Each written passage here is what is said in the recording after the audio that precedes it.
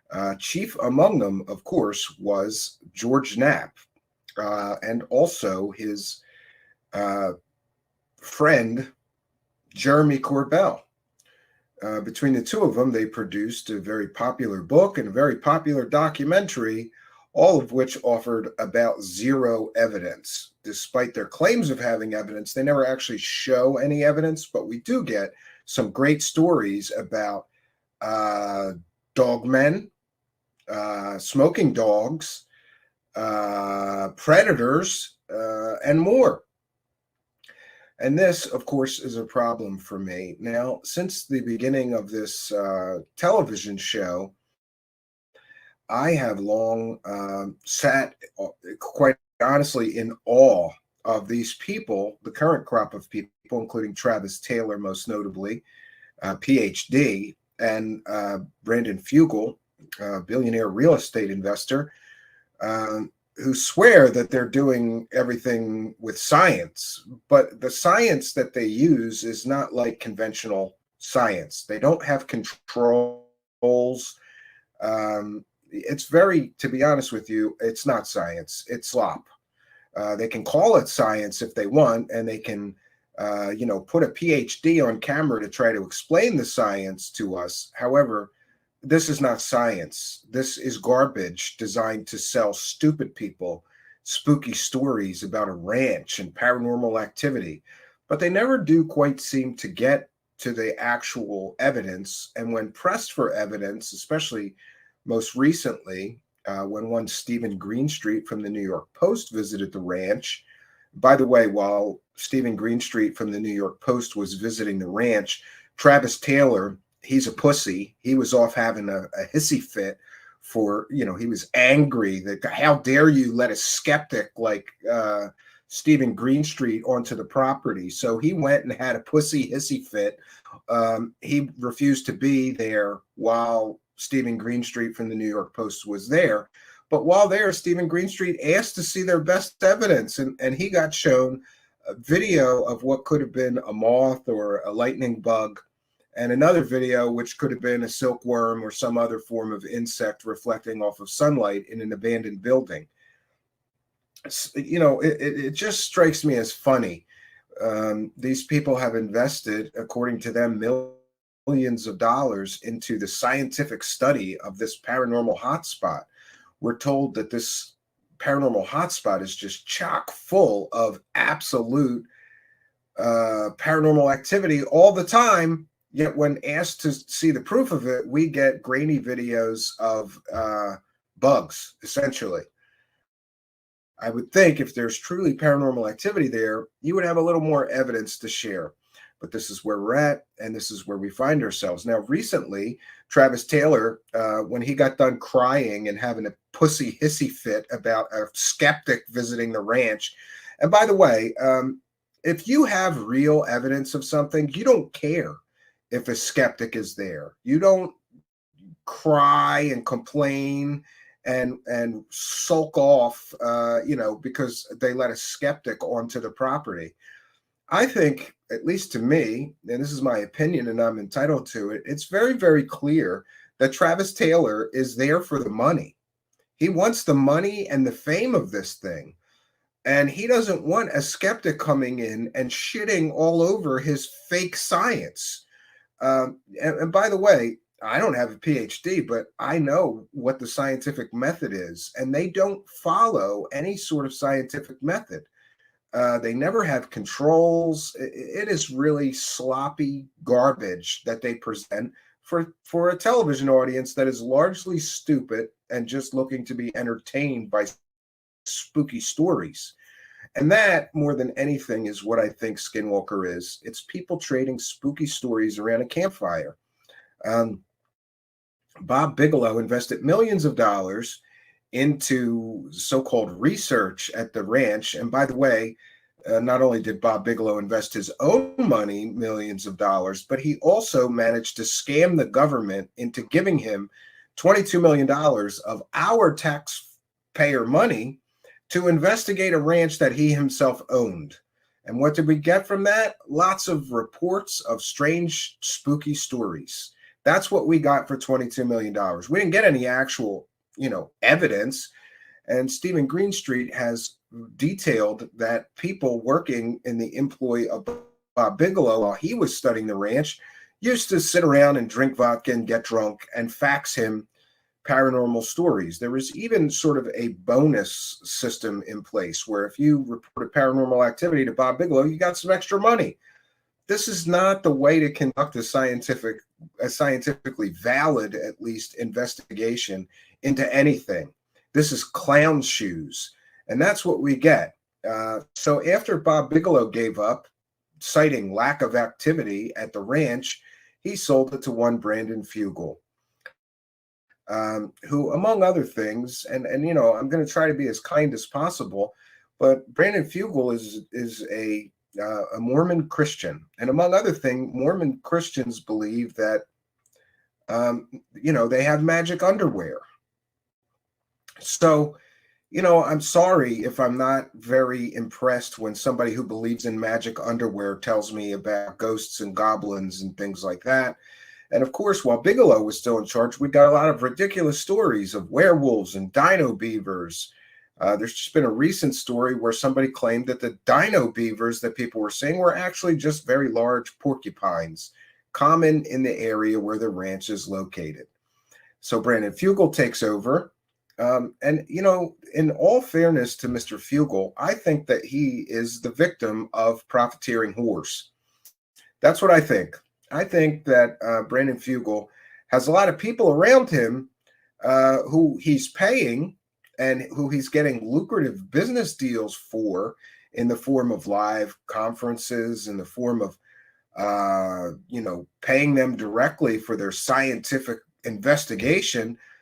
I think that Brandon Fugel himself is getting fooled by a group of profiteering whores who like big paychecks for hanging out at a ranch and playing Ghostbusters, which is essentially what these guys have been doing for the past several years now, hanging out at a ranch and playing Ghostbusters. So I don't want to be too harsh to Mr. Fugel, but I would caution Mr. Fugel. You have, in the form of Travis Taylor, somebody who's apparently very, very scientifically educated. Then why is he doing things that a high school science project person would not do, such as the lack of control, the lack of scientific method in the course of these so-called investigations? It is like an amateur hour clown show out there, and you, Mr. Fugel, are paying for all of this. Why would you not have a scientist that actually follows scientific method, has things like control groups set up so that you're not just spouting nonsense? Now, along with some of this wonderful information we've already shared with you about what a crock of shit this place is, Mick West is now also asking them for data, which so far, to the best of my knowledge and recollection, they will not give any data to Mick West. They prefer, I suppose, that the true believers who are getting paychecks and getting rich off of Skinwalker Ranch continue to be the only people who have access to the data. I think that this speaks volumes about the validity of the claims of people like Brandon Fugel or Travis Taylor or others, who are all, by the way, profiting an incredible amount. Now, along with the lack of shared data, there also is the issue of the profiteering whoreism of this entire thing. Like, you can pay money and get behind a paywall and get some extra bits of Skinwalker spookiness. And we detailed previously who is the person on that website who is promoting and advertising that you should get behind the paywall. Well, none other than Christina Gomer, who works with Jimmy Church, the biggest fraud promoter in the history of the paranormal. I thought that was suspect, and I simply pointed out to Mr. Fugel that on his website telling people to get behind the paywall is somebody who is associated with the biggest frauds, fakes, charlatans, and quite honestly, scammers in the field of the paranormal in the form of Christina Gomer. And what did I get for simply pointing that out? And by the way, that's a fair estimate of the situation, Mr. Fugel. You have a girl on your website who works with someone who has promoted more paranormal scammers, frauds, hoaxers than anyone. You want to be Mr. Science, right? If you want to play Ghostbusters, don't have somebody associated with proven fraud, hoaxer, scammers of the paranormal world featured heavily on your website, telling people to get behind your paywall. It's not a good look for you. Also, not a good look for you, apparently, Mr. Fugel, is that you, sir, are such an intellectual coward and weakling that you couldn't even take. And by the way, I was very kind about it. I wasn't nasty. I just said, do you think it's a good idea to have this girl promoting your paywall who's associated with Jimmy Church, the biggest fraud promoter in the world of the paranormal, who has been caught countless times platforming 100% proven frauds? You know, like the fake Dr. Jonathan Reed, you know, like the fake psychic healer, Sarah R. Adams, you know, like the fake secret space program guy, Corey Good, or David Wilcock, who literally promoted GoFundMe and PayPal scams on his show. He's partnered with Christina Gomer, and you're using Christina Gomer on your website to promote Get Behind My Paywall, because nothing says this is a good idea like having somebody associated with all the biggest scammers in the world of the paranormal helping advertise Get Behind Your Paywall, Mr. Fugel. And all I did was point that out. And by the way, those are all factual statements. Christina Gomer is partners with Jimmy Church, who promotes UFO scammers, New Age scammers, fake psychic healers, and more. And what did I get for that? I got blocked by Brandon Fugel, who apparently is living in a delusional world bubble, and he doesn't like people that have facts. So tonight, Mr. Fugel, I'm going to bring some more facts, and we're going to show people tonight how your so-called PhD level scientists, your head of science and investigation, while you're playing Ghostbusters, you asshole, is a joke. He's not using science. He's using science to fool detectors so that you have some kind of material to sell people. And by the way, Mr. Christian, you know, I don't think it's very Christian of you to allow someone to fudge the data to fake paranormal activity so that you can make money off of this ranch. Is this what Jesus would do, Mr. Fugel? But, you know, I'm not looking for a response from Mr. Fugel. He's made up his mind. And in his mind, he can't have somebody point out things like facts, right? Somebody that has things like inconvenient facts that sheds light on the Skinwalker scam, he doesn't like that. So he has to block me, and that's fine. Go live in your delusional bubble with your magic underwear and your hillbilly asshole of a scientist in the form of Travis Taylor, and go try to pull the wool over stupid people's eyes. But luckily, people are waking up, and people like Mick West are calling out some of the obvious scientific problems with some of the claims being made.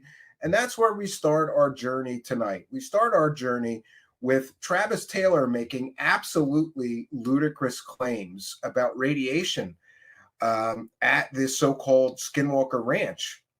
And Mick West pointed out some obvious problems with the claims that are being made by Travis Taylor about radiation levels at the Skinwalker Ranch. So we're going to cite fair use. This is a transformative work, and we are educating the public about the Skinwalker scam. I mean, the Skinwalker cache. I mean, the Skinwalker Ranch. Okay, it's a ranch. All right, and Mick West says it's amazing that a TV production company would be able to get insurance, allowing them to film in a location with dangerous and unpredictable levels of radiation. So there's some of the claims being made by Travis Taylor that there's dangerous levels of radiation all around the ranch. Where Skinwalker Ranch is, it is to the east, or what would be downrange of the nuclear test. And by the way, nothing says scientifically valid, nothing says scientifically credible like being a guest on the Rick and Bubba show. Yeah, facility in Nevada. It's a long way though from the Nevada test site, you know, and that was one of the first things we looked at. Right. We checked for residual radiation and things like that, and there's nothing there. But we blew up 1,000 atomic bombs there. I mean, that's a lot. If you told the average guy on the street, could the U.S. survive 1,000 atomic bombs? They said, well, no. And I said, well, we've already blown that many up on ourselves. Yeah. Out there at the test range. Well, they were small tactical nukes too, though. We didn't blow up like the Russian Tsar Bomba or anything like that. But yeah. But is it possible that some of that could be radiation that has drifted in? No, because we know what those decay products are, and we've looked for them, and you can see them in the residual background. We know what they are, and they're way below safe norms. And what we're seeing, what we're measuring. Here's the buddy shot. Are spikes in the gamma rays. And I'll tell you this, that we took a calibrated NIST traceable instrument out there that would measure the spectrum of the gamma rays. Mm-hmm. And they were at 511 kilo electron volts. Let me explain what that means. That's the frequency of gamma rays or X-rays that happens when you have antimatter and matter collide. When you have an electron and a positron collide, they blow up and they create these gamma rays. That doesn't happen anywhere except atom smashers, big particle colliders, and in science fiction. That is incorrect. Absolutely 100% scientifically incorrect. Brandon Fugel, I think you need to fire. This guy is a clown. He's not a scientist, and he is spreading absolutely 100% verifiably false information, and he's your head of science. He doesn't know about gamma radiation background levels that can be affected by a multitude of different things. So he literally is just giving 100% incorrect information here. Oh, that's what run the warp core. Right. Not to go to Star Trek on you there, Rick, but I'm fine. I'm fine. Well, so many times, our science fiction ends up being true later on because, people had a vision or thought something might work and it ends up working. So what do you attribute that to? Well, I don't know. And the fact that's the question. The fact that it happens at such high levels and in very localized spots, that's not a technology that we have. And so again, that's not a technology that we have. This is another scientifically false statement that he is making about radiation or gamma levels in that area. It's not something naturally occurring. And it's again, he has no evidence or proof that this is not something naturally occurring in the atmosphere, in the environment, in and around that area. Not from any technology I've ever heard of. So it's something unique, either to that location or to whatever that phenomena. Where did he get readings of surrounding properties? He didn't. He's making assumptions, which, you know what happens when you assume. You make an ass out of me and you. Be harmful to you. Oh, yes. In fact, we've had several times where we've had to evacuate an area because the radiation level got too high. So he's saying that the radiation levels in various times surrounding the ranch get so high that you have to evacuate. And Mick West correctly points out, if what he is stating here is actually factual, no television company would film in an area with dangerously high levels of radiation here. So, occasionally one of these people says something so ridiculous and stupid and scientifically not valid that it proves that they are, let's just say, on the take. Travis Taylor has a profit-driven motive to constantly be coming up with new phenomenon that is strange, unusual, or paranormal. And he has a profit-driven motive to continue to find strange and unusual activity and then try to use his scientific background to make these claims seem very valid. But Mick West correctly points out, if there were incredibly dangerous levels of radiation being routinely detected at this ranch, no television company, just from an insurance perspective, would be filming there, because anybody who was being filmed, anybody who was a member of the cast or crew, could become ill, could become sick, could get cancer from these dangerously high levels of radiation. And they could then sue the production company for allowing them to be there, for not intervening. So this is just the latest in a long line of Travis Taylor putting his foot in his mouth, saying absolutely ridiculous things that, you know, there's only two possibilities here. Either his readings are wrong or this shit never happened. And Mick West, I suppose, is going to be following up on that aspect of it, because anybody can check and get radiation background levels with the Atomic Energy Commission. Of course, Travis Taylor has some kind of explanation. These are strange events that are localized, or, you know, only happening in certain areas of the ranch at certain times.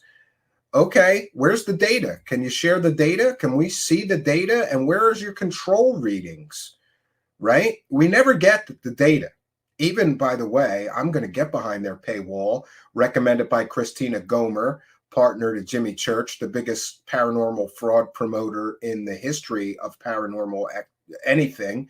And we'll see if there's any data there. But I've been told by people that all you get there is some extra bonus video nonsense and, you know, maybe some charts and graphs, but not much data. So back to the fact that this man, though he, listen, I can't argue with that man Travis Taylor's education. However, I can argue just this simple point, that he is financially motivated to continue to find strange and unusual activity to sell the myth of the Skinwalker Ranch, so that he keeps getting big fat television checks. And there has been some recent controversy lately that members of the cast and crew of The Secret of Skinwalker Ranch are taking payoffs from the local municipality somehow. They're getting some kind of money for so-called economic development. And I know that several people have looked into that situation and even interviewed people.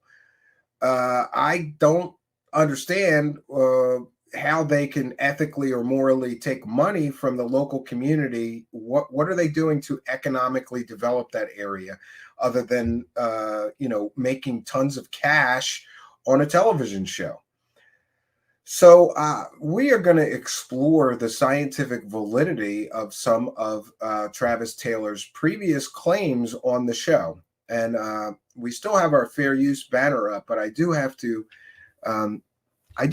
acknowledge that every time we play a clip from the television show, we get a copyright claim or strike. And I just want to mention that this is a transformative work.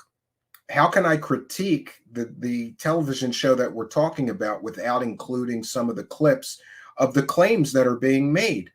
And I would just say to Mr. Fugel, you know, you really should have some sort of policy for that.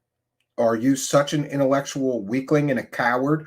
Are your so-called scientific experts such pussies that they cannot, the claims that they make cannot withstand scrutiny or debate? Why then, every single time I could play a 3-second clip and I will get a copyright claim? I have to fill out all kinds of paperwork. That's not right. That's not fair, Mr. Fugel. Maybe, just maybe, your so-called chief scientist should not be making absolutely positively ludicrous scientific claims that are easily proven to be garbage science. If you don't want people scrutinizing him, don't allow him to make garbage science claims. He's supposed to be a PhD. Now, I have long been critical of the lack of scientific method being used, and the fact that I truly believe, it's my opinion and I'm entitled to it, that Travis Taylor's entire job at the ranch is to use his scientific background to find strange things that they can push as paranormal when there is ordinary earthly explanations for some of the things that he does. I was happy to find that many people on YouTube are going over these clips, and they are showing that Travis Taylor is a joke when it comes to being a scientist. He is a joke, a clown, and he does things that no real scientist would do. And we're going to begin with some of Travis Taylor's claims of strange EMF. For those unaware, that's electromagnetic radiation, which is in every environment, but we're going to begin with that. But before we do that, we want to thank and recognize Victor Wag for a kind and generous $13.99 Canadian, who says, not sure, it's just profit driven. Fugel's crew are 100% Mormon and trying to prove Joseph Smith's many worlds prophecy, religious hucksterism. Right. And Ryan Evans is here complaining. Well, sure, we've put out positive videos. And if you want fairy tales, then go somewhere else, Mr. Evans. Go listen to Christina Gomer. Go watch The Secret of Skinwalker Ranch, where they lie to you. We don't do that here. And if you don't like it, then see ya. Why do you come here to complain then? Speaking of being negative, is it negative to point out that people are deceiving people for cash? Is it negative to point out that so-called PhD level scientists are doing things that a high school science project would get disqualified from a science fair for? If so, then I'm guilty as charged. But we want to thank you, Victor Wag, for your kindness, your generosity, and your support. And I saw another one there somewhere. Let me catch up. We want to thank Patrick Sheehan for the kind and generous $9.99 super sticker. Thank you for your kindness. You know, maybe you should go through our catalog, Ryan. Maybe you should go through our catalog before you continue to complain so much. We did it. We did an 8-hour series on Roswell, for example. That wasn't negative. We talked to every expert on the every expert author and researcher known to be a good expert author or researcher on Roswell. Was that negative? You know, if you don't like it, then find something else of mine to watch. And if you don't like anything that I watch, then I invite you, go listen to Linda Moulton Howe fairy tales or something. Maybe you're just not ready to hear the truth. And that is that 99% of the people selling you these stories are UFO profiteering whores that are deceiving you in order to make money. Maybe you're just not ready to hear about that. Otherwise, we've produced many, many different shows on many, many different topics. So I don't understand, but we want to thank you guys for your kindness, your generosity, and support in helping us to praise the cash. Praise the cash, praise the cash. All right, so we're gonna get into someone who did quite an interesting debunk on YouTube about some of the lack of actual science that is being portrayed as real science here, right? 1 second.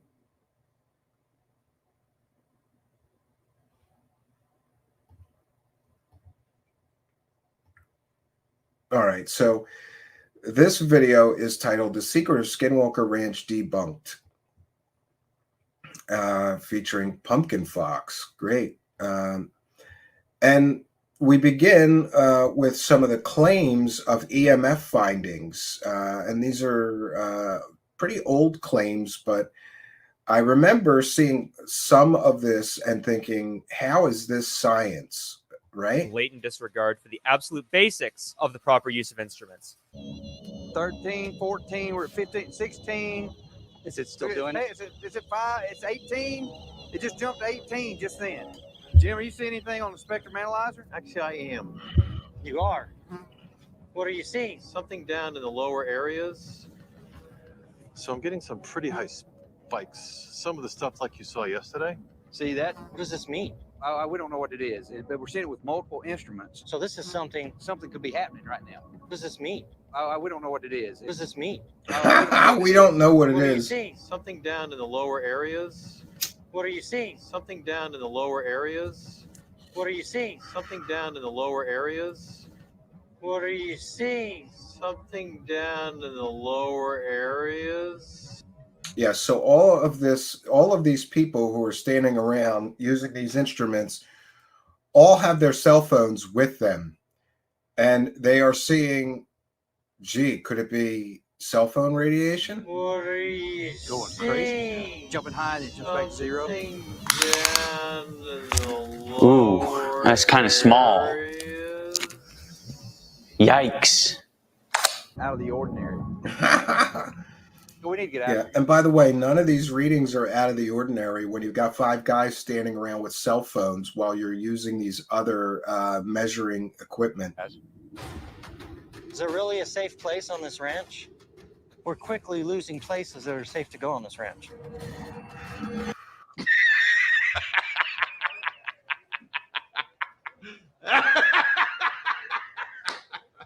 He held an EMF emitting phone right next to an EMF detector and wonders why he's getting readings that are perfectly in line with a phone's, output. This is the kind of stuff that makes this so-called Skinwalker scientist a laughable joke. This is not something that a real scientist would do. A real scientist would eliminate all possibilities for the emission of this radiation. They never have a control, says Wreaking Havoc 215. Exactly. And a lack of control is not science. It's all speculation. What they do is all speculation here. You serious? All right, it's time that we talk about their abhorrent use of and their blatant lack of regard for the scientific method. Firstly, one of the main points in the show is a strange amount of high EMF signals on the property. When they are measuring EMF signals, they don't even have a control test. They don't even care to eliminate possible variables in their tests, as well as the cellular coverage in the area, which is something that the show goes out of their way to talk about how that can't be the cause, completely disregarding all the recording equipment from the equation. And, just to drive home that point, the first thing that they should have done is turned off all of their own cell phones, or even just not been there with the cell phone at all. Would have been the best and proper and scientific way to do any sort of measuring of EMF. They did not do that. And there's a reason they didn't do that. They need strange anomalies in order to sell the television show. We'll stop right here. This is probably the easiest place to access the top of the ridge. Climb the rest of the way. The Fox man, So- yeah, he'll smoke too. It's Yes. coming from that direction. What is doing that? Look at that. In fact, I can't imagine performing this test any more inadequately, as in science you try to eliminate as many variables as you can, so that you can be sure that your tests haven't been smudged. But here they haven't just smudged the tests. They have poured pudding everywhere. You're right. and There's then no, yeah, there's man, no this is crazy. reproducibility Man, or I'm reliability. so scared right now. They're all mic'd up with wireless lavalier mics, as well as the fact they all have drones flying around, and they all have cell phones, all emitting signals.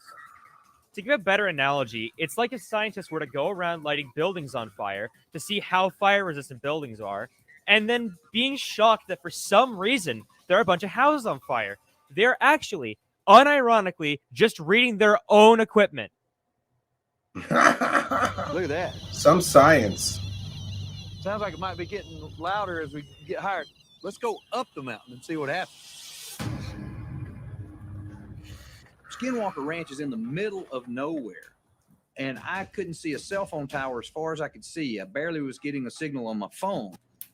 Right, so if you're barely getting a signal, then that means that there apparently is a cell tower somewhere. In fact, this statement about him not being able to see any cell towers is a really strange way to dismiss a possible variable that could potentially explain everything. This whole show is really predicated on the idea that this is some super remote location with no towers.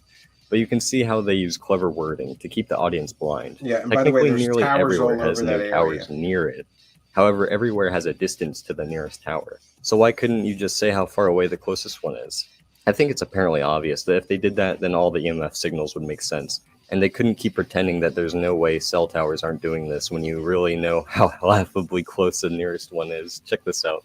My friend Spectre helped me find a bunch. The nearest microwave tower is only 39 miles away, and that's within completely usable distance. Not only is this one quite close, but the whole ranch is in the middle of a triangle of microwave towers.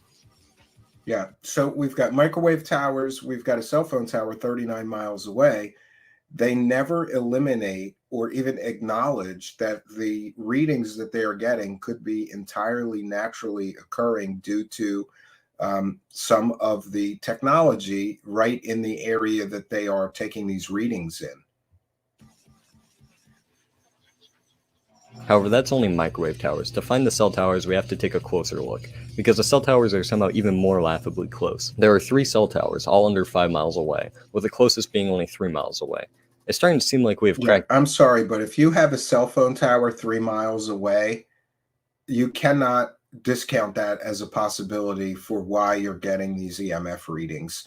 This is the layers of deception that this cast and crew are willing to use. They use these layers of, so, oh, it couldn't be a cell phone. I couldn't see one. There's one 4 miles away, Travis Taylor. Shouldn't you tell the audience that there's a cell phone tower 4 miles away from nearly the exact location where you're taking these so-called anomalous readings? These readings are not anomalous. They are perfectly in line with atmospheric norms of anyone within a 4-mile radius of a cell phone tower. The case. However, if you start doing the math with how radio signals will dissipate in power density following the inverse square law, it seems like this still isn't a good explanation for the EMF there. As Mike West pointed out, the Canoe is a 5 kilowatt non-directional tower, and since it's 4 miles away, we use a 4-mile radius sphere, which, following the sphere area formula, has a surface area of 520,687,000 meters. Then, following the inverse square law, we divide our signal strength. By the way, this is the real science that Travis Taylor should have presented, but he just said, I can't see no cell phone tower, and I barely get a signal, so can't be that. S by our surface area, 4 pi r squared, to find how strong our signal would be, and it's 0.00009600269 watts a meter squared. Then, using the metric table, we convert it to milliwatts by moving the decimal 3 places to the right. So the signal strength we should be reading is 0.009 milliwatts a meter squared, which is about 1,000 times lower than the 10 milliwatts a meter squared the show is getting. Well, it seems like it must have been aliens then, or the dead Indians. Yes, it definitely must be aliens. No, just kidding. It's still their own equipment. We can use the same equation backwards to find how strong their wireless mics are. So they're taking readings and they're getting their own equipment. Remember, these guys are all wired up with wireless microphones. They've all got cell phones, and there's a drone flying in the area that is radio controlled. Great. Are. And if it turns out their wireless lav mics are within a range of 1 to 250 milliwatts, which is the range that wireless microphone transmitters operate at, then it means that it could be their equipment that they're reading. So we know that their transmitters are in their back pockets, with his tri-field meter in his hands in front of him while he is measuring. At most, the instrument will be a meter away from his back pocket. So we can plug it in and find the surface area of a sphere with a radius of 1 meter is 12.566 meters. Then we multiply that by the 10 milliwatts a meter squared to find our output signal for the wireless lav mic is around 125.66 milliwatts, which falls right into the range that wireless mic transmitters can operate at. Although this isn't proof that their wireless mics are causing the EMF, the preponderance of plausible explanations I've laid out is certainly enough to dismiss the notion that this is out of the ordinary. Out of the ordinary. Yeah, this guy is literally measuring his own wireless. It could be. It's very likely that he is measuring his own wireless microphone and claiming that it is something paranormal. This is the problem that I have with the Skinwalker cache gang. And there were no Wi-Fi routers. Whew, man, that was a nice walk. Hey, hand me that meter. What you're saying, Eric? So we're at 4.5. Which way? Now remember, there's 5 guys out here. All of them are getting paychecks. This is very important. They're all getting paychecks. They all like those paychecks. They want to keep those paychecks going. So let's just forget that we've all got wireless microphone transmitters in our pockets while we take these readings. This way. Yeah, this was pegging out. Around, it's kind of along the ridge line. Yeah, I mean, it's a real strong signal. What's it saying? Dude, it's in the milliwatts per meter squared. I mean, that's a significant amount of energy right there. We went to the top of the mesa. What we found was even more. The electromagnetic radiation that shouldn't be there. It's a real strong signal. Let's go up the mountain and see what happens. We went to the top of the mesa. What we found was even more. The electromagnetic radiation. Yeah, and obviously at the top of the mountain, there would be less atmospheric interference. There'd be less material to absorb some of that EMF. It shouldn't be there. It shouldn't be there. It shouldn't be there. We went to the top. I'm a of the scientist. What we found was even more. The electromagnetic radiation that shouldn't be there. It's a real strong signal. And at dangerous levels that could be harmful to humans. And at dangerous levels that could be harmful to humans. Does this mean I'm safe? And it's shifted now. Now it's coming from that direction. Okay, so now we know that they're operating in the radio frequency range, and now we know what the power density is in the area. So power density is defined as power flow per unit area. We'll get back to this. To understand why a power density of 10 milliwatts per meter squared for any frequency between 20 megahertz to 6 gigahertz isn't dangerous, we first have to understand how the— Yeah, so even the claims of this can be dangerous to humans is 100% false. Hey, Brandon Fugel, this is your lead scientist. He doesn't even know. He's making absolutely 100% false statements like this is dangerous levels to humans.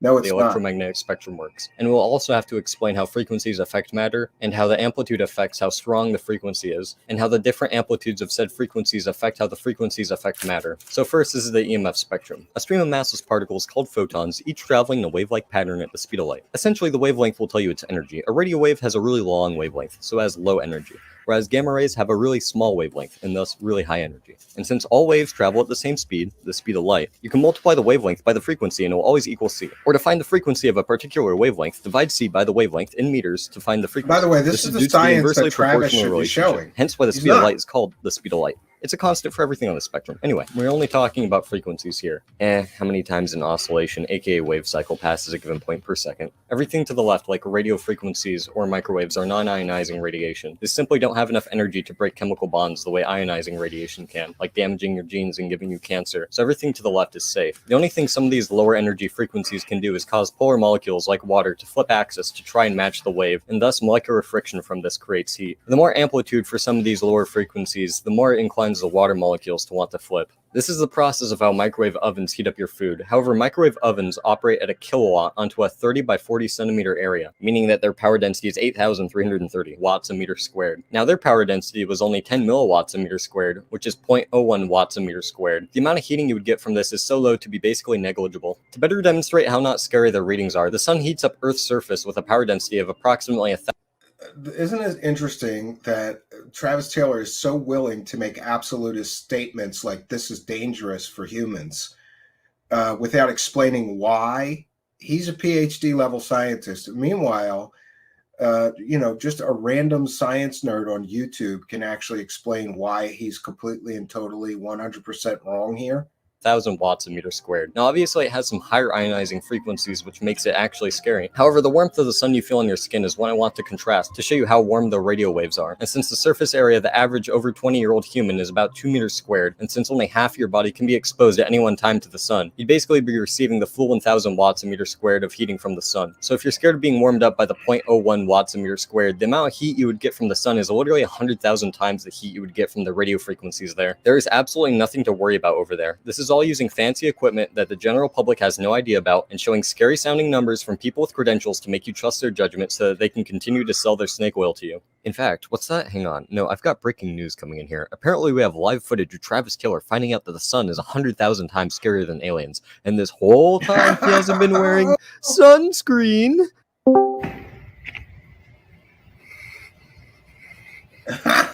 Live video of Travis learning sunlight is 100,000 times more spooky. Uh-oh.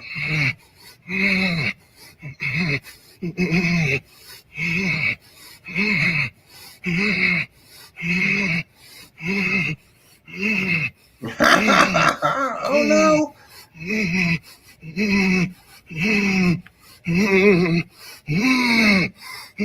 Travis, there's been a flying orb in the sky above you this whole time. It's right above you right now. So literally the sun is more dangerous than these radiation, these EMF levels that Travis Taylor is saying this is, dangerous to humans. This is absolutely 100% false statements being made by the so-called head of science of the Skinwalker Cash Gang, right? And this, more than anything, is, proof that these guys are not there to get scientific answers. They're there to show you spooky things and strange and anomalous readings so that they could keep getting paychecks. And it's all radiation. Yeah, it's all RF. Wow. The level of microwaves there that we detected were much stronger than what you get from your cell phone or your Wi-Fi routers. And microwaves like that. Yeah, and he just leaves out his wireless mic transmitters. There's 1, 2, 3, 4, 5 guys there, plus cameramen, all of which the 5 guys all have wireless microphone transmitters on them. So this is another huge nothing burger that has been hyped up by the so-called PhD level scientist at Skinwalker Ranch to sell snake oil. That just don't exist in nature. So where was this microwave radiation coming from? Because I've never seen that. I don't know. We've been here, what, an hour, and already found something that I don't have any idea what's going on. I don't understand it. So there's 2 possibilities here. Either this man is completely and totally stupid and incompetent as a scientific person, a scientist, or he isn't this stupid and he is intentionally deceiving the audience in order to keep getting a paycheck.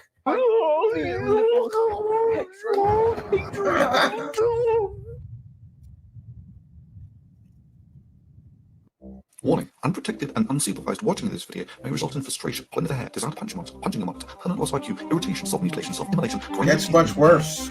Remember, you watch it, Yes. you can't unwatch it. You have been warned. You guys should take a look at this happening with Caleb's phone. Here is another huge nothing burger that Travis Taylor is going to hype up as something anomalous or paranormal. So what all is it doing? Doing what it's done in the past. It goes into different apps. It's taken a couple screenshots. I don't have any control over it. It's shut itself off. It's turned it back on, and it just goes right past my passcode. It's just instantly hacking that. Yeah, and here is another problem that I have. These guys with their busted up cell phones claiming that the strange anomalies with their cell phones are somehow paranormal. Maybe it's just broken. We can see it's all smashed up here. That's almost technologically impossible to do, and it's doing it instantaneously. Yes. And Caleb's phone is really wigging out. It's like somebody has opened up his phone, unlocked the passcode, and is going through all of his apps, trying to dial random contacts. Currently, even the National Security Agency doesn't even have the technology to hack that kind of encryption. That is Another false startling statement. to me. And it tried calling 911 and my dispatch number within a minute. That startles me. So if you go to the exotic, then something here is crying out for help. Or is it giving us a warning? again, ascribing all kinds of paranormal explanations to what is essentially a malfunctioning cell phone.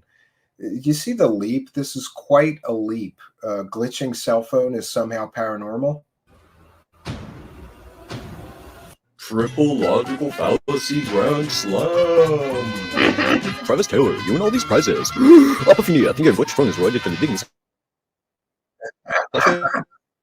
Correlation causation fallacy. Presuppositional fallacy. I'll cover this more later in the video. For assuming that no other causes for the phone can do that, hasty generalization fallacy. False equivalence fallacy. Since the NSA, a people authority fallacy, can't even hack a phone, then only super technology can. Affirmative consequent fallacy. Taking a true conditional statement. If a phone is hacked, then the phone will flip out, and by all the internet, it's converse. If a phone flips out, it must be hacked by aliens, non-cyber fallacy.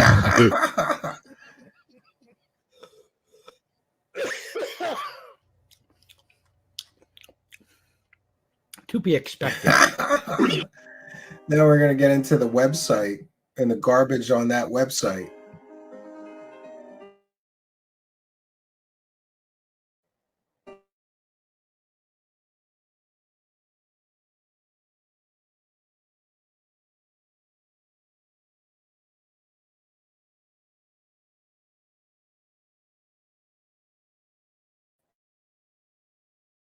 In this world.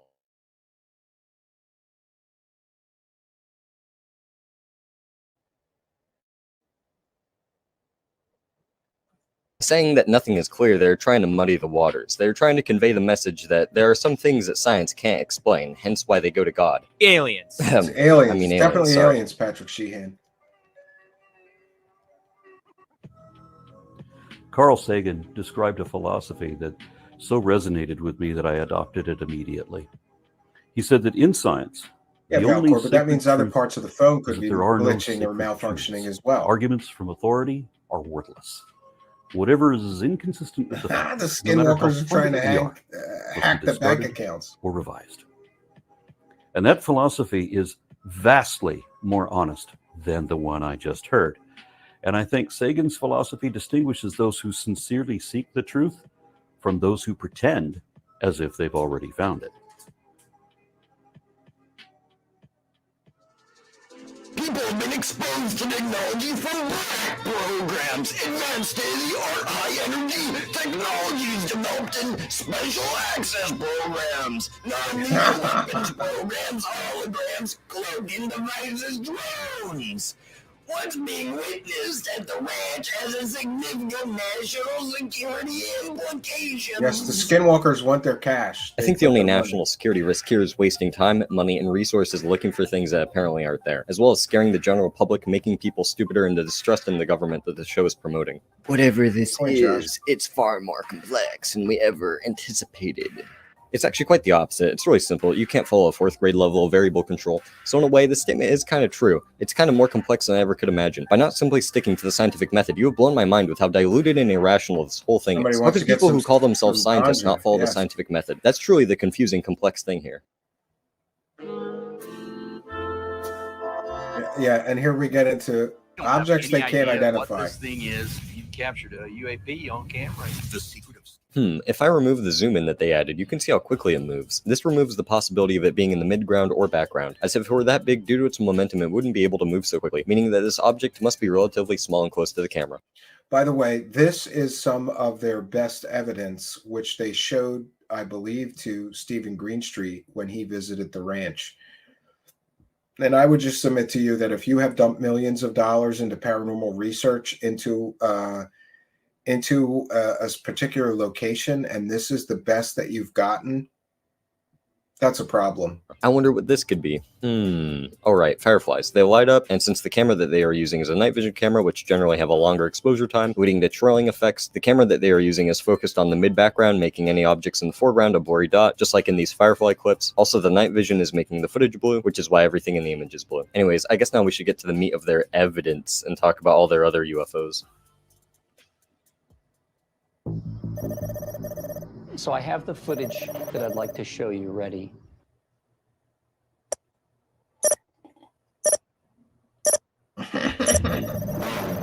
After Linda and the rest of the team finished checking out the remains of the dead cow, they joined Brandon, Dragon, and I. And nothing says credible research like having a woman who has been caught selling 100% provably fake pictures of aliens as real pictures of aliens.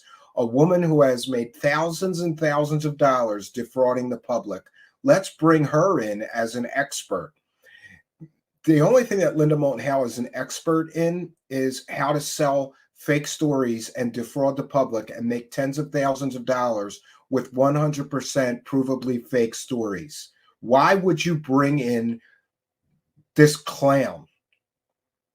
Right? Why would you bring in a clown like Linda Moulton Howe? Oh, because she's famous for cattle mutilation somehow. So we have to sell a cattle mutilation. We need her to tell everybody that it's aliens, right? This is more proof, Brandon Fugel, that your entire raison d'etre here, the reason for your whole team being, is to sell fake stories. Because why would you bring in a person who has provably sold fake stories so many different times to bolster the claims of your clown scientist PhD? The command center, where Eric was eager to share with us something amazing he noticed in the surveillance footage. The surveillance cameras captured the ordeal that this animal went through, Tom. The cow is right here. What we'll do is go forward very slowly and watch what happens. Yes, she has her fake sources guiding her. Watch how Yes. she moves. It's interesting.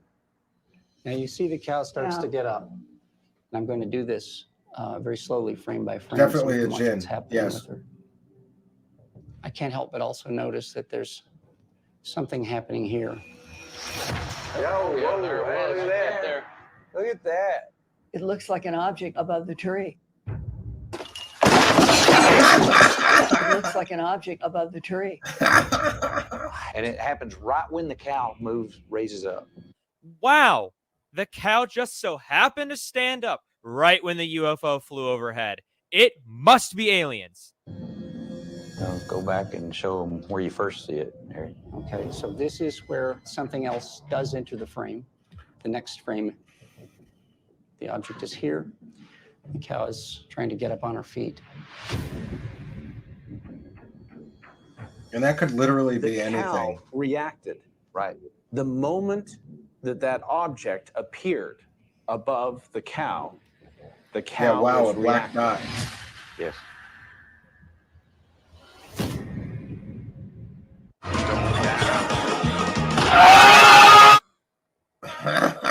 It's also funny when they show the clip, they don't show the full clip. They use clever editing zoomed in and only show 2 frames and never play the whole clip zoomed out. I wonder why. Oh, right. Yes, this is deceptive editing, which is something, Mr. Fugel, that your entire team and you have done since the beginning of your so-called scientific scientific research project into this ranch. If you had good material, you would not need to deceptively edit it to make it look better. And there have been various examples of them using extremely, extremely deceptive editing to try to push that a certain event or thing was a certain way, or this is very incredibly deceptive. And it is more proof that this is the hunt for Skinwalker cash, not for the truth about Skinwalker Ranch, but rather a search for Skinwalker cash. It's obvious. If they would play it in its entirety, it would be obvious that it's actually quite close to the camera and it isn't that far away object that they want it to be. Yeah, it could be a fly near the camera. Seriously, if you actually had real evidence of something unexplainable, wouldn't you want to just show the clip in its entirety? Seriously, why disguise and hide parts of a clip if it's real? I don't know what you're talking about, Lard. The cow stood up right when the fly flew over it. I can't think of any other explanation besides aliens, or the Indians' curse did it. Or maybe some type of cat, horse, human hybrid. Yeah, it could be, or it could be a fly And close now to the we have camera. this cow dying, and there's a strange object flying at really fast speeds above it. Okay, one last time. These are small, but the ones out there are far away. It's so stupid. Aliens or Dogon. Small, Yes. far away. I forget it.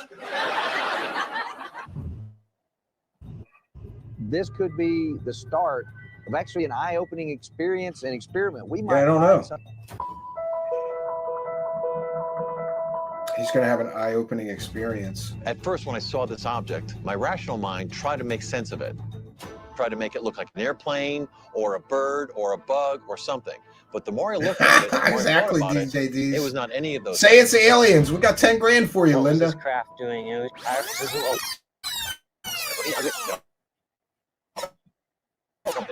Okay, right. So you don't think it's a bird or a plane, but why? Why? Why? Explain your reasoning. You can't just say that it's not that after saying you thought about it for some time. That's not evidence agree. for it not being those things. What was the craft doing out there, and why every time it was flying was crafting in the sky? And it's very intriguing as to why these two events are taking place at the same time. Here are two clips that give off the same energy. This is perhaps one of the most well-documented events of such a suspicious and sudden cattle death on a ranch where activity of this nature is known And to by have the taken way, I place. just want to say, you know, I don't know what their backgrounds are, these people's backgrounds. Travis Taylor sounds like he could have spent some time on a farm just based on his Southern upbringing or around animals. But cows die on ranches or farms all the time. It doesn't mean that it's some kind of paranormal event. And you notice how that other person called that object in the video a craft. There's no actual verifiable evidence that that was a craft. Could have been a bird. It could have been a fly close to the camera. They don't have evidence of a craft. You have radar tapes that show that was, for example, a 20-foot wide craft in the sky. Of course they don't. So this is all speculation, conjecture.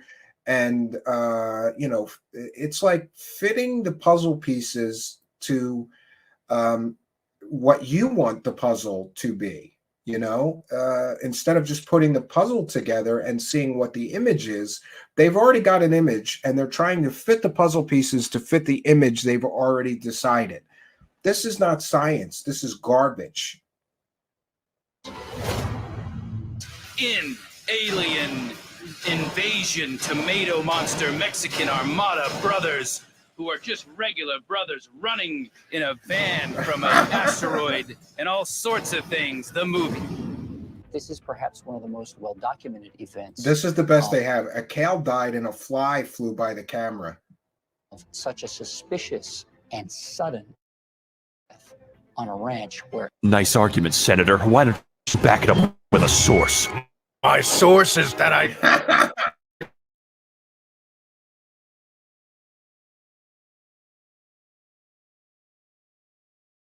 made it up. The secret. how is it doing that? Yeah, and by the way, Steven Greenstreet just showed orb videos from his time at Skinwalker Ranch, which were reflections off the camera lens. And this is something that these clowns that are supposed to be scientists have done multiple times throughout the run of this so-called scientific television show. We're pointing a laser toward the mesa where we've been detecting the abnormal amounts of radiation. But now, instead of seeing one laser spot like we should, we're seeing two. The actual laser spot that's coming back and hitting the camera is the little one. We need to go up there and look at it.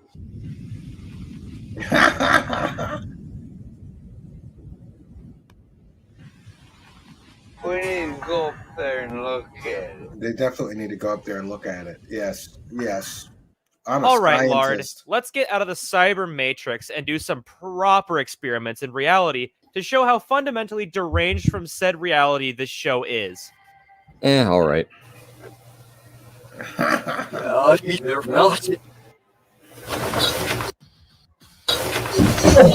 So I thought, just to highlight how crazy this is, the fractal wrongness, I decided just to do a quick little physical real life model. That's camera A. It's basically parallel from this wall. You're about 8 feet away. This guy is camera B. He's at a little bit of an angle to the wall, like the footage we saw was. So I'm going to be shining my laser from over where camera. And this is the kind of thing that when you see this, the layers of deception that are being employed by a so-called research scientist in the form of Travis Taylor to sell this garbage becomes so apparent. He's a PhD level physicist and he can't do these experiments and show that what they're showing on the television show are nothing burgers? Camera A is, and then we'll see what camera B sees, and I'll do that same pattern of the weird hook thing. So this would be pretty accurate to how the show was filming it. And then I'll go to the other examples on why they're completely wrong about all the other things. But just a quick, brief thing just to show how absolutely absurd this whole stupid situation is. I have my laser right here. All right, so let me turn off. I got the lights. All right, now I'm shining it directly at the wall. Wow, a second dot. And I will do the little thing that was happening in the video. Wait a second. Does that mean that there are aliens in this room? No, as you can see, the second dot seems to mimic the original dot, rotating around the middle of the screen, its axis of rotation. I wonder why. Oh, right, this is because it's an internal lens reflection. To put it simply, the middle of the lens is the axis of rotation because any internal reflection that bounces while coming in and rebounds is hitting the top of the concave lens, making it cross-axis when coming down again towards the sensor will make it seem as though that there are two lights. However, closer inspection will show that they are inversely mimicking each other around an axis of rotation. The second bounce will be doing the inverse of the original light path, and the former will be dimmer due to losses in light intensity from reflection. As you can see in this clip of a silver hemisphere bowl I found at a store, my camera's reflection in the bowl is parallel to my camera, as it's a direct reflection back to my camera, meaning my reflection's camera is the axis of rotation, and you can notice my finger's reflection follows my original finger inversely around that axis of rotation. And isn't it interesting that Travis Taylor is a PhD level physicist? He would know, or he should know, that this is a reflection. This is not something paranormal. This is not something alien. This is not, you know, a skinwalker affecting the laser somehow. He knows, being a physicist, exactly what this is. And instead of just acknowledging what it truly is, he uses this as an excuse to generate fake paranormal activity on the ranch so that they have something to sell so that he keeps getting his paychecks. He's a scientist.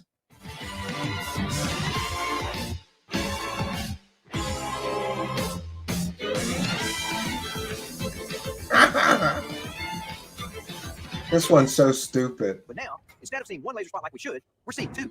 The actual laser spot that's coming back in the camera is the little one. We need to go up there and look at it. All right, let's go. This is literally like watching a clown show. Walking on Mars or something. Mr. PhD. The rocks in the soil. And by the way, this same guy, Travis Taylor, was the head scientist for ATIP or OSAP or something, right? Some government UFO program. He's the head scientist. Boy, that gives me such confidence in the government's ability to determine the reality of the UFO phenomenon when they got a crackpot scientist idiot like this guy. Either he is totally incompetent or he is totally on the take to get those Skinwalker cash paychecks. Those are the only two possibilities: total incompetence and stupidity, or intentional deception in order to get paid to study so-called paranormal activity, which none of this is paranormal. There's all very ordinary physics explanations for what we're seeing here. But he's somehow a PhD level physicist. He's not catching this stuff. I think that he is intentionally deceiving the public in order to get his Skinwalker cash paychecks. Of the Skinwalker Ridge Mesa have an extremely high amount of some kind of crystalline material. So I'm wondering if there's a reflection happening up on the mesa that's causing the laser beam to split into 2 points of light instead of one. My poor brain. There are these little white discs everywhere. I don't know what it is. The laser experiment was inconclusive, but what we did Inconclusive? with this experiment Inconclusive? is the mesa is highly reflective. Brain damage! Brain damage! All right, now again, just to highlight why this is such a bad idea. Stop! He's already Imagine I'm the cameraman. The laser, right, is taking this path. What he's trying to say is that maybe the surface is just like shiny or something, right? Now, I don't have a shiny blanket or reflective blanket, but I do have this little mirror, and just pretending like that's the shiny surface should suffice. The problem is, the only way his hypothesis would work was if the canvas that the mountain was made out of was flat, right? Because if you had bumps in it like this, and you had your laser bouncing off of it, kind of hard for me to show. But if you imagine these being three bumps, would have an area where it would be reflective, right? And let's say it did hit it, but essentially it'd be skipping over things, right? But on the video footage, you can actually see that not only does it hit everything perfectly, it also goes in front of where the sky should be. Here's a crazy thing. Even if this was flat, right? Why would it all rotate on where the center of the camera is? Is he really wanting us to believe that every time when it was doing that pattern, this U thing, does he really want us to believe that all these rocks here were orientated in this like cone shape so that they would reflect perfectly and like that? That's so crazy. All of his points to falsify his own observations are already easily false, just in your head thinking about it intuitively. This is fractal wrongness. Is that the mesa is highly reflective. There's something to this place. I just don't know what it is. A lot of people do that. But Lard, how do we know that it's not there because of your flat wall? So we basically know for sure that it's just internal lens reflection, but now I'm going to use a little magnifying glass with a convex lens and a little piece of glass, put them together like a normal lens has, put it in front of the camera, and I'll just show again how there's another bounce. Same thing, but for camera B, I'm going to add, of course, this little array. Grad student. He's a science grad student, and he's smarter than Travis Taylor. That's for sure. So something like that. Oh wow, there's a lot of bounces now. Look at that. There are so many bounces.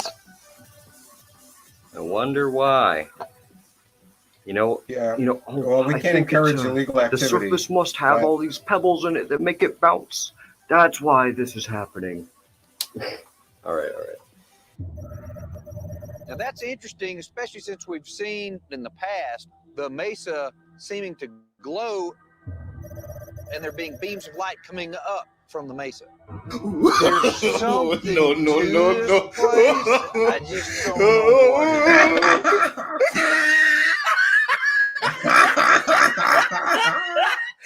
Scientist, right? Can't see anything looking at him here. You can only see them with the infrared camera. The secret of Skinwalker Ranch. That's odd. Let's try this. I agree, Patrick. This kid's good.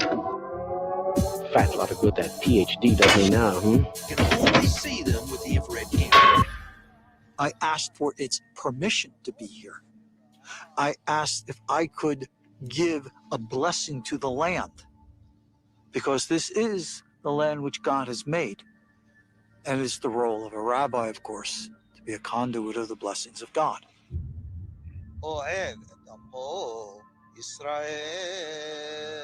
While he's doing the chant, I happen to notice that there's some kind of anomaly in front of the doorway of Homestead 2. Shalom. Shalom Aleichem. Eric, come here a minute. You seeing something? Look at the difference in the FLIR imagery now. It's completely changed. I've not seen this do this before. It shouldn't have changed that drastically all of a sudden. The FLIR imagery completely changed. It's like the canopy of the trees was super hot. Okay. And then everything underneath it where the house is, look at it's just completely cold. Yeah, it's like in temperature layers now. Wait, are you serious? Oh man, I hate to be so rude for laughing, but I learned about this when I was in the 4th grade. Although I had a great teacher, so I guess it's now my turn to enlighten me. This guy Just in the learned same about way my how to amazing 4th explain grade this teacher. phenomenon in the 4th grade, and Travis Taylor is a PhD level physicist, and he can't figure it out. Great.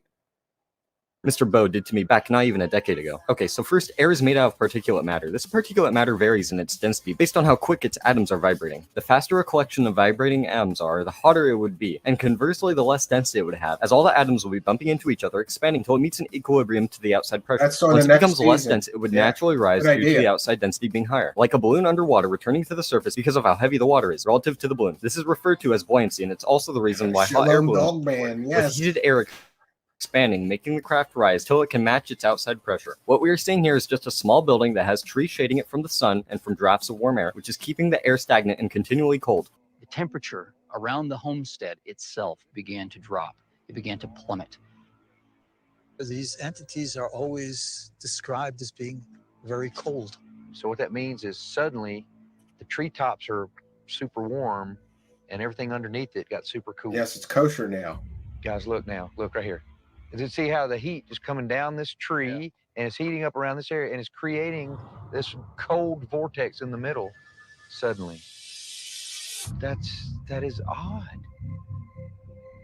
I agree. Now it's heating up. Look, now it's heating up in the middle of it. Suddenly, the temperature over the homestead area turns extremely hot, and then it starts to fall, and it wraps around the homestead. What happened for this drastic change, the thermal camera is really sensitive, is simply a gust of wind hit the house slightly displacing the colder air to the outside. Currents of air moving over objects and transfer their vibrational energy, making the objects cold or hot. Check out this demonstration with the old firefighting thermal camera and a fan. I'm able to demonstrate something that should be apparently obvious if you've ever been outside. Going up to 85. 85? All right, hit the fan.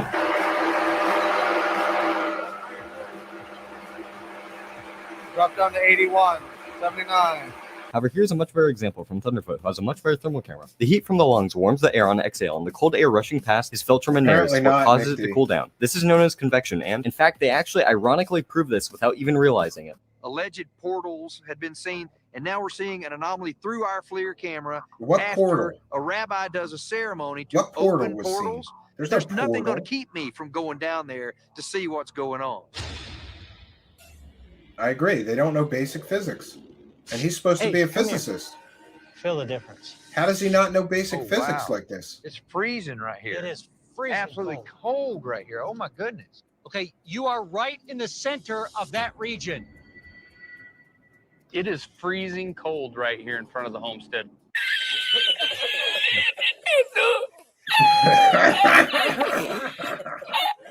I'm a scientist. I'm Travis Taylor. I'm a physicist. I'm a scientist.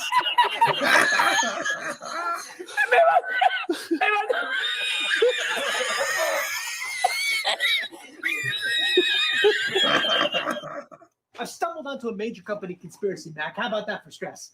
What the hell are you talking about? This company is being bled like a stuck pig, Mac, and I got a paper trail to prove it. Check this out. Oh, no. Take a look at this. Jesus Christ. That right there is the mail. Now, let's talk about the mail. Can we talk about the mail, please, Mac? I'm dying to talk about the mail for you all day, okay? Pepe Sylvia. This name keeps coming up over and over again. Every day, Pepe's mail's getting sent back to me. Pepe Sylvia, Pepe Sylvia. I look in the mail. Well, this whole box is Pepe Sylvia. So I say to myself, I got to find this guy. I got to go up to his office. I got to put his mail in the guy's goddamn hands. Otherwise, he's never going to get it. He's going to keep coming back down here. So I go up to Pepe's office, and what do I find out, Mac? What do I find out? True that. There is no Pepe Sylvia. The man does not exist, okay? So I decided, oh, shit, buddy, I got to dig a little deeper. There's no Pepe Sylvia. You got to be kidding me. I got boxes full of Pepe. All right, so I start marching my way down to Carol and HR, and I knock on her door, and I say, Carol, I got to talk to you about Pepe. And when I open the door, what do I find? There's not a single goddamn desk in that office. There is no Carol in HR. Mac, half the employees in this building have been made up. This office is a goddamn ghost town. Okay, Charlie, I'm going to have to stop you right there. Not only do all of these people exist, but they have been asking for their mail on a daily basis. It's all they're talking about up there. Jesus Christ, dude. All of this was for nothing. God damn it, dude. I'm having a panic attack. I'm actually having a panic Will you attack. settle down and have another cup of coffee? I am, bro. All right, well, fine. You know what, Barney? Give this guy a cigarette. He's freaking out. Huh? Who? Barney. He's the guy who tipped me off to Pepe Sylvia. Barney? Who the hell is Barney? You don't see... Oh, shit. What the hell did he... You've lost your mind. You've lost your goddamn mind, Charlie. From the creators of ancient aliens. Brandon Fugo is the owner of Skinwalker Ranch, and he joined us live. Here's the head himself. Astronomers, and they say we've got hundreds and hundreds of cameras on the skies 24 hours a day. Correct. And we Same never producers see as anything. Ancient Aliens garbage. Why is it that we should believe people who see things in the wilderness? Yeah, good question. As seen on our show, we have truly documented unidentified aerial phenomena and other strange activity with high frequency at this particular location. We're using science and technology. Well, we've seen the level of science that they're using. They're using a physicist that is willing to fudge the data, that is willing to stand there and issue 100% provably false scientific statements in order to sell fake paranormal activity, right?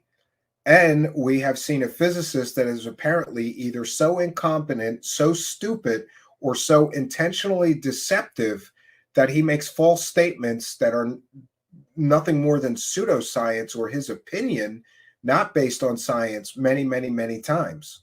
To not only document it, but also figure out really what is happening. Who's to say it's really aliens or beings from other worlds? It could be other dimensions. It could be time travelers. Who knows? All that we know is it could have something to do with Brandon Fugel's magic underwear. And I don't think it's a coincidence that all the people at the ranch, with I think the possible exception of Travis Taylor, are all Mormons. that there's continued strange So activity. they've all got magic and underwear. it's being documented better than ever.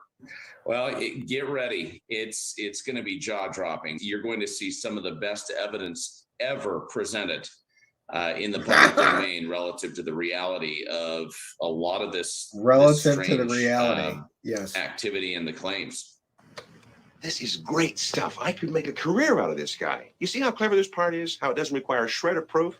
And most paranoid delusions are intricate, but this Brandon Fugel and Paranoid Delusions. Oh, how could the History Channel air this nonsense? Television channels like the History Channel are just like any other modern company, very corporatized. And corporatization in relatively liquid markets, such as the TV industry, breeds a correlation to wanting to min-max net profits, meaning they care more about Interesting. profit than, well, about the content of Yeah, the channel. they're which gonna is put a why there are hotel shows there, like Ice Road Maddie. Truckers, Swamp People, Sliced, Ancient Aliens. The list goes on. Like, They trust seriously, people what with does a magic underwear. drama-based You're reality right, Ben TV Lindsay show Bourne. about modern truckers have anything to do with history? It's obvious the History Channel cares more about viewership. As sadly, real science is boring, and when you give these crazy answers, you incite fear into people and keep them coming back with the false pretense that this show is really scientific. Even though their optical scientist doesn't understand a basic optical phenomenon. And uses appeal to ignorance fallacies, as well as the God of the Gaps logical fallacy argument. Alien of the Gaps argument. Oh, right. Thank you. Of course. And using science to promote metaphysical explanations isn't even a new concept. All of the hundreds of ghost hunting and paranormal Yeah, television Travis shows Taylor's use the only scientific one that's not a equipment, Mormon. at best inadequately, or at the worst, Deliberately misleading. to try and make the argument that we have proof. Even though by definition, something that is metaphysical or supernatural defies natural law, meaning it defies the laws of physics, literally meaning it's physically impossible. Indeed. Furthermore, this is Yeah. not a scientific desire to learn more about reality. This is just wanting an easy explanation, such as aliens did it, Yeah, or the I'm not cursed aware of land what did that's it. about. In fact, every Katie. piece of evidence this show But brings it could forth be a isn't even evidence transmitter at all. It's just somewhere. something we can't explain. I'll or, look well, into funny, it. as I can, but they can't. So it's really just a group of people trying their best to find things they can't explain, then say, oh yes, God did it, or sorry, aliens or something else. This is really no different than the initial proposals of the formation of the rainbow. That was a bridge between Earth and Asgard, a rainbow serpent who would suck up the water in the dry season to spit it out in the wet season. It's a bow that would shoot lightning, or in a popular myth book, promised by a powerful god never to destroy a world again by flood. However, while all these models account for the existence of the rainbow, they have zero predictive capability. They are poor models. Meanwhile, the application of science delivered by many critical and inquiring minds gathered and scrutinized the crushing body of physical evidence, and tempered by reasoned logic, they converged on the now robustly tested model that rainbows are formed by light refracted by water. Saying aliens did it, or God, etc., that's not an actual explanation. It's at the very best a placeholder for one. And whatever other faulty lines of reasoning the crappy shows are proposing to get their clicks and views up. Especially if the shows are dangling keys in your face telling you that the show is showing you the truth that no one else will. Yeah, I agree. You're showing us the truth while you're deceiving us. You wouldn't need to deceive us. to have global confirmation of this, a lot of disturbing things will occur. It's just too powerful. Have there been experiences there that have shaken the Oh, Pentagon gotta and throw some CIA Knapp and in other here. agencies? Absolutely. Nobody knows. This is 30 or 40 hours of material that the public has never seen before. Things that we recorded right after I purchased the ranch. Now, just in case some people watching this are too dim to get it, or at least feign stupidity for the purpose of sophistry, the keys are metaphorical for how inadequately it totes for the veil of scientific adequacy. Yeah, it's a great tactic for audience retention, because on a large scale, in a hypothetical population dynamic setting, if you had two shows broadcasted to similar numbers of people, the show with some sort of secret insight that's claiming it's the true red pill, and everyone else is sheep, or like a blue pillar. It's no wonder why intellectually vacuous shows like these tend to prosper in our media. It seems to sadly also work really well. Wait, what's that? What's going on? What's that noise? Don't waste your breath. Watch me speedrun this.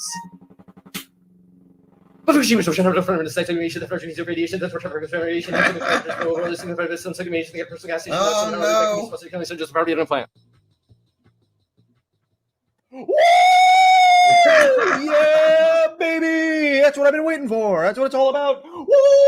As if we even existed in a universe where optical reflections weren't the answer, and if we had no clue why the light was circling around it like that, asserting aliens did it is just as valid as saying that God did it. Or the flying spaghetti monster. It's the question-begging logical fallacy. For example, the statement, green is the best color because it is the greenest of all colors, claims that the color green is the best because it is the greenest, which it presupposes is the best. It's the same thing when a stupid Homo economicus type ponders what is the meaning of life. It's stupid, because it presupposes that life even has a meaning. Many hominids still don't understand the basic concept of how their own thoughts are organized by their pattern-finding brains, which is how featherless bipeds find their minds to be as stable as tripedal post-op dogs when it comes to pondering lengthily and exquisite detail, completely disregarding their obvious question-begging logical fallacies. As no matter which angle we choose to approach this from, there's a viable explanation for this regardless. But there's an even more important point here, which is if none of these ideas had ever been considered, if none of the calculations had ever been done, if humans had no explanation, no idea how this happened, would that mean that there is no explanation? Well, no, of course not. Us lacking an explanation for a phenomenon does not mean that the phenomenon can't be explained. It just means we haven't explained it yet. If all other data we know about the universe points to optical refractions and moreover that the universe is governed by natural laws, but we happen to have a couple outstanding questions like, But why is there a second dog? hey, that was Lard's line. Look, just please refrain from interjecting, Conceptionist. Anyway, continuing on what you said, we wouldn't just throw up our hands and assume it must be from aliens or some other equally redundant vestigial appendage explanatory concept. That's not a way to learn about the world. It's a way to avoid learning about the world. As any unexplained thing can explain any other unexplained thing. As someone who truly wants to learn, would see that all the evidence points towards a naturalistic universe, and therefore instead of begging the question of what supernatural thing caused this to happen, they would instead try to figure out if there are any parallels in data already observed, and would try to use past knowledge to build a better understanding of our world, instead of the presupposition garbage that these lines of malformed reason lead to. Man, these Homo interrogants are so intellectually lazy. So stupid. I can't bear this anymore, Lard. Hey, they aren't stupid.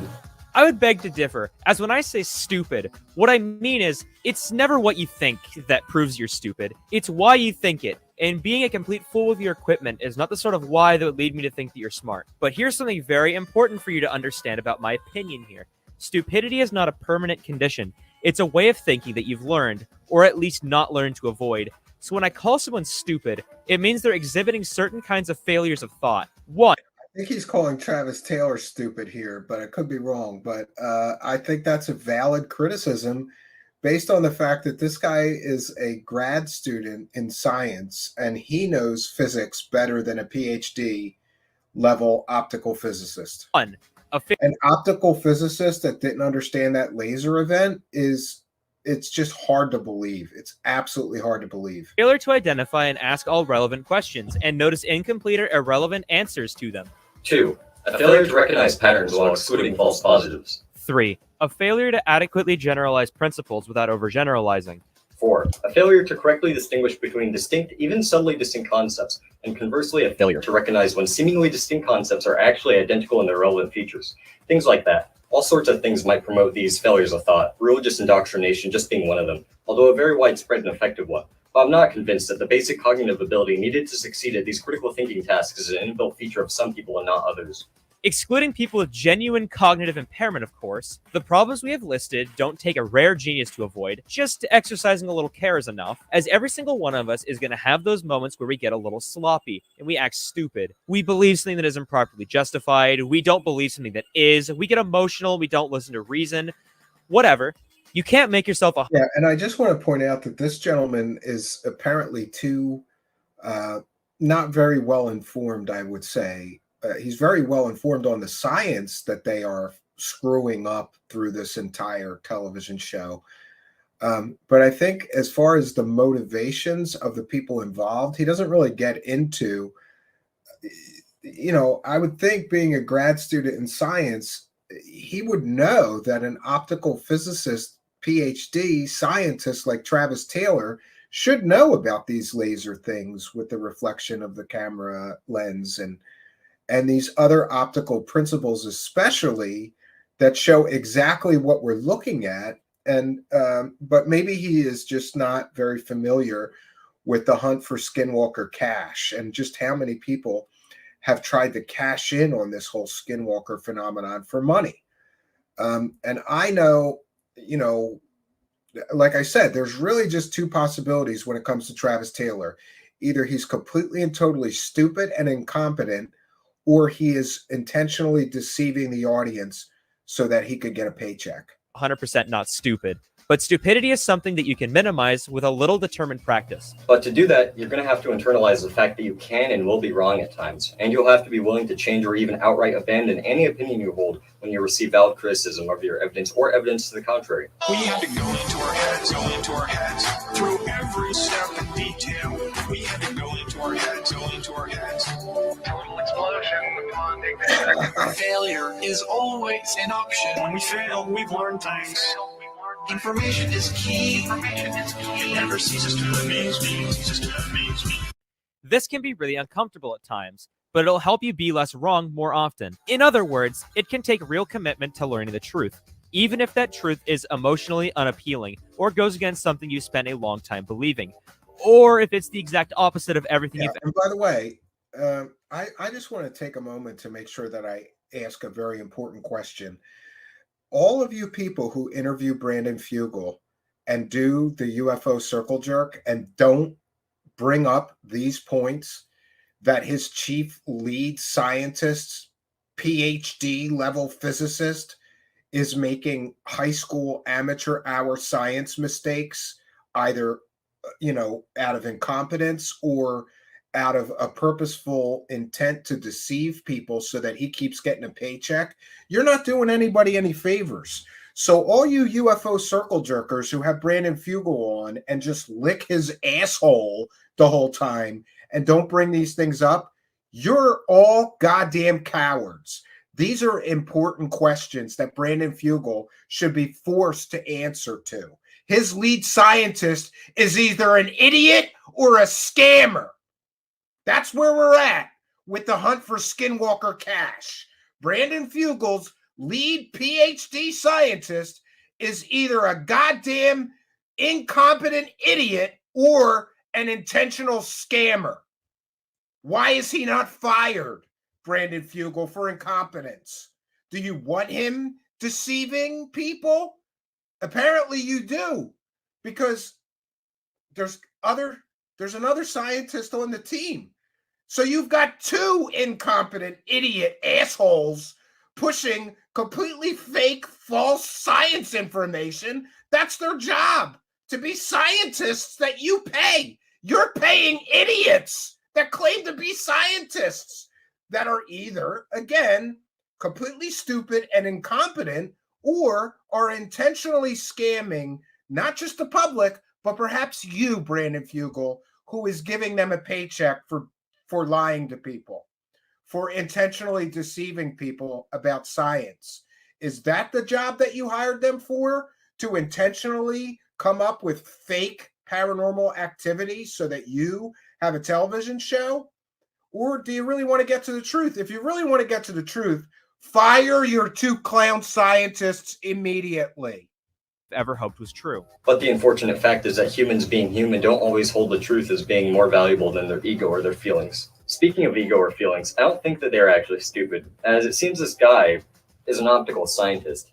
Like, just look at all the places where he's worked at. He is doing this because he is a science fiction author and has a conflict of interest that is making him cognitively biased in this. It's like when every religion lies, promote God. Even if they are telling a lie and know it, they still feel good as it's the end goal that matters, being that you go to heaven or whatnot. The purpose of this video is to show how the TV show from the History Channel, The Secret of Skinwalker Ranch, is just like any other ghost paranormal TV show. It all relies on drama, it's clearly scripted, it doesn't bring any new scientific information to the table. Furthermore, to show the evidence for this show's misrepresentation of science and the scientific method. As science is all about making models of reality with predictive capability, and there is a clear absence of that on the show. The show puts on a scientific mirage, with figures such as Travis Taylor being utilized solely to appeal to ethos. He put him in a dunce cap. Hey, Brandon Fugel, your lead scientist has got a dunce cap on, and it's a grad student who knows more about physics and science than your lead scientist. You are all, I'm going to send all the members of the Skinwalker Ranch science team. Well, there's only 2 of them, but we're not made of money here, but we're going to purchase some clown shoes. We're going to get them some really good clown shoes, and we're going to send some clown, we'll buy 3. We're going to splurge and buy 3 sets of clown shoes. 1 for each of Brandon Fugel's employed science experts and 1 for him. And they can all walk around Skinwalker Ranch in clown shoes from here on out. And authority. On top of this, science is only used for illusionary purposes to deceive their gullible audience into believing into their false credibility. It's as if I were to tell you a story and get you all emotionally invested in it. Then I start laying out evidence in a manner that relies on the initial story, and all the subsequent evidence I provide to you seems to all point to aliens or the paranormal being responsible. You might actually start to believe me. Thankfully, we live in a world where evidence matters more than your mere subjective feelings. Hitchkin's razor determines that extraordinary claims require extraordinary evidence, of which the show absolutely falters to bring forth to such a high degree that even if supernatural things did exist, which they can't because of the aforementioned little details like the laws of physics and thermodynamics. Anyway, this show would still be absolutely wrong, as they haven't shown anything paranormal or extraterrestrial. In fact, shows like these can have the exact opposite effect, as again, even if hypothetically otherworldly things did exist, this show was managed so poorly that it would harm the credibility of any real evidence that the show could actually bring. But that's okay, as the show hasn't even brought anything.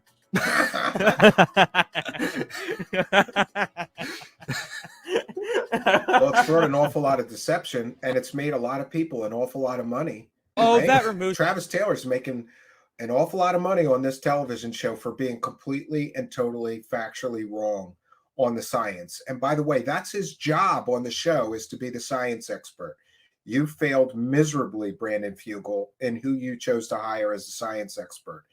And why, oh God, on God's green earth would you continue to employ a person who we can prove has been intentionally either completely incompetent at his assigned task or been completely and totally 100% deceptive in his so-called scientific analysis?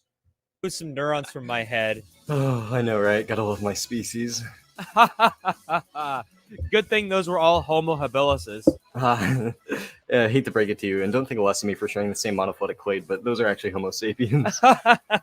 You're joking. No, sadly. Oh man, that show was truly stupid. No, deliberately misleading. No, stupid. Deliberately misleading. No, and stupid. No, deliberately stupid.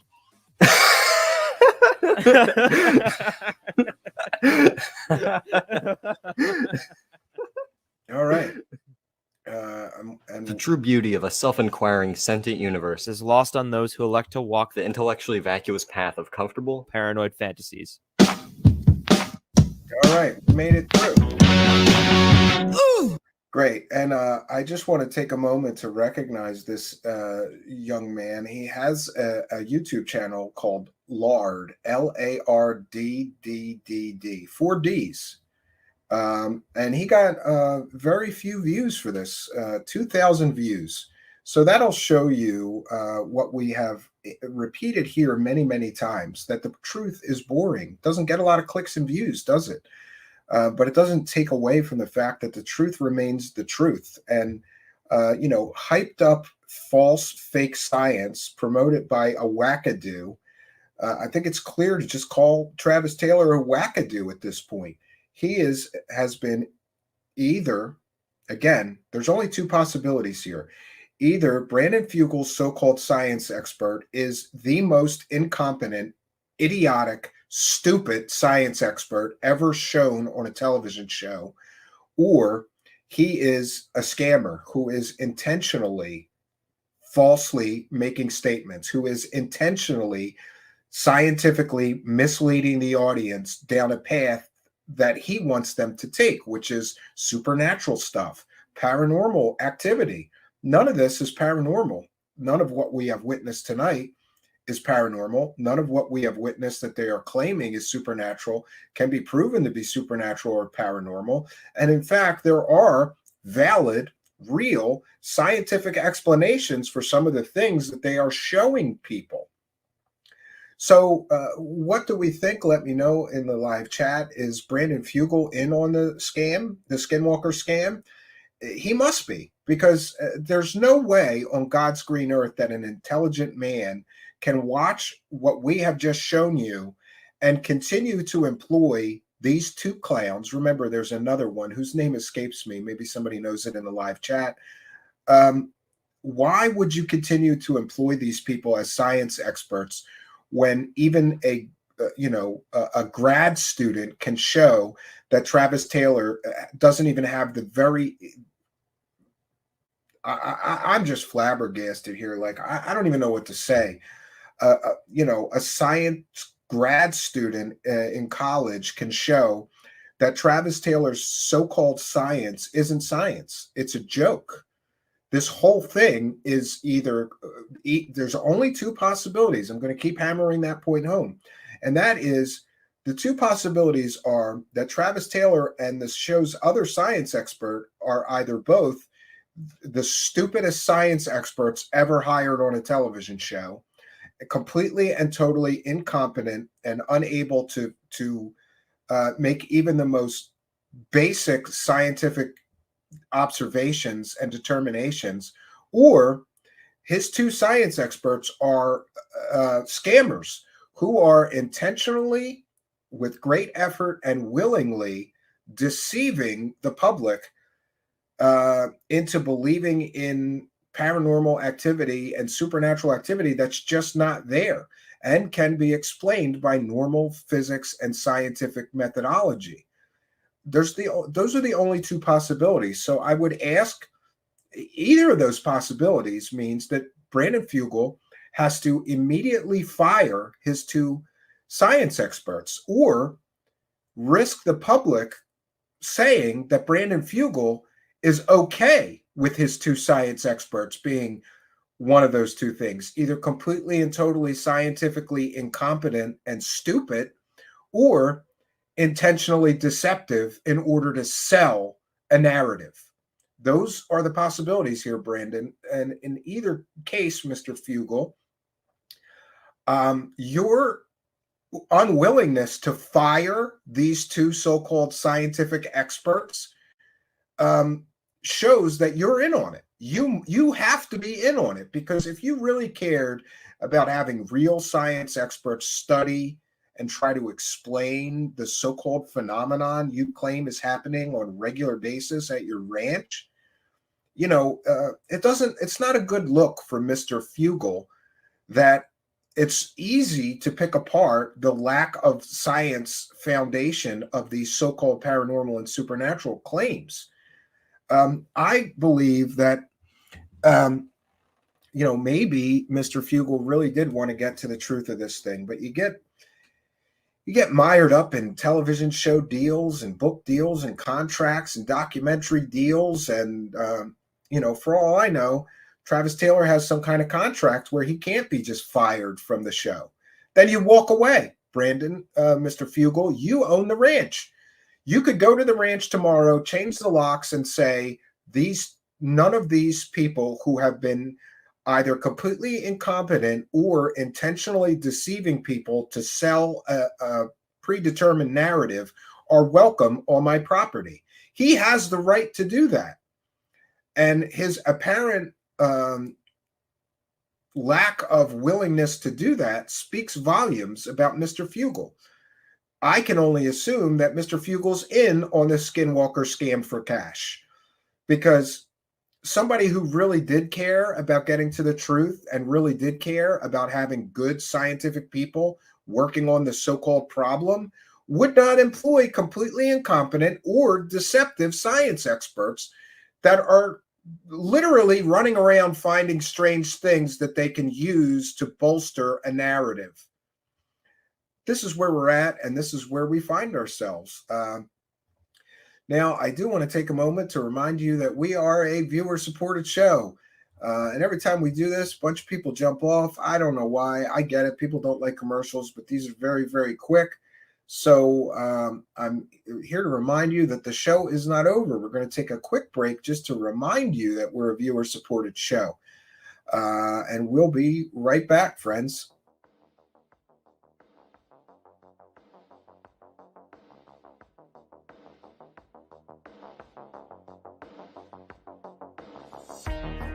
Truth Seekers is a viewer-supported show.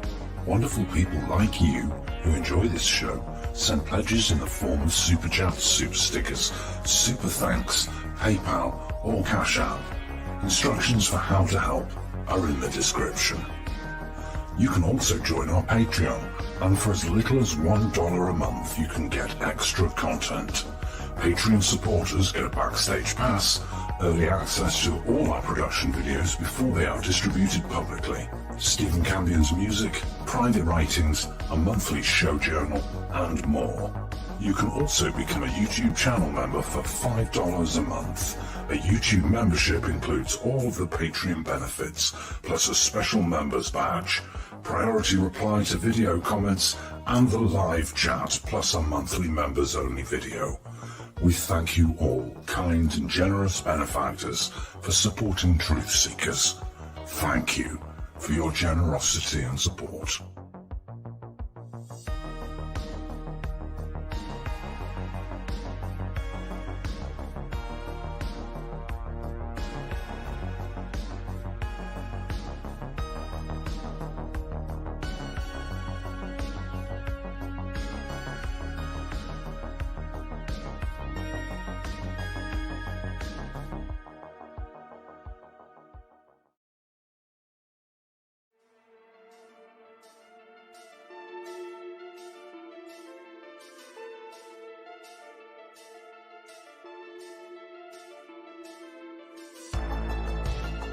Thanks for being here. This is Truth Seekers with your host, Steven Campion. Please rate, like, and comment on our videos or podcasts. If you are listening to an audio podcast, please rate us 5 stars to help us rise in the search rankings. If you are watching on YouTube, please like, comment, and subscribe to our channel. If you're listening to an audio podcast, we love and appreciate you listeners, but you are missing the live tapings. All our shows are recorded live with video feed. We'd love you to come be a part of our live broadcasts and tapings for the podcast.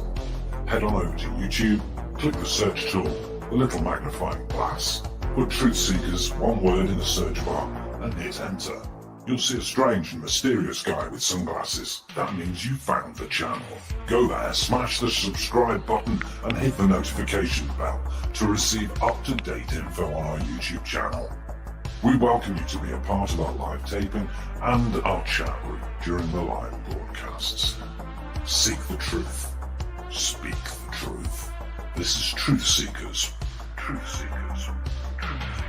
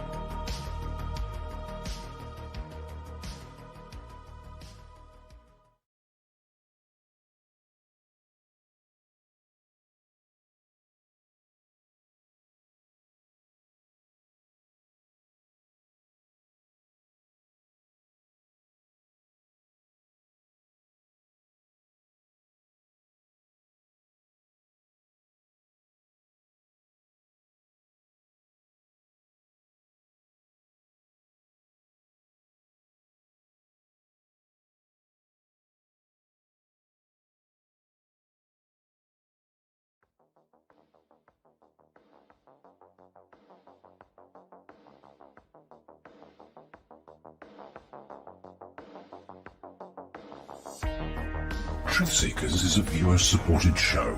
Wonderful people like you who enjoy this show send pledges in the form of super chats, super stickers, super thanks, PayPal, or Cash App. Instructions for how to help are in the description. You can also join our Patreon, and for as little as $1 a month you can get extra content. Patreon supporters get a backstage pass, early access to all our production videos before they are distributed publicly, Stephen Campion's music, private writings, a monthly show journal, and more. You can also become a YouTube channel member for $5 a month.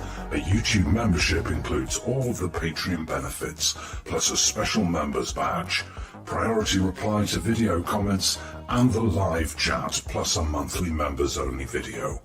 We thank you all, kind and generous benefactors, for supporting Truth Seekers. Thank you for your generosity and support.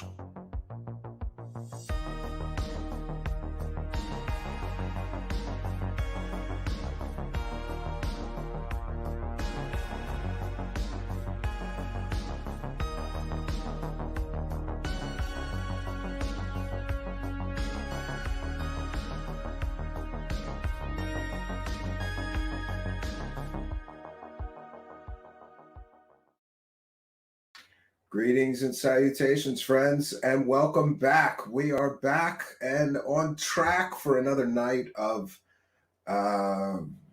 the UFO circus. And the circus has really ran out of town this week. That's what I would say. It's been a tough week for the world of UFOs and aliens, especially.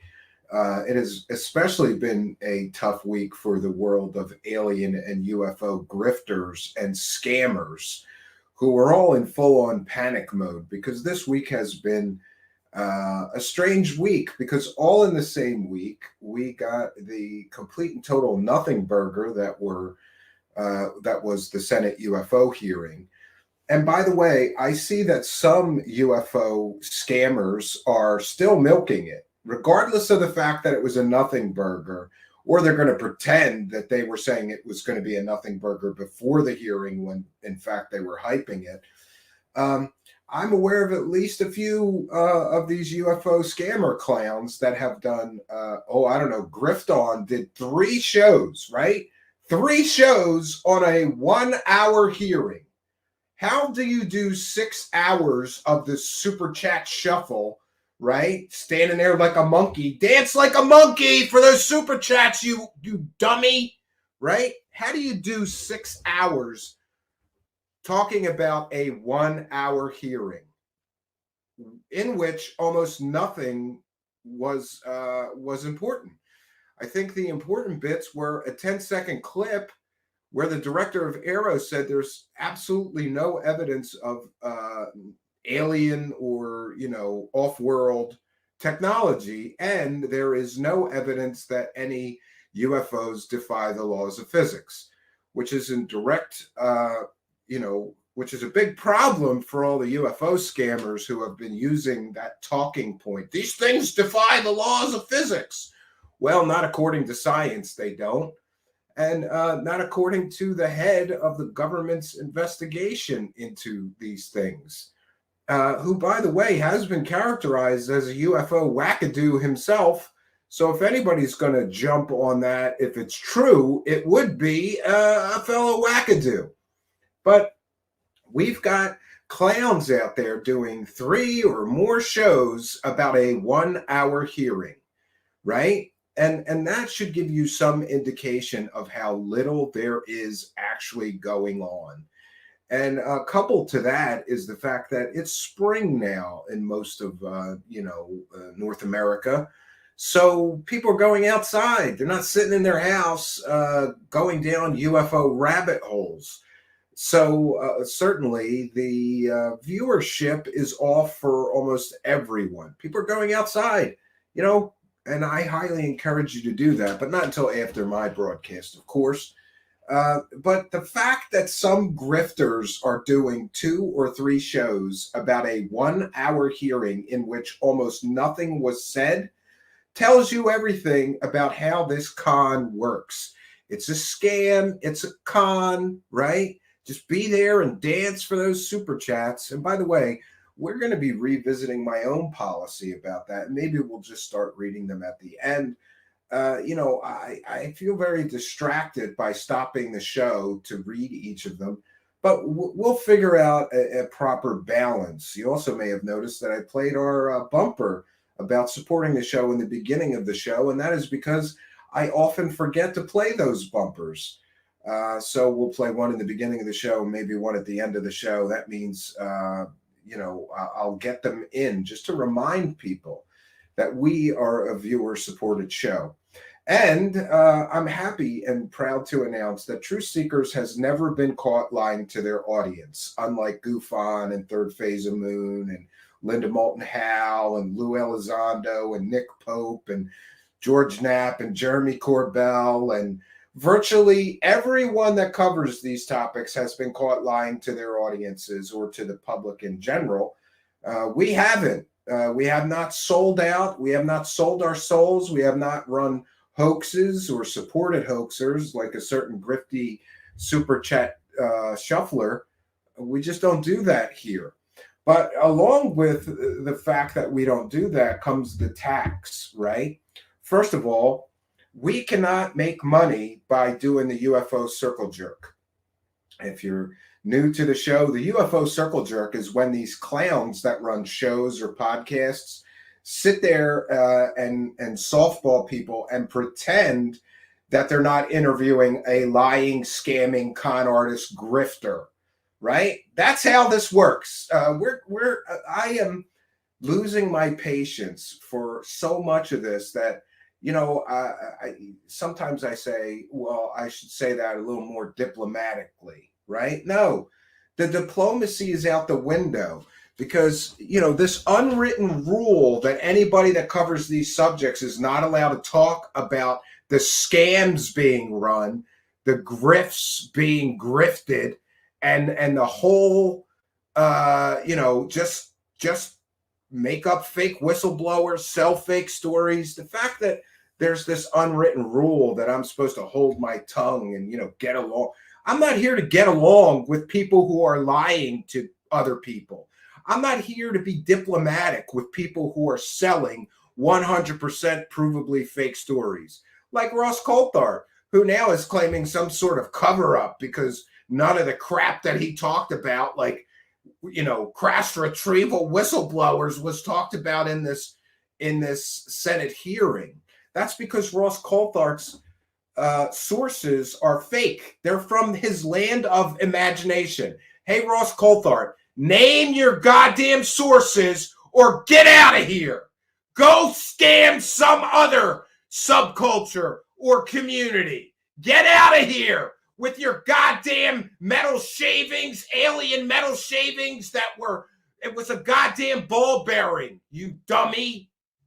Right? You promised, quote, conclusive proof of alien technology, all confirmed by this man. Then you cut to a shot of Michio Kaku. There was no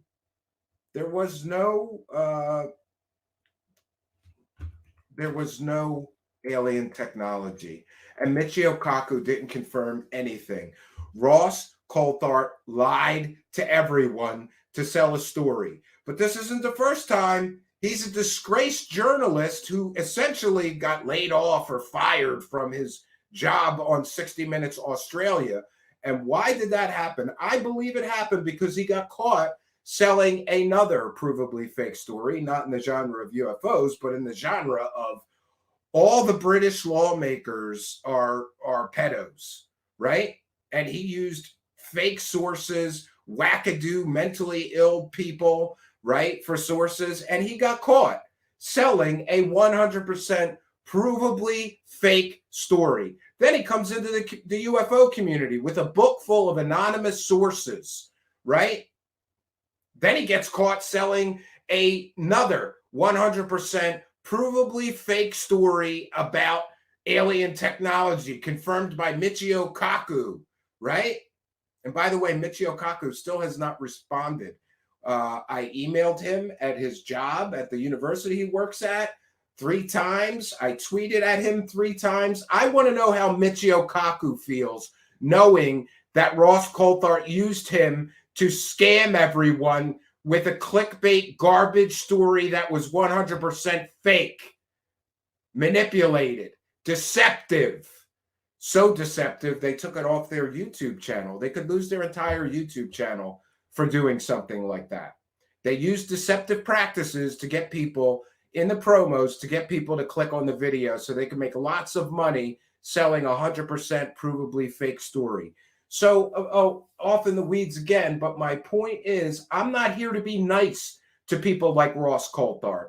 And here's another thing. If you're a fan of one of these scammers, don't email me. This is not the place for you. You want to go listen to fairy tales, do it somewhere else, pal. Don't email me your complaints. Don't tell me he's an award-winning journalist. Guess what? Good journalists don't use fake stories and don't do clickbait garbage pieces. The guy got fired or laid off or whatever from a real journalism job, and he decided he would come into the UFO community because these stupid people are easy to scam with clickbait fake stories, I guess. Not so easy when somebody like me is going to be the watchdog and report on this. So we're giving you the truth, but we're giving you the cold, hard, ugly truth. And if you don't like it, don't email me. Go give money to these people that are lying to you every time they put out a story. To these people with their fake sources and their insiders. And, oh, there's meetings going on in top secret skiffs. Okay, who's in the meetings? Oh, I can't tell you. It's an anonymous source. Sure it is. Sure it is. An anonymous source might as well be from the goddamn land of make-believe. I am tired of this.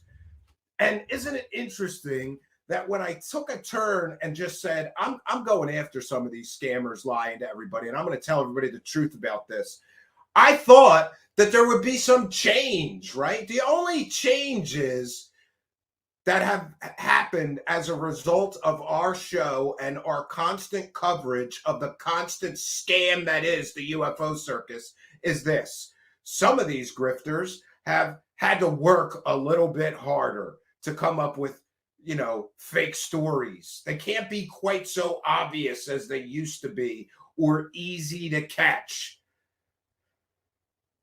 I'm disgusted. I'm disgusted with this whole thing. I'm disgusted with idiots emailing me, arguing with me. We present factual evidence from on-the-record real sources, right? If you want to live in a land of make-believe where anonymous sources are telling a disgraced journalist who got let go from his real job because he put out a completely fake, sensationalized story about the British government all being pedophiles, congratulations. Don't email me. I don't care what you think. You must be an idiot to believe that clown. And I'm not reading any more of this nasty comments I don't care. I don't care. We're just going to keep doing what we do. And if you don't like it, go listen to Fairy Tale Hour with George Knapp or Jeremy Corbell or Ross Coulthart or Linda Moulton Howe or Nick Pope or any of these other, or Third Phase of Fake, right? Just go do that. Live in your delusional bubble. Live in the land of make-believe if you like to. I live in the real world, and I require things like evidence, on-the-record sources, data to support claims. Do you know how many UFO grifters have said UFOs defy the laws of physics? Where is the data? Where is the evidence? Where is the proof? It doesn't exist because these people live in the land of make-believe, and I don't. And if I can give anyone any advice, it would be that you can live in a land of make-believe. You can put your blinders on. Oh, don't watch Steve Campion. I don't want to know who's a scammer. Oh my God, they're all scammers. Yes. 99.9% of these people pushing alien crap are scammers. There, I said it. I said it. And I won't take it back because there is ample and supportive evidence to prove that what I am saying is true. And meanwhile, when you ask those people for evidence, they've got a bunch of anonymous sources. And trust me, bro, I'm sick of it. I'm just sick of it. And I keep saying this, but we're going to start talking about other topics because I can't do this. What am I going to do? Every night, we're just here going, this person's lying to you, and this person's lying to you, and this person's misleading you, and this person's fudging the data to sell a story, and this person is using a fake source to sell a story, right? It's a goddamn circus full of clowns. And I don't want to become one of them, right? We do very good investigative journalism work here sometimes. And lately I've been thinking, I really should be looking into cold murder cases or something that may have some real societal benefit, right? Something, because the perfect example of all of this is Linda Moulton Hale. We showed with evidence, incontrovertible proof and evidence, that Linda Moulton Hale got caught selling at least 2 fake stories, probably a hell of a lot more. But those 2 stories with the complete and totally fake alien pictures that she pushed as real pictures of aliens. She's caught with her pants down. Oh, that's a disgusting thought. Bad analogy. Caught red-handed selling completely and totally fake stories. She's booked at Contact in the Desert. Why would Contact in the Desert want to book somebody that got caught selling 100% provably fake stories twice? I've said it before. I'll say it again. It's because stupid people want to go see her. And even stupider people want to go pay her $120 for her autograph, right? Do you want an autograph from Linda Moulton Hale? That'll be $120. And let's not forget the VIP meet and greet that could be up to several $1,000s, where you get to hang out with your favorite UFO scammer for 10 minutes. Great, a real value. No, this thing has become so ridiculous, and these people are put on pedestals and worshipped like they're giving you, and by the way, I would be okay with all of these people making huge amounts of money and being put on pedestals and even some hero worship if they were giving us real and accurate information like they claim to be. But they're just not. They're just not. They're not worthy of the accolades. They're not worthy of making millions of dollars for selling garbage, and they're certainly not worthy of worship. They should be mocked mercilessly until they leave. Everyone here should say, you sell garbage, go sell garbage to somewhere else. Don't do it here. If we're clicking on something because it's supposed to be a true story or a documentary, then we want the truth, and we want documentary style investigative journalism and evidence. We don't want some idiot telling stories with no backup other than trust me, dude, and somebody told me, and my secret government insider sources, which I never name. It's all a game, and it's all about the cash. Which brings me to the subject of tonight's show, honestly. And I decided to do a double header tonight because there's so much going on busting the world of UFO scammers this week.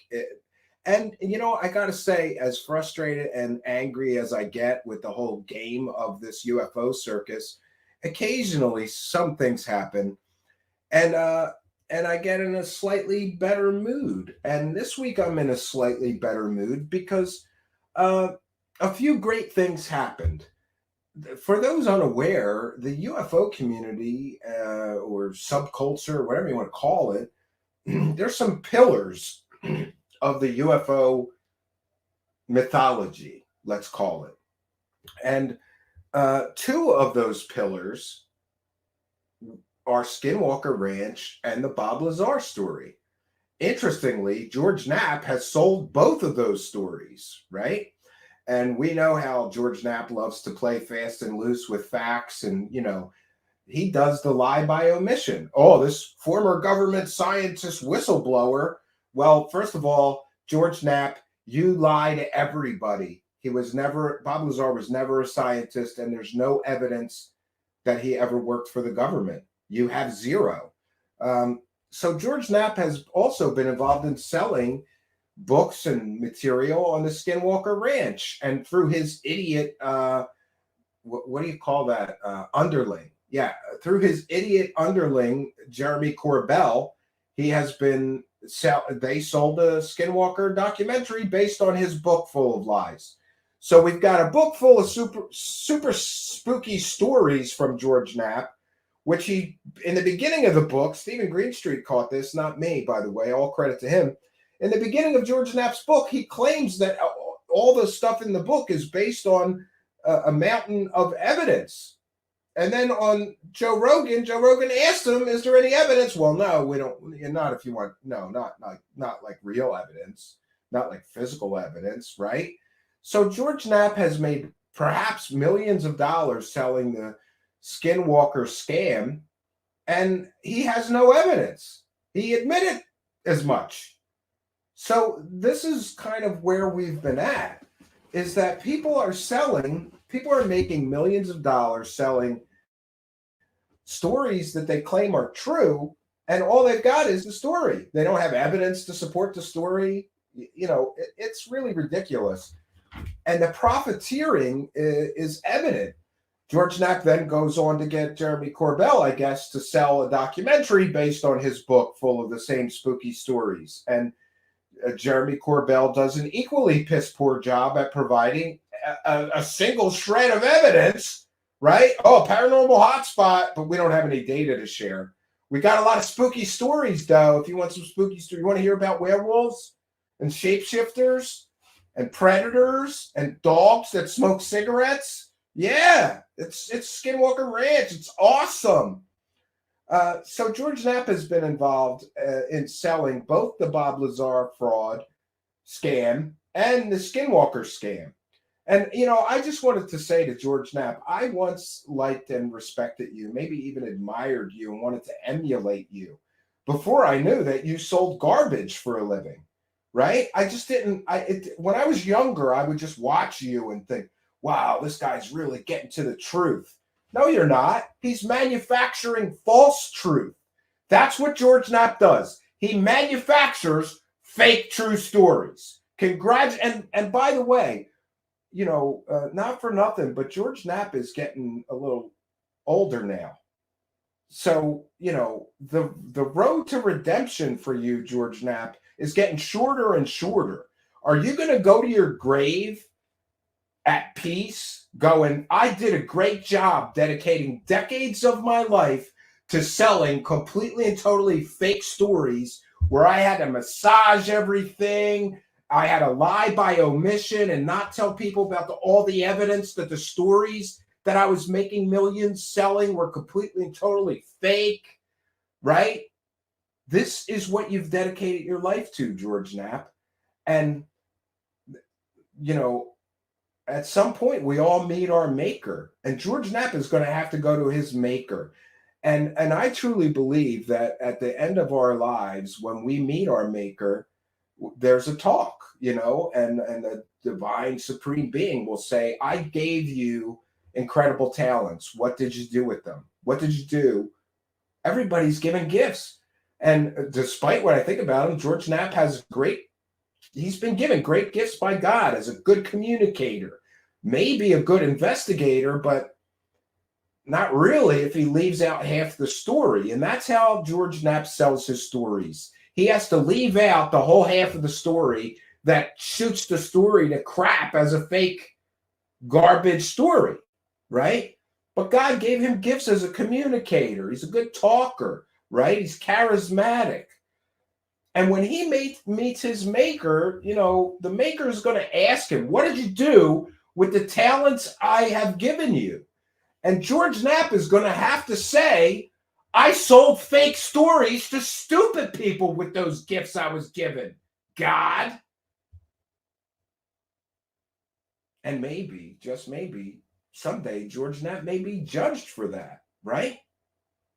The time for George Knapp to come clean on Bob Lazar and address the overwhelming evidence that Bob Lazar was a convicted pimp, fraud, liar, that never was a scientist, never stepped foot on Area 51 and more, is closing. You know, and by the way, I wish him a long and healthy, happy life. I'm not saying he's going to kick the bucket any day now, but, you know, we're all mortal. So at some point, George Knapp's going to meet his maker, and he's going to have to explain why he spent a lifetime selling fake stories for profit when he could have done, you know, certainly better things. And by the way, I have seen some investigative journalism pieces that George Knapp did on the Las Vegas mob and other things that I thought were incredibly well done.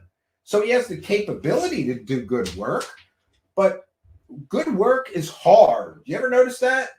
You know, work when you're finished, you could be proud of for the rest of your life. Those things are so difficult to do. They take time and energy and passion and dedication and a great deal of perseverance. It's much easier to just sell fake stories to stupid people and make millions of dollars. I'm learning that.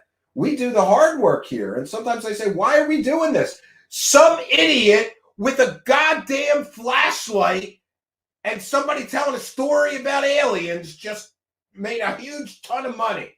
By the way, we're going to cover that as well soon. And so Skinwalker and Bob Lazar both got huge hits because I have been screaming from the rafters for ages now that both of those stories are completely and totally fake. But the problem is, and we've talked about this before, the problem is something I call the bullhorn syndrome. The guy with the bigger bullhorn wins, and I can't do anything about that. So what happens is the person who has the bigger bullhorn wins. It doesn't matter if we have facts, evidence, all kinds of backup to show those people lied. If the liar has 100 times bigger bullhorn than you, they win. And I have been both disappointed, ashamed, and quite honestly, depressed by our lack of ability to change anything. Because I can scream it from the rooftops, but if enough people don't get the message and the liars put their message out to 100 times more people than I can, we just don't have any effect. It doesn't take hold. People don't go, oh, they only gave us half the Bob Lazar story. They lied about the other half and kept that part of the evidence from us so we wouldn't know the story was fake.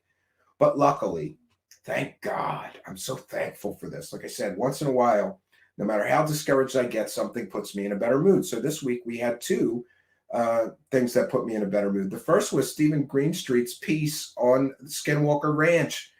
It just blew the whole Skinwalker story out of the water. And for those that don't know, the Skinwalker Ranch is all about money. The United States government wasted $22 million investigating Skinwalker Ranch. And it's interesting that our government actually gave $22 million to investigate Skinwalker Ranch to the guy who owned the ranch. And I'm still trying to figure out what we got for $22 million. Near as I can tell, we got a few hundred reports of spooky stuff. That's it. That's what we got for our $22 million. And I would like to know, you know, and I've got, by the way, I've got a lot of questions for the government, but they won't return my calls. I was happy to see also, I hate to be happy for somebody's misfortune, but in Steven Greenstreet's piece, he talked about calling the government for weeks and weeks and weeks and months, trying to get very simple answers. And I thought it was only me that got ignored, but apparently, if you're asking inconvenient questions that the government doesn't want to answer, they just ignore you. That's what they do. But it is what it is. So we taxpayers paid $22 million before the Secret of Skinwalker Ranch television show ever even started the government had already wasted $22 million on Skinwalker, and all we got was some spooky reports of nonsense, orbs and UFOs, and we didn't get any data. None. Not a single shred. Nothing. No, to my knowledge, we don't have films. We don't have pictures. We don't have sensor data. We have nothing. Nothing. We've got somebody sitting at the ranch going, yeah, I saw some orbs. Let's write it in a report. Send it to Bigelow. That's what we got for our $22 million, near as I can tell. Then, after Bigelow had milked every penny of that $22 million, God knows where it went. I'd love to know, how do you spend $22 million investigating a ranch? How long does it take to spend $22 million investigating a ranch? Who knows? Who knows? But Brandon Fugel comes along after Bigelow had sucked every penny he could. This is my speculation, but I'm entitled to it. I believe that Bigelow figured out that nothing was happening there after a while. And there was even some anecdotal evidence that he said that. There's just been a lack of activity at the ranch. There's no activity at the ranch, so he decides to sell it. And he sells it to Brandon Fugel, who then turns it into an entertainment empire, right? There's TV shows, there's conventions, there's websites, there's members-only access where you get extra stupid, spooky stories and no evidence, right? Just like you do on a television show. Extra spooky stories, though, behind the paywall. And by the way, who does Brandon Fugel have on his website advertising that? Christina Gomer, who works with Jimmy Church and the biggest UFO scammers on planet Earth. Great job, Brandon Fugel. Really credible having a girl that works with all those UFO scammers help you advertise, get behind our paywall, right? And by the way, just in the sense of transparency, I once asked Brandon Fugel some questions on Twitter and I got blocked. And I just want to say, Brandon Fugel, you're a pussy. You are a pussy, bro. You are a pussy. If you are so sure that you've got a paranormal hotspot and there's all these paranormal things going on, you can't. And by the way, my questions were respectful. He had to block me on Twitter. That's how weak his evidence is. That's how piss poor, sad his so-called evidence is. If your evidence is so piss poor, so weak, so ridiculously worthy of mockery that you have to block respectful journalists on Twitter who are asking you a few questions, then you are a pussy. I'm not pulling punches anymore. Brandon Fugel is a pussy. All right, I said it enough. I made my point, and let's move on. And by the way, Brandon Fugel, you're always free to unblock me, and you're free to come here and we'll have a respectful conversation. And I promise I won't call you that even one time. I don't understand. If you've got all this evidence, Brandon Fugel, why can't anybody ask you questions? Or you get butthurt and block them on Twitter. I feel like holding up a doll, right? Like, show me on this doll where Stephen Campion hurt you on the internet, Brandon Fugel. It's ridiculous. You got to block me because I asked questions? Oh, my God.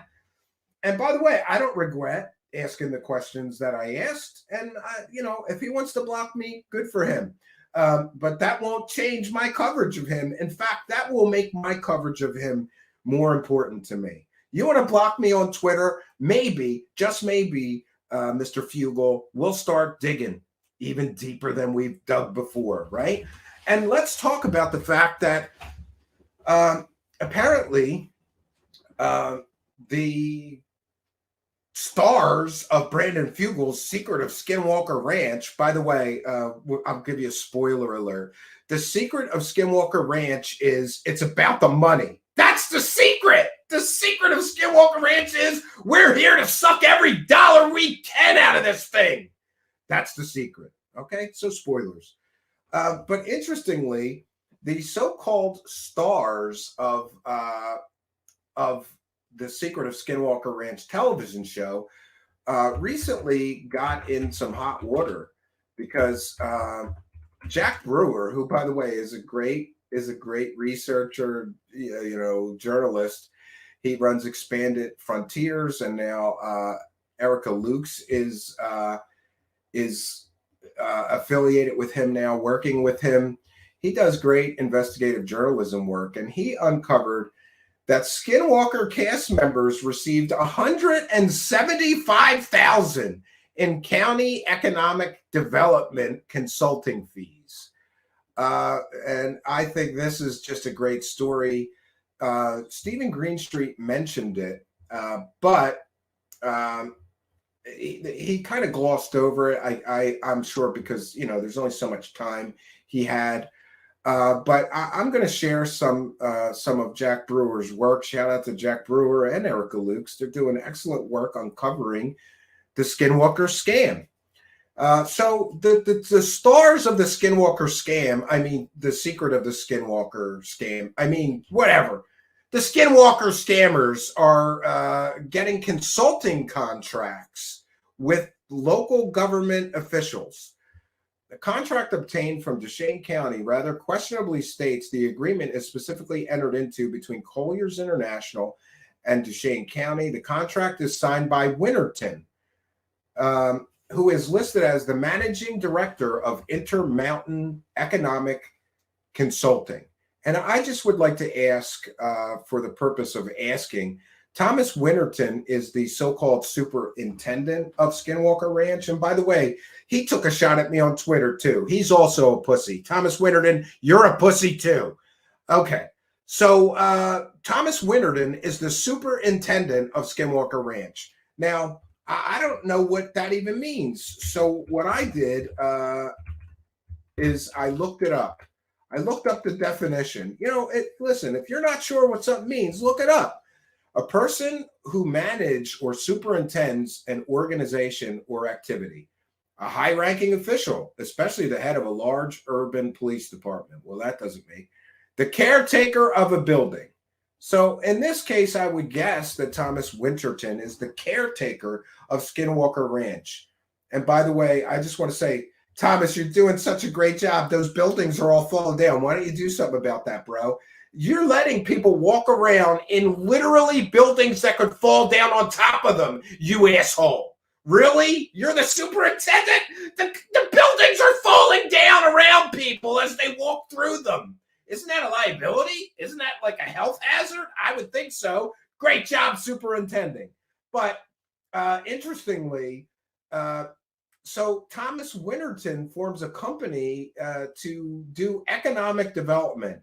And I would just like to publicly ask Thomas Winterton, because I tried to look it up and wasn't able to find anything, what education or qualification does the superintendent of a paranormal ranch, who's doing a piss poor job being a superintendent because all the buildings are falling down, what education or experience does he have in economic consulting or economic development or local government or tourism even?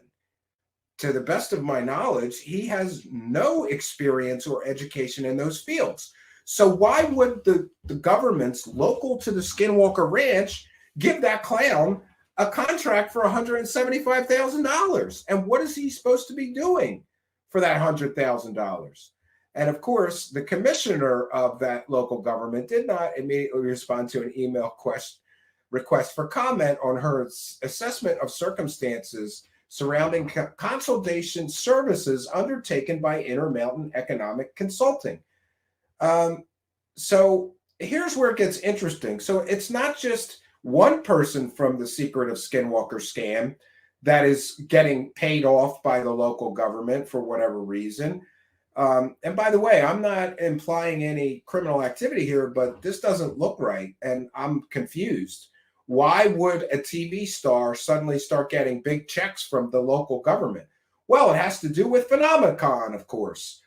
Vernell City Manager Quinn Benyon told EFR during the October email exchange that Phenomenon speakers and amounts of compensation were decided by an organizing committee of which he was a member.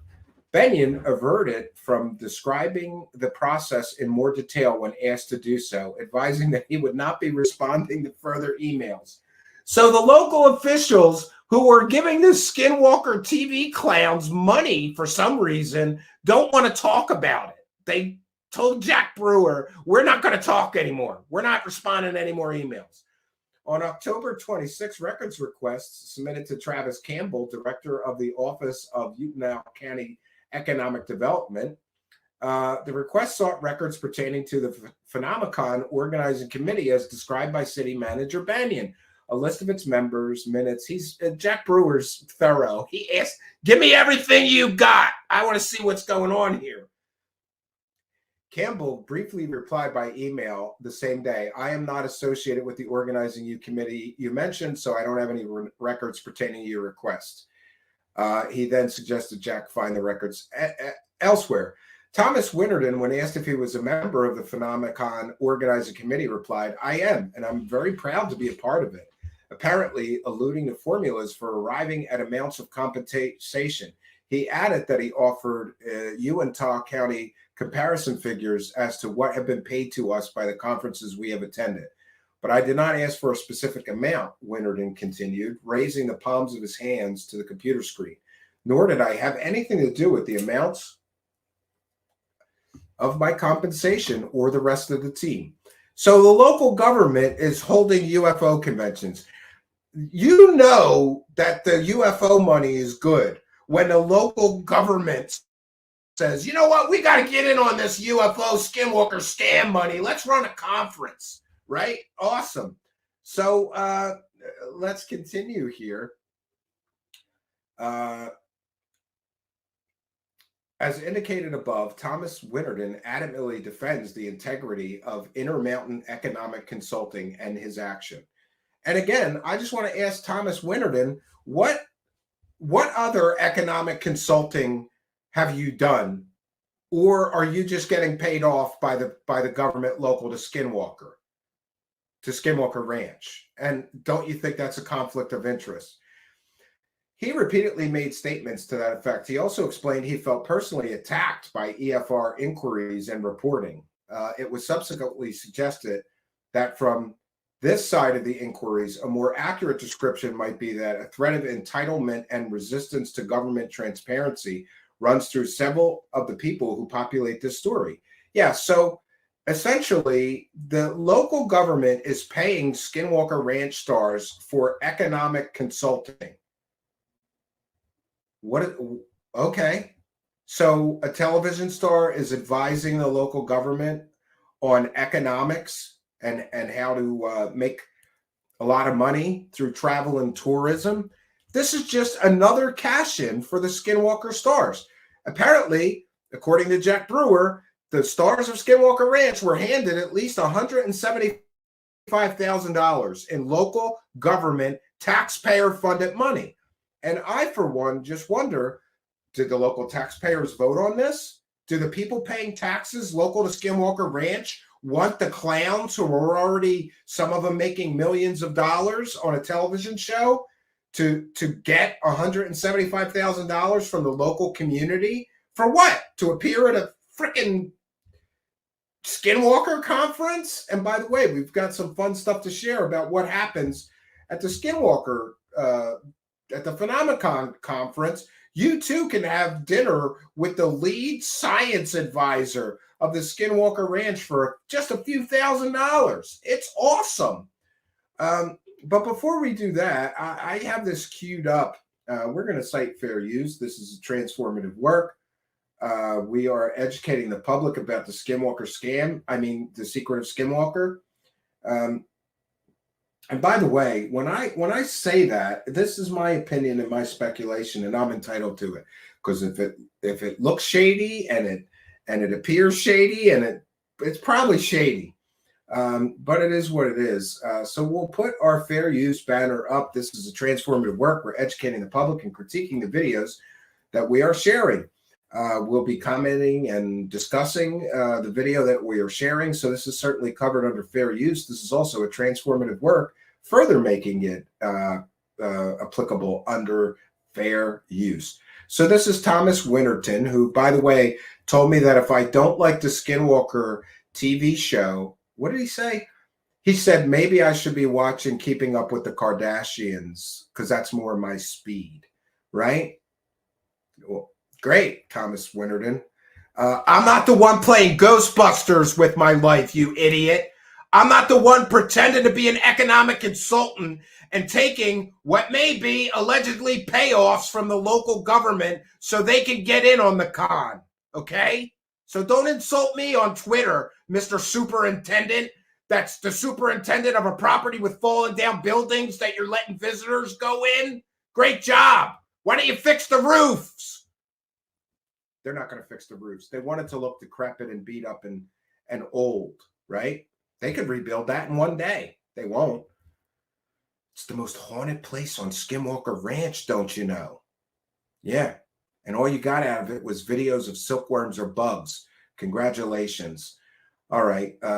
We're going to share some of this. And this was wonderful. And by the way, I'm a terrible show host. So what I'm going to do right now is go over to YouTube before we play this.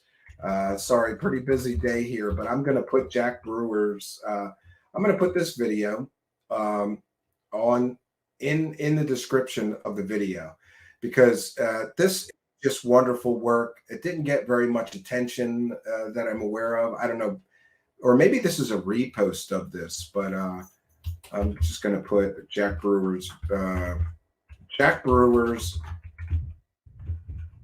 interrogation of Thomas, and we'll put the link right in the description of the video. You really should, if you're interested in these topics, watch that entire video. We're just going to be playing portions of it because you know it's 35 minutes long, and Thomas here is going to be asked by oh, this is just wonderful. So Jack Brewer's like interrogating him, like, why are you taking money from the local government? What are you supposed to be doing for them?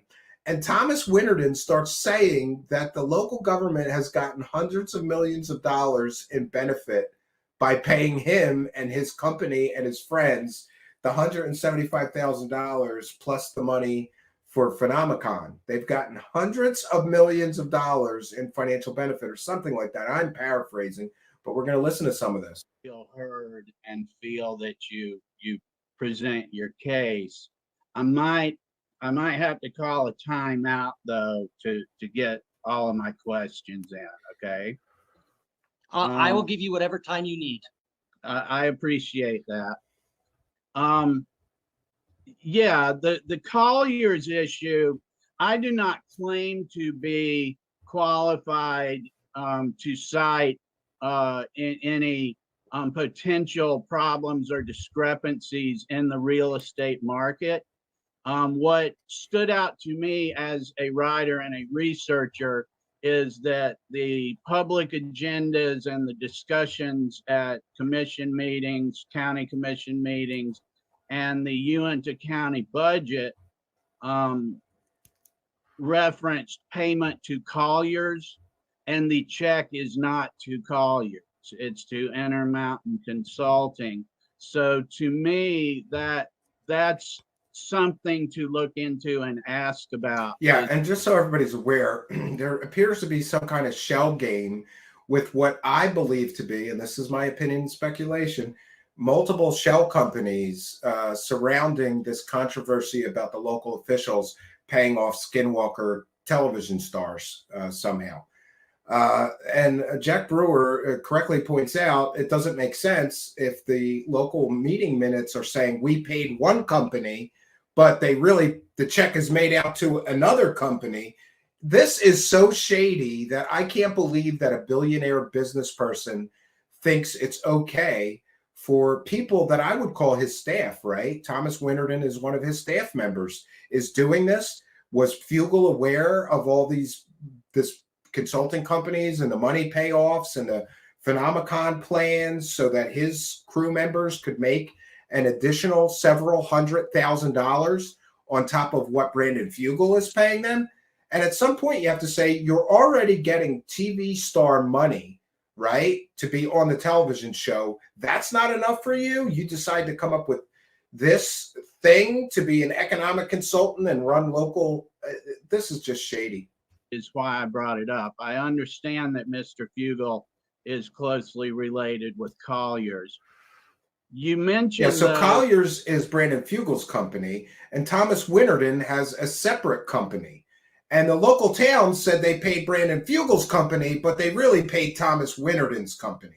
So I would question, did Thomas Winterton misrepresent anything that Brandon Fugel? And we need on the record statements and comments from Brandon Fugel about this entire controversy. And by the way, this is just one facet of the Skinwalker scam story.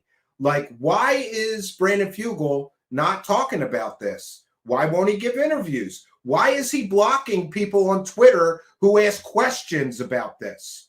Right? If you're not doing anything, the only people who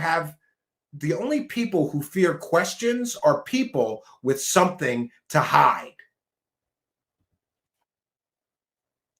That on that point, if you go back to the actual recording in the county commission meeting, you will hear me say Intermountain Economic Consulting.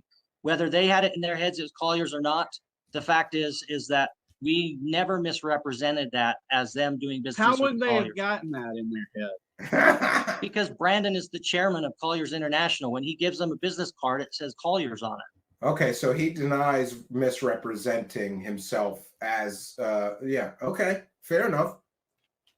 Thank you. Okay, and you mentioned that you feel a great deal of work was brought to the area for that 58,000, and you mentioned people I could call. Do you have any data? Yeah, so he got one payment of $58,000 that he claims brought a great deal of economic development and benefit to the local community. And Jack Brewer, boy, he's a bulldog. But you know what I like about Jack Brewer is that he's so calm and unassuming. Like, he's not threatening. He's like your fun older uncle or grandpa or something. He's just not threatening. And I think Thomas Winterton really screwed up agreeing to do this. Like, he should have just kept his mouth shut and said, talk to my lawyer, because Jack Brewer is going to ask him, do you have any data to support your claims? That you can present. See, the way I look at things, sir, is I do records requests. And when I did a records request, repeated ones on IEC, I got no responsive documents of deliverables or final reports. I couldn't run down if the contracts had been renewed. I was able to see it was a 12-month contract. Has that been renewed?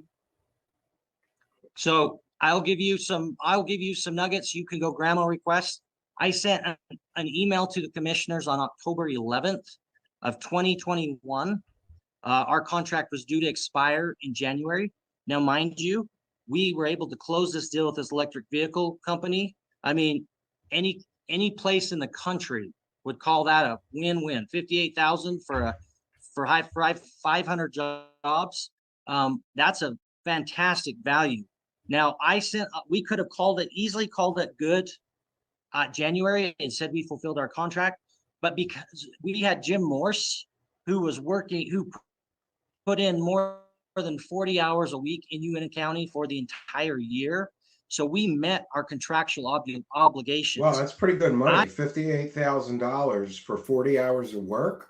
Am I hearing that right? And interestingly, Jack Brewer was not able to find any paperwork from the county about what they got for their money. To the best of my knowledge of this situation, by the way, I could be in error. Personally felt there was more I wanted to do. So you can go grandma request an email that I sent Thomas Winterton to the 3 commissioners on October 11th. And I told them that I updated them on our progress. And I also told them that I wanted to extend the contract at no cost to the county for an extra 8 weeks to make up for the time that I was filming. That contract, that is in writing. I continued to work even beyond that 8 weeks. Yeah, and here's where he's stupid for doing this interview. Thomas Winterton is stupid for doing this interview. He should have contacted his attorney and spoken only through his attorney, because right here is a problem. It's a big problem for him, because he's essentially saying, well, you could take it one of two ways. I take what he just said as saying, well, I did take the money and agree to perform certain services, but then because I'm a greedy slob, right? I was busy filming a television show I'm also getting paid for. While I'm taking money from the community to work for them, I'm working for Brandon Fugel, making money over there. I didn't have time to complete whatever work I was supposed to do for them. So I'm going to give them another 8 weeks, or they're going to give me another 8 weeks to actually give them something for the money that they gave me. But I was too busy being a TV show star playing Ghostbusters to do the work for the local community that I'd already been paid for. Great job, Thomas Winterton, you clown. Next time, talk to a lawyer, stupid. Until almost the 1st of May for Uintah County, the discussion was that we would renew that. But by the time I finished what I felt completely met my obligation, where I have 100% clear conscience on everything, that was around the middle of April. I knew that filming would be coming around again. And I had discussions with Brandon and told him I was not going to approach the county just to have to leave in a month to start filming. So that we agreed to wait until filming was done. Hey, Thomas, I have a suggestion. Maybe you shouldn't take $175,000 or $58,000 or however many thousands of dollars you took from the local community. If you're going to be busy playing Ghostbusters on a television show and you don't have time to do the work that you already collected the money for, maybe, just maybe, you should have turned the contract down because you knew that you'd be tied up playing Ghostbusters on the Secret of Skinwalker Ranch television show, right? You know, and I love how he says, I completed the work and my conscience was clear, but it took me extra time to do it, right? Great. I will be reapproaching Uintah County and asking them if they would like to. And can you guys pay me again? Because I did such a great job not finishing the work that I was paid to do on time that I'd like to get another big payout. Great. With Duchesne and Daggett get renewed. It's the exact same scenario with them. Thank you. I have never taken advantage of anybody. He has never taken advantage of anybody. Great. To say I felt really targeted in your piece. I feel like my character's been attacked. I know there was a podcast done recently. I feel like this has been very one-sided reporting on your part and not accurate to all of the facts. So I apologize for being a little defensive, but I feel like this is a little bit of a witch hunt. Did you receive my emails to ask you for comment on the first piece? Jack's gonna I did not receive emails from you. Yeah, and by the way, I don't know. Listen, I just want to say this. I don't know Jack Brewer well, but I do know from his work that Jack Brewer is like a very detail-oriented kind of a reporter. He would not put a piece out about anybody or anything without asking the people involved in the story for their comment. And you will see in his original story, this guy's like, this is a witch hunt and this is one-sided reporting and I didn't get to tell my side of the story. No, Jack Brewer asked you for your side of the story and you did not reply to him. You ignored him. It was only after the piece went out that suddenly Thomas Winterton goes into damage control mode and decides, I better get ahead of this and tell my side of the story. Great. And here Jack is going to slam him. I emailed you. I asked you for comment. And Thomas Winterton, I didn't get those emails. Sure you didn't. But I will tell you this. I literally receive hundreds of messages a week from fans of the show. Yes. And it's very He's getting possible hundreds that of yours fan mail messages a week because, he plays Ghostbusters on television. Awesome. Slipped in there with them. Okay. I have one more question, please, and then I'll allow you to state what you'd like in closing.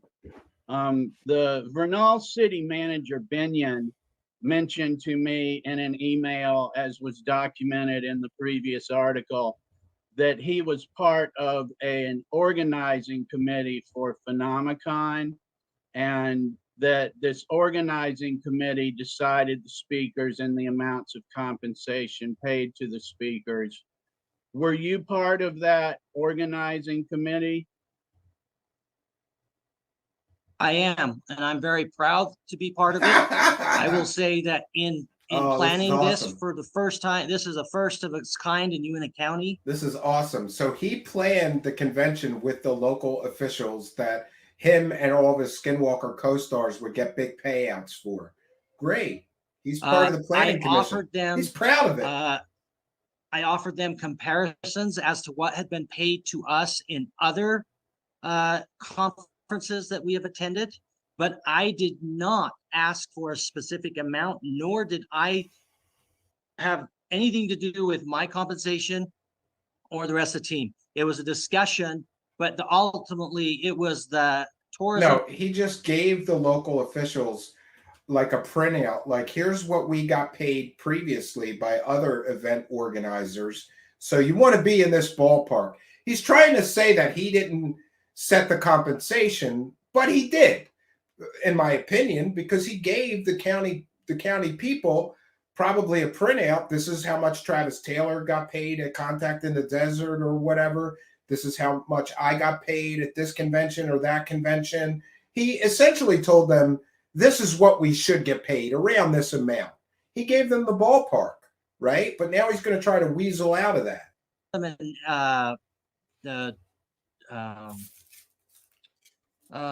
Tourism.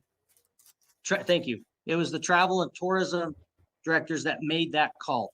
All I did was show them previous compensations. And if you will look at our compensations as far as our speakers fee, you'll see that it's actually very comparable to what you would find at other conferences. I've actually been paid more at other conferences than this.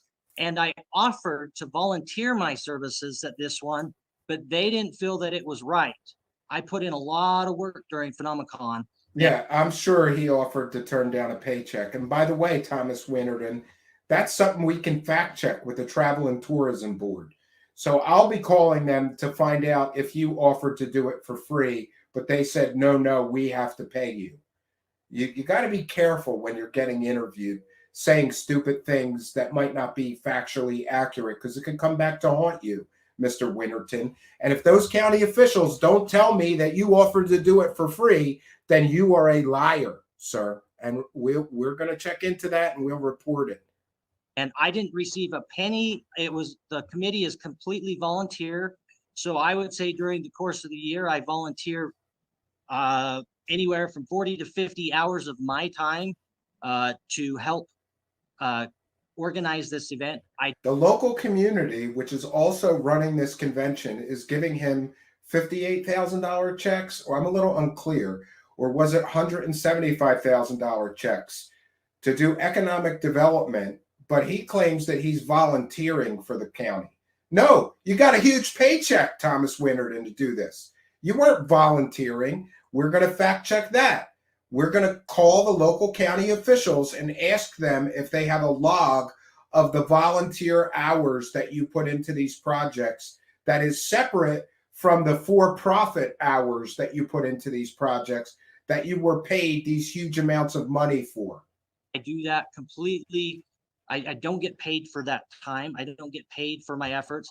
And as far as compensation, if you go look at what I was offered versus other speakers, there were many other speakers that were paid more than I was in speaker fees. Now, add-ons, the activities, those are different. And those are. Oh yeah, the VIP passes. That's what he's talking about. You could have a VIP lunch with Hillbilly Travis Taylor, the hillbilly scientist who, builds rockets out of moonshine and sees aliens and plans for alien invasions. It's the same for everybody. So I don't have a percentage that just applies to me. The arrangement is the same for all of us, and it comes down to number of tickets that are sold. and I by far sold more tickets than anybody else for my events. So it's the same contract and percentage. Do you have anything you'd like to say in closing, or anything you'd like to ask of me? Yeah, I'm curious.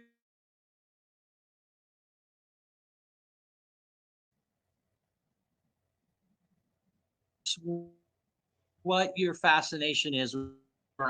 You're not a resident of if I won't matter. What is the fascination with trying this film? I apologize. I'm sure you're a very nice individual. I feel very targeted in this when we have bent over backwards to do nothing but help the community. I have the original emails proposing what different ways that local businesses could get involved that had nothing to do with me, just ways to help get businesses involved that could capitalize on the tourism that's coming in. Did you know that Skinwalker Ranch, our film production, the past 4 years, these are the easy numbers that are easy to calculate. Oh, now he's going to give us some numbers of the economic benefit that the local community enjoyed from being involved with the Skinwalker Ranch, and maybe why they would give Skinwalker Ranch TV show stars big consulting payoffs.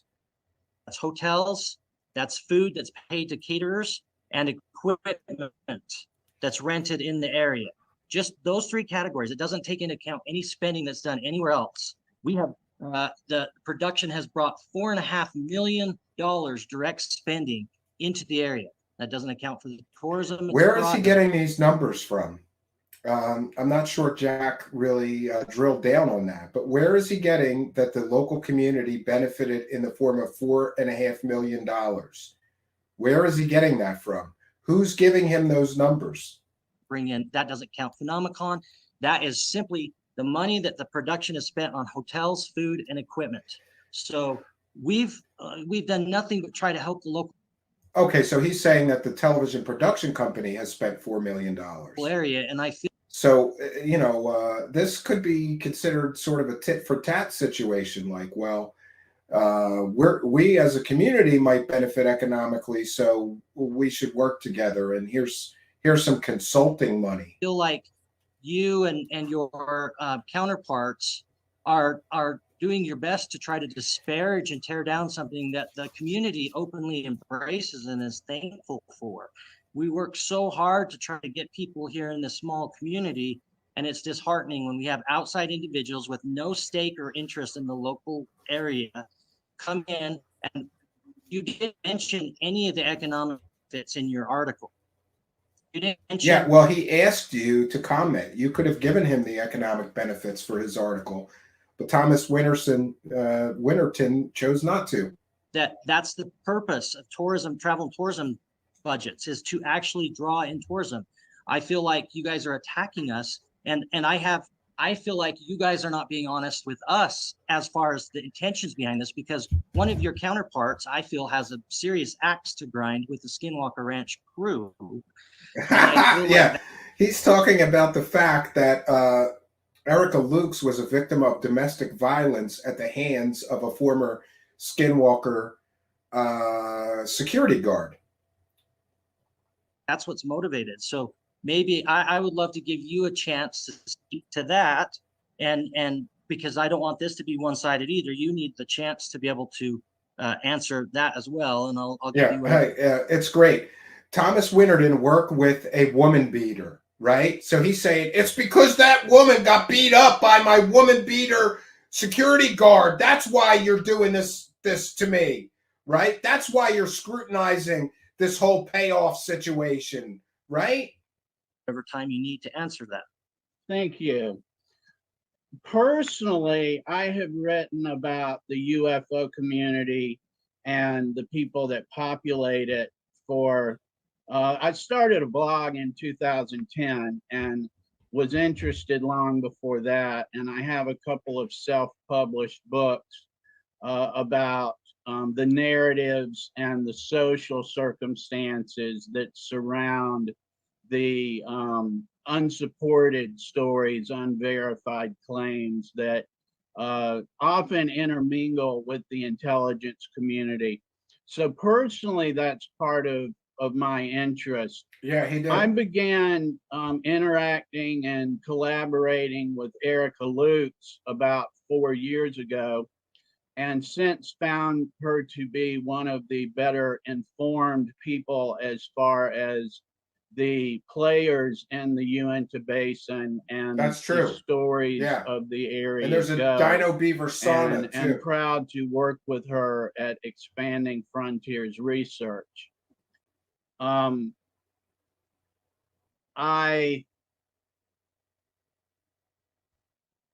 got to notice that we're out of time, but I am You've proud. still to got work- 10 minutes.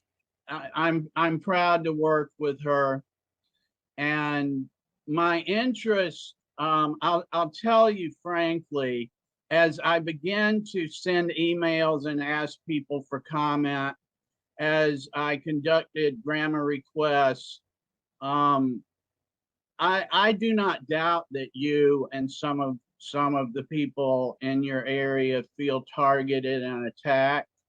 From my perspective, it felt more like a thread of entitlement of being asked to have transparency of government. And one of the things that particularly interests Yeah, a bunch of city officials are running UFO conventions and paying off local TV stars. And Jack Brewer's a bad guy for reporting about it, right? me about Phenomenon was that we get into a whole different set of circumstances when we take these stories and these conferences That could and be the true. capitalist elements of it and have county governments funding it, and when You're right, tax Steve Long. money gets in what I sometimes refer to as the UFO carnival business. As far though as targeting you, for instance, I also have request into the city of Roswell, and I'm expecting them any day, literally maybe in my post office box now as we Interesting. I'll speak, check it and out.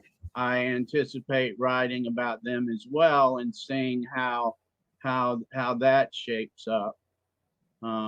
Does that adequately answer your question? Yeah, and look, I'm all about transparency. I'm very proud of everything that we've accomplished here.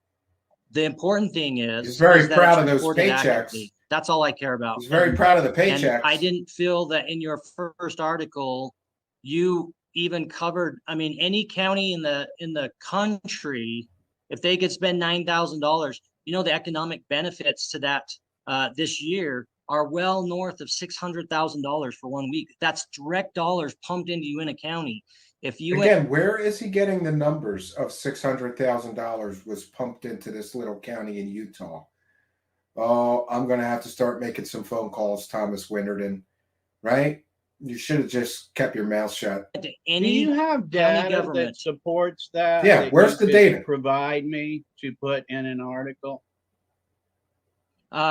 So the county, you know, the local Something on a sheet of paper, like an official government have you document. have you He's looked getting at pissed. any of the TRT tax reports? Have you looked at any of the sales tax reports?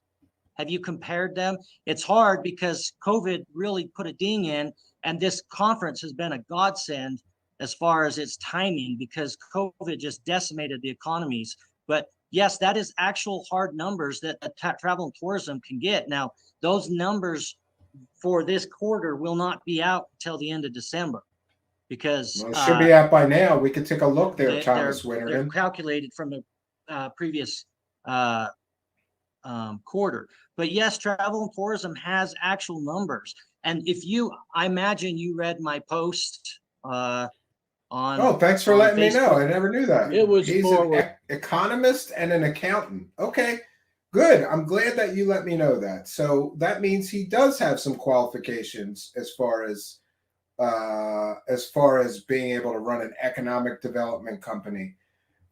Good to know. Thank you for the clarification. And we- Yes, sir. Okay. So if you go down, if you look at that Facebook post and you go down on there, there are comments in there of individuals that traveled there. One gentleman said they spent over $2,500 in Uintah County during their week there. I had the owner of Four Brothers Pizza in Vernal tell me that she saw, I think she said her tax revenue alone for her place for that week was $1,000. Now, if that's the tax revenue, you can imagine how many pizzas that is, because taxes represents a small portion of the actual sell. So there are business owners. When I go into restaurants, I have people thanking me for Phenomicon, the local restaurants and businesses.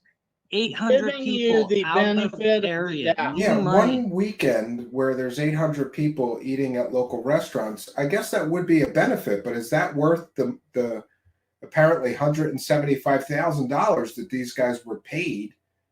You know, I don't understand. And by the way, I was able to find there's something called Intermountain Economic Consulting, and Thomas Winterson is shown as a managing director. And we'll share that. So, you know, I apologize for the question. It is a valid question. What qualifications does he have? If he's an economist and accountant, maybe. Yeah, sure. We'll give him that. Giving you the benefit of the doubt that all of that is, giving you the benefit of the doubt that all of that is absolutely correct. Do you not see a conflict of interest in county government enabling stories about dogmen at ranches in order to get that tourism? How is that any difference from them? The county also puts on So your answer the energy would be summit. no. Hang on. You don't. No, I see zero conflict. Zero conflict. That's no different than Yeah. this county. So essentially, the local community is encouraging stories about werewolves with no evidence and no proof, stories about dino beavers with no evidence and no proof, as well as the multiple, 100 stories of fake paranormal activity on a television show. The local community is essentially endorsing that so that they could get some tourism money out of it. That is a conflict of interest, and it's an ethics lapse on the part of the local officials because they are essentially endorsing the Skinwalker Ranch scam by paying these guys to help them get tourism dollars. It appears to me, having looked at this situation in Jack Brewer's article, that the local officials figured out that they could get in on it. So let's pay these guys and they'll help us get in on it, and the whole community will benefit. And all we have to do is endorse stories of smoking dogmen, right? That's all we have to do. On a regular basis, bring in paid speakers to speak at conference. One example, the energy conference over at Western or over in Vernal. I don't They find bring in that speakers. remotely comparable, but I understand your argument. Well, it's topics that the county may or may not condone. They're not saying they condone it. This is all about promoting economic development. Nowhere does the county say we are getting behind what Travis or Thomas or any of the other people claimed. Yeah, yes, they are. They are endorsing it by paying you and holding conferences where you're telling people this nightmarish, list of fake stories. They are endorsing it by being in business with you, Thomas Winterton. It's simply all they care about is that people come, stay in the hotels, and spend their money at the restaurants. And as long as at the end of the day, the money they spend on the conference is less than the money that they earn on the taxes and the revenue, then it's a net positive for the county. That's all they care. They're not condoning or endorsing any of us. I beg to differ. By being in business with them, that's an endorsement. It's a stamp of approval from the local county on the Skinwalker Ranch claims, which are various and absolutely ridiculous. This guy's going to sit there with a straight face while people are running around telling stories of werewolves and dogmen and dino beavers and portals and aliens and shapeshifters and say that the government is not endorsing that by being in business with them, not endorsing it by paying them to participate, to hold a conference in their local area? Of course it's an endorsement. Jack Brewer's 100% right on this. Paying, and I can prove that by the fact that they bring in regularly speakers for all different topics and subjects for which they're not saying they endorse them. They're just providing a venue. All right. I want to thank you for spending some time with me and putting your statements on the record. I appreciate it. Jack Brewer, very Well, thank you for diplomatic. having a civil conversation and being able to give me a chance to speak to this. I respect that and I appreciate that. Thank you. All right, that's it. We made it. We made it. Interesting. Jack Brewer's doing some interesting work, and isn't it wonderful that these people, once they get called to the carpet. But I'm going to share this because I was in error. I believe I looked previously to see what his education or his qualifications are. Thomas is a lifelong resident and entrepreneur in the Uintah Basin with experience as a small business owner, general contractor, and project manager, spanning a wide range of activities. Well, that's pretty vague, though. He's the president of the Roosevelt Rotary Club, chairman of the Republican Party, Utah Republican Party, state central committee member, chairman of the board of One Heart Bulgaria, and has served in the advisory panel for the Uintah Basin Applied Technology Center. And this is his business with Brandon Fugel, who's the chairman, and Thomas Winterson is the managing director. Yeah, great. And there's a phone number here. So I'll try to call them and ask them for the data on what economic development that they have provided. And I would like to know exactly how much money was paid to Skinwalker Ranch members, associates. Some of it is available on Jack Brewer's website, but interesting. I don't see anything about his education because, I'm sorry, if you're going to take contracts for economic development, you should have some training in economics. If he does, great. Good for him. But I still think that this looks a little shady. And that's all I'm going to say. I'm looking at LinkedIn and there's 10 Thomas Wintertons, so I'm going to have to do that off air, but we'll do an update about Thomas Winterton, his education, his qualifications to provide economic development services for local governments. Would be interesting to see when this Intermountain Economic Consulting was formed. Let's see if they show anything in the about. A nice office building. That's a stock photo. I doubt that's their real building. Full service economic development firm based in Salt Lake City, Utah, with an office in the Uintah Basin. With expertise in, this is what they do: location advisory, incentives negotiation. Great. So pay us consulting fees, and then we'll do incentives negotiation and tell you people how much you should pay us to appear at a conference we're involved in. Economic development consulting and development advocacy. The founders of the firm, Brandon Fugel, Thomas Winterton, and Jim Morse, have combined experience in the areas of commercial real estate development, economic development, international trade, and development over 80 years. I guess that's between us.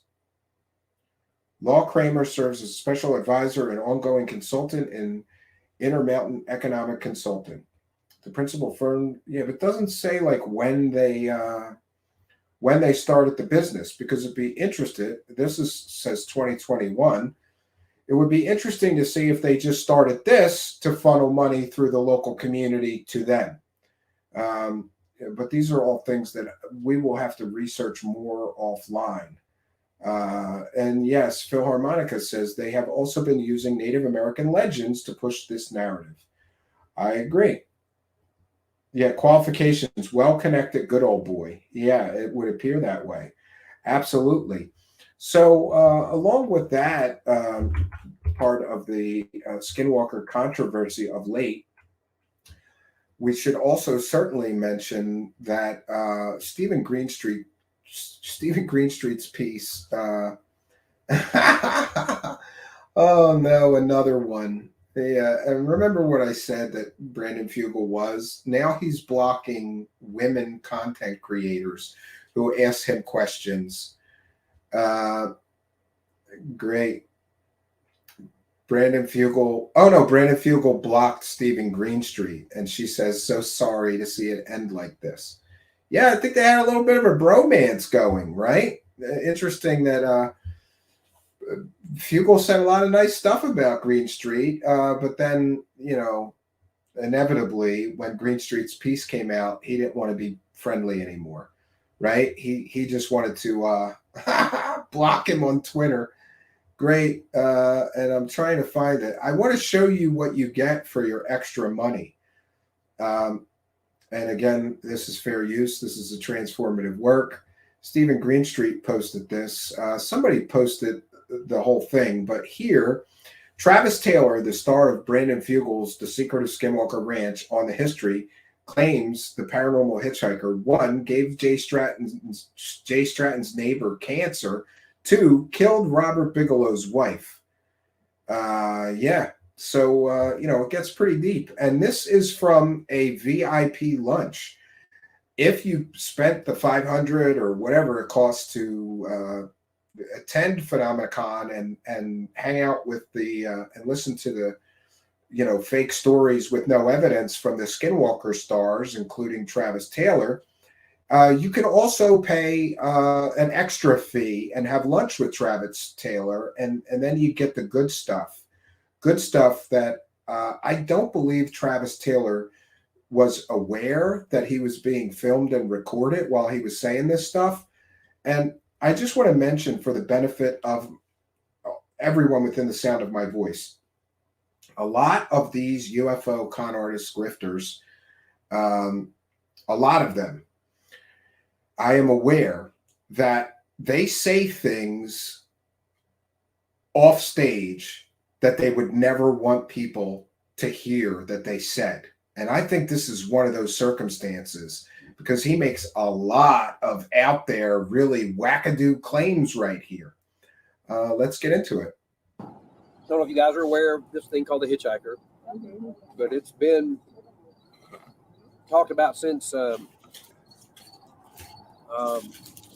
Bigelow era. In fact, I know who coined the term hitchhiker, but he hasn't told me it's okay for me to say that yet. But attach his name to it yet. It's basically Axelrod in that book. Oh, so I know Axelrod very well. Yes, Kirkpatrick, the head of the current government UFO program, Arrow. And all that stuff is I've measured with scientific instruments in his house. Okay, great. He measured the hitchhiker effect with scientific instruments in Mr. Kirkpatrick's house. So can we get that data, Travis Taylor? You wouldn't be just making this stuff up, would you? Can we get the data? Freaky. We've had simultaneous events occur at his house, my house, and in a house in the Uinta Basin all at once. So we've measured. Within a microsecond. If they've measured it, then they have data available. Steven Greenstreet and Mick West have been asking to see the data, and all they get is videos of what is likely bugs flying in front of a camera or other nonsense. Brandon Fugel has not released any data, and neither has Travis Taylor, but here he is talking to people that are paying hundreds of dollars to have lunch with him, because he's a big star. He plays Ghostbusters on TV, and UFO Hunter Man on TV, and Alien Invasion Guy on TV, as well as Hillbilly Scientist making rockets out of moonshine. Great. And by the way, I built rockets growing up as a kid. I still build rockets. No matter what I say about Travis Taylor, if I got a chance to build a moonshine rocket with him, I would. So I'm not slagging him for that. But what I am slagging him for is claiming that he has all of this data while he is talking to big fans of the show who are paying hundreds of dollars to have lunch with him.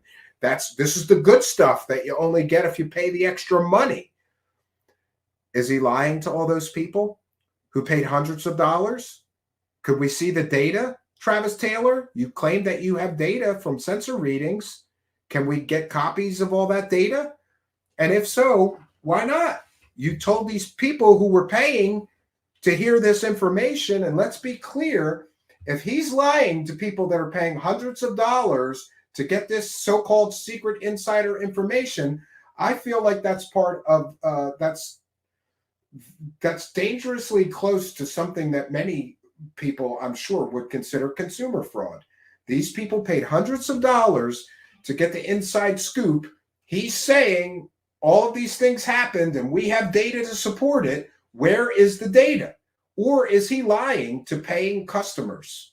Events occurred, which that you can't do that. And but the worst phenomena is there have been a couple of people who had the, I guess you call them orbs, whatever, in their house, and or wraith-like things in their house. Yeah, and well, the one of the neighbors of Axelrod had an orb fly through them, and they ended up with a very dangerous form of cancer from it. And so let's be very clear. Travis Taylor is at a VIP lunch where people paid hundreds of dollars, and he's claiming that a neighbor of Kirkpatrick, the person who runs Arrow, had an orb hitchhiked to him from Skinwalker Ranch and caused him to have cancer. Can we see the medical records? Do we have medical confirmation? Do we have doctors confirming that this guy got cancer from an orb? Or did the guy just get cancer and happen to live near Axelrod, which is a code word for Kirkpatrick? You know, this is ridiculous. People are paying hundreds of dollars, and this is what you're telling them?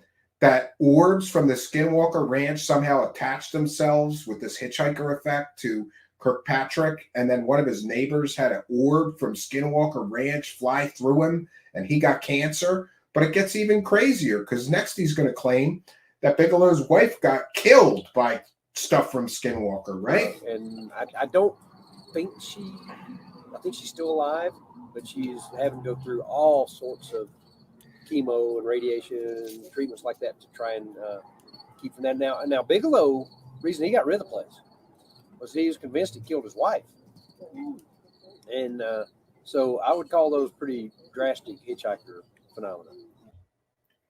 This is absolutely ridiculous. The fact that this man is accepting money from all these people and he's telling these stories, absolutely ridiculous.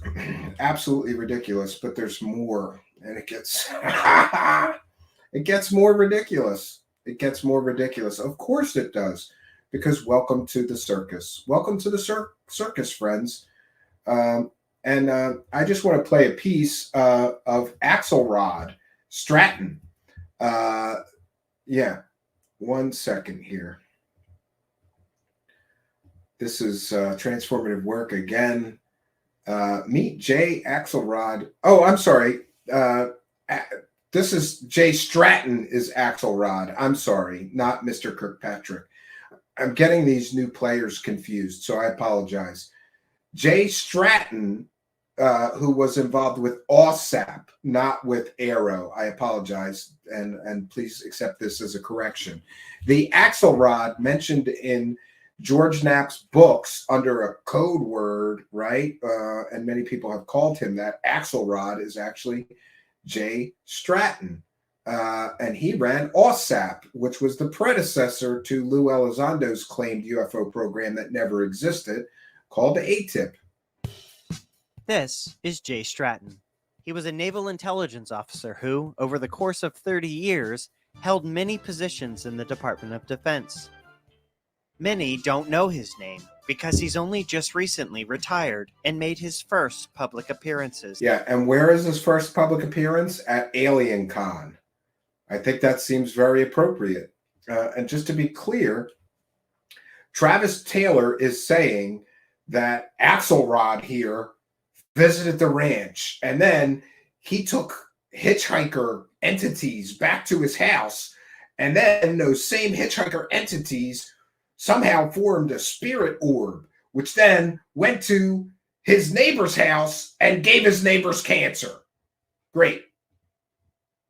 Why would you let people on a ranch that was giving people cancer? I don't know. Good question. But while in the government, Stratton was involved with UFOs in Skinwalker Ranch for at least 15 years. 15 years this guy made money off of UFOs and Skinwalker Ranch. Back in 2007, Stratton says he read the book Hunt for the Skinwalker, along with his co-worker James Lakatsky. And it's important to realize that this book is the George Knapp book that is filled with spooky stories they claim they had all this evidence for, but when pressed for the evidence by Joe Rogan, George Knapp admitted that they had no evidence. And these two clowns read this book, which claimed to have evidence, which turns out there is no evidence, and they were all chips in on the Skinwalker Ranch thing. At the Defense Intelligence Agency. Our previous report debunks many aspects of this book, which contains many spooky stories, but provides no evidence at all to back up any of them. No evidence at all to back up any of the claims. Bigfoot-like creatures on the ranch, werewolves on the ranch, dino beavers on the ranch, shapeshifters, alien predators, UFOs, and more. And don't forget the smoking dog men. Despite this, both Stratton and Lakatsky were fascinated by the book and its stories of UFOs, ghosts, and monsters. Lakatsky lobbied Senator Harry Reid to acquire $22 million to study UFOs in Skinwalker Ranch. Yeah, and just to be clear, that's what I was talking about at the beginning of the broadcast. The United States government wasted $22 million giving essentially government insiders and Bob Bigelow $22 million to study his own ranch. Lakatsky was the director of this study, a program called OSAP, and Stratton was a lead investigator. In Lakatsky's self-published book about OSAP, he refers to Stratton. Yeah, George Knapp wasn't done cashing in on the Skinwalker scam, so then he did a book with Stratton. Great. Stratton with a pseudonym, Jonathan Axelrod. But it's now been confirmed to me by multiple sources that Axelrod is Stratton. The book says Stratton first went to Skinwalker Ranch in 2009, and while there, he became possessed or infected with a poltergeist. Oh, this is so stupid. And that it followed him home and tormented his family. The following is a partial list of what Stratton reportedly encountered. A huge wolf-like creature, screaming black shadowy humanoids, nightmarish dogmen, dark humanoid creatures. Even after OSAP was shut down in 2012, Stratton continued his pursuit of the paranormal, utilizing his position at the Pentagon to move the needle. It's reported that Stratton used his clout to create an official UFO task force within the Pentagon. He would then become the director of this task force. And that brings us back to Stratton's 2019 meeting with Travis Taylor. Interesting. Very, very interesting. So it would appear that not just local government officials want to get in on the Skinwalker scam, national government figures like people that work at the Pentagon. Several people who worked at the Pentagon have gotten in on the Skinwalker scam, including Jay Stratton and Travis Taylor, right? Travis Taylor's getting huge paychecks now. And he also worked for the government with UFOs or the Pentagon offices that were interested in UFOs. So this is kind of ridiculous. Why are our government officials wasting taxpayer money on nonsense, right? And but what will happen next is interesting. So I mentioned in the thumbnail here that the the UFO grifters are panicking, and all of this negative attention heaped onto Skinwalker Ranch has not been good for them. We have the scandal surrounding, uncovered by Jack Brewer, surrounding members of the Skinwalker Ranch getting paid by the local government for, we're still not sure what, economic development. And by the way, I'm going to look into that story separately, and we'll do a special report on that.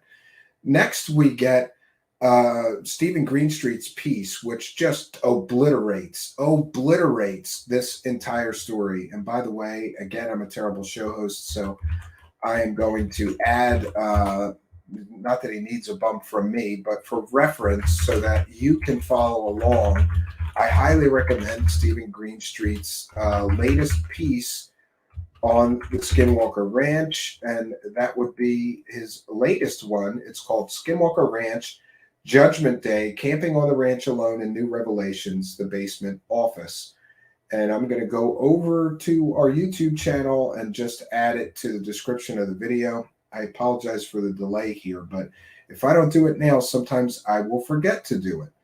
So here we go. I'm going to just put a Basement Office episode, and the link will be in the description of the video. It was so good that I considered playing the whole thing here and doing commentary, but quite honestly, one, I don't know how Mr. Greenstreet feels about somebody playing an entire video of his that's 40 minutes long or something, and doing commentary on it. And two, I don't think it needs commentary. I think that Greenstreet nailed every aspect that he presented, including the fact that despite all of the claims by Brandon Fugel and others that this is all about science, all of his companies are registered as entertainment companies. This is entertainment. It's a goddamn circus, and Brandon Fugel is at the center of it.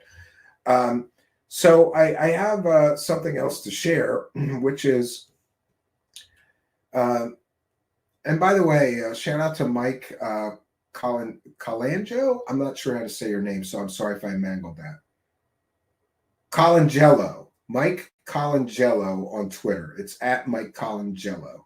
There are some people that are true believers that I can get along with, and Mike posts a lot of great stuff. And I hate that I do this, but I go to the believers and see the clips that they're sharing to support their arguments, and then I say, no, that doesn't really support the whole carnival and circus here. No, but he hasn't blocked me on Twitter, so good for him. Unlike other people who smell like vagina, like Brandon Fugel. Hold on one second. Yeah, when I got the note, when I went to Brandon Fugel's Twitter for something and realized that he had blocked me, that's exactly what I thought. I thought, I smell vagina, Brandon Fugel. I smell vagina, Brandon Fugel. I definitely smell vagina. You had to block me because I asked some questions. Is he an intellectual weakling? Is he an intellectual coward? Is his so-called evidence of paranormal activity at the biggest paranormal activity hotspot on Earth so weak he cannot withstand questions? Well, apparently so, because he blocked me. But it is what it is.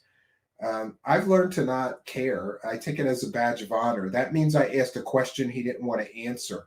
So it is what it is. But here, this is interesting. Because Brandon Fugel in this clip is saying that after Skinwalker Ranch season 4, you're going to need therapy, right? Are they upping their grift? And here's something I noticed. We talked about the overpromise and underdeliver that people do, right? People overpromise and they underdeliver. That's what you got to do when you're selling paranormal BS. You have to hype it out the wazoo. These guys hype bugs flying in front of a camera as, oh my God, an orb. Oh my God, paranormal activity. It's a goddamn bug, Brandon Fugel. And the fact that this clown has 2 scientists who can't stand up, I think that there is I want to mention that I think that there is a strange group dynamic going on with some of these guys involved in this Skinwalker scam. And that is that they all want to find paranormal activity.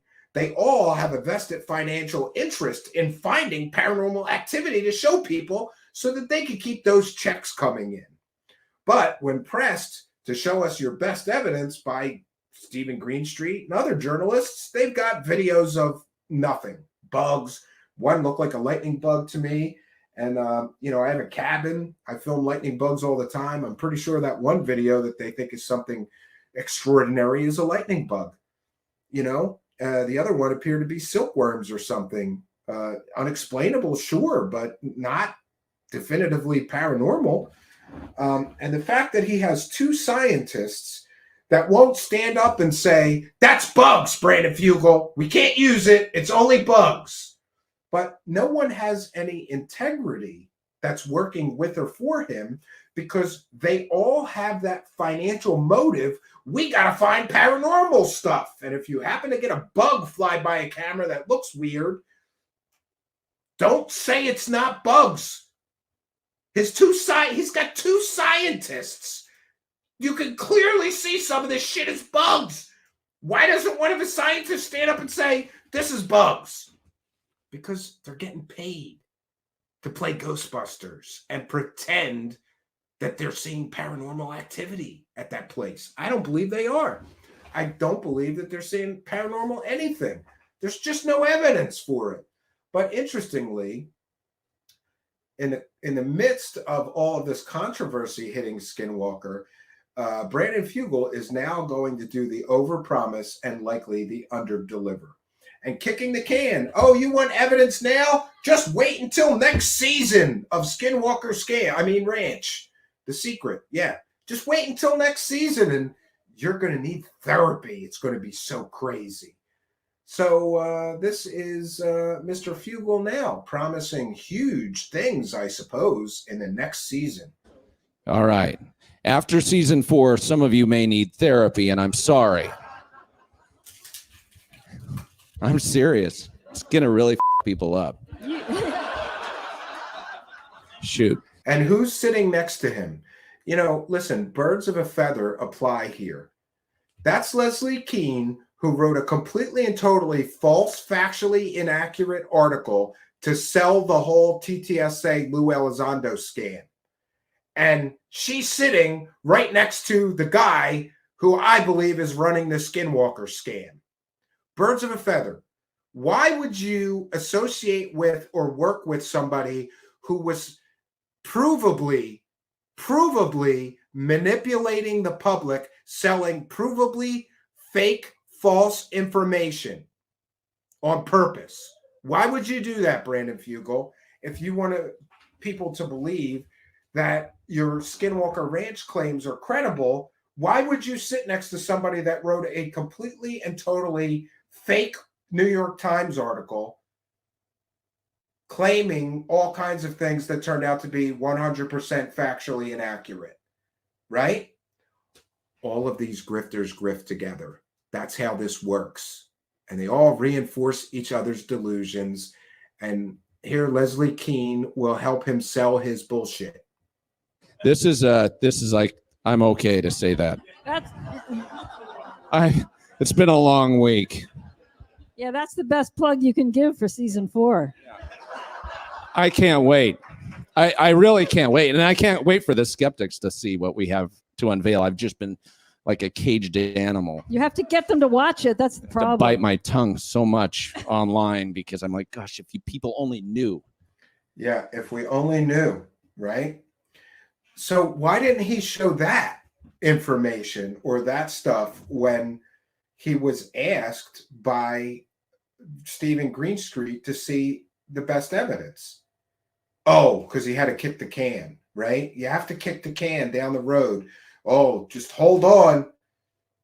Buckle up, because next season's going to be crazy. Great. I look forward to seeing that. And I, for one, will be one of the skeptics watching that. And I will be happy to sort of analyze whatever they have. and I'm sure others will, including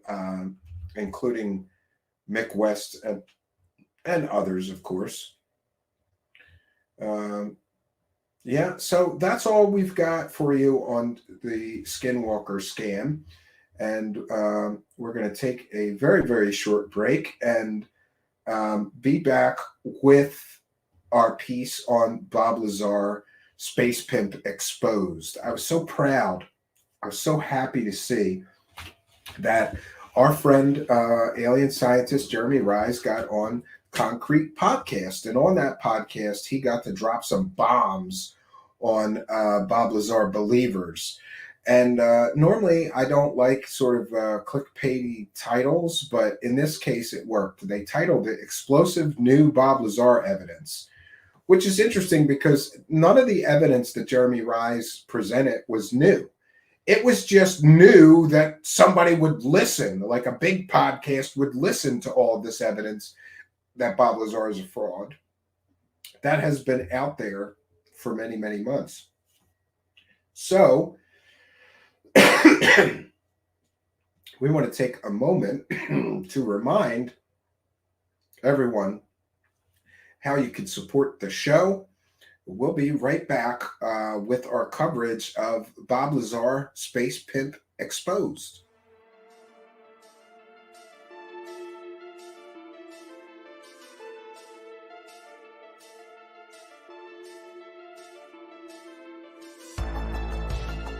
Thanks for being here. This is Truth Seekers with your host, Steven Campion. Please rate, like, and comment on our videos or podcasts. If you are listening to an audio podcast, please rate us 5 stars to help us rise in the search rankings.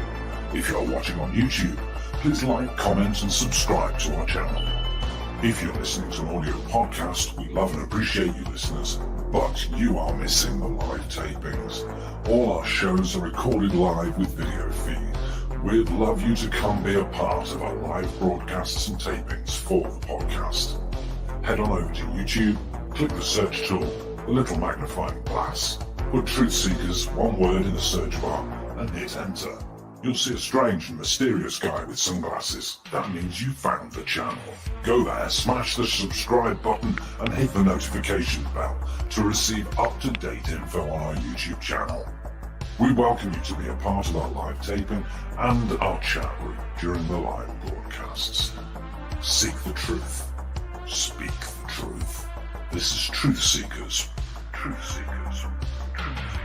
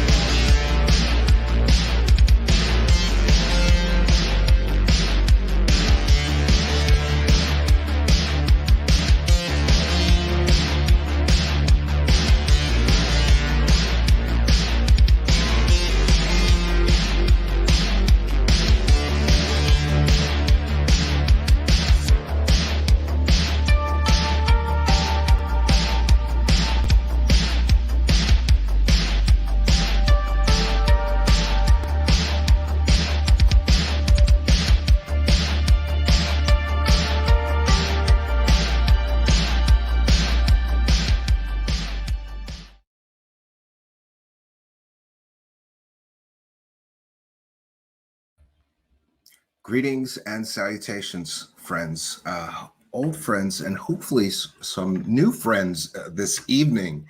And we welcome all of you. Tonight is kind of a special event, at least it is for me, because tonight I'm going to get to talk to somebody that I have been following for quite some time. And he and I have never spoken. Well, no, we did one time on Erica Luke's show for a little bit on a stream, but we've never had a real one-on-one conversation. And you guys know how I am. I like that this show gives me a passport into some of the most interesting people on planet Earth, really. And so I get to use this show to get that access and have these amazing, interesting conversations. And what can I tell you about Jack Brewer? Mr. Brewer is a real researcher. And I say that sort of out of respect, because it seems to me that there is a lack of real research lately. And you've all heard me talk about right-click researchers. That is, people who, if you cannot find it through Google, they just don't.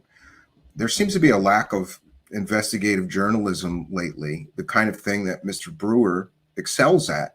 He is, filing FOIAs and making phone calls and firing off emails, asking a lot of people a lot of questions that sometimes make people uncomfortable. And that is why I respect him as an author and researcher and sort of journalist. I've been following his Expanding Frontiers research blog for some time, and he has done some amazing investigative stories, not just on conspiracy land stories, but he also covers the government and a lot of different government organizations. He is sort of a government watchdog, and he also is a published author. I have his book on NICAP, which is an interesting story, essentially of intelligence, the intelligence community's infiltration into UFO land. And I thought, what an amazing story that was. And we are seeing an incredible amount of parallels to that story now. It's like all of this has happened before and it will all happen again. You've heard me talk about the recent intelligence community infiltration into the UFO community. We've got information warfare specialists coming into from the government or former government, coming into the UFO community, telling fantastic stories of aliens and UFOs and all kinds of things. And we've also got CIA agents and DIA agents and all manner of alphabet soup intelligence people suddenly front and center in the UFO community, grabbing the spotlight and I believe controlling the narrative. So here to help us break all of this down. And also he had a recent piece on Skinwalker Ranch that was just incredible to see some of the financial dealings behind that television show. I love it when someone like Mr. Brewer can use his skills to peel back the layers of a story and really bring it to us. So joining us today, Mr. Jack Brewer. Welcome, Mr. Brewer. Good to have you here. Thank you. Oh, it's good to be here. Thank you. Yeah, I've wanted to have you here for quite some time. Such a flattering introduction. Maybe I should just quit while I'm ahead and thank you for that. Oh no, listen, it's well deserved. And you're one of those people who I just admired from afar. I read the blog and all the stories that you do, and I hear you on with Erica Luke's. But one thing I don't think that I've ever heard you talk about, and I ask everybody this the first time in, is what is it that got you sort of down the rabbit hole with UFOs and aliens and conspiracy land? What started you off in this? When was it? And then can you tell us more about your organization? Sure. I was always interested in UFOs and fringe topics, paranormal topics. I'm almost 60 years old, so that puts me as a childhood watching the major networks in the 70s, and there were paranormal shows about ESP and In Search Of and these different Leonard Nimoy. I've watched those reruns. And while it may and it is worse lately, where there's more cable networks now, infinitely more, and we're inundated with bad research and untruths these days. But used to be, you got it a little less frequently, but that didn't make it any less believable and entertaining. And you'd see the stars that you like and admire in these shows, week to week, or narrating documentaries. And I'd order, as I think many of your listeners and viewers, I'd order paranormal books at the book fairs at school and things like that. So I was always interested in it. And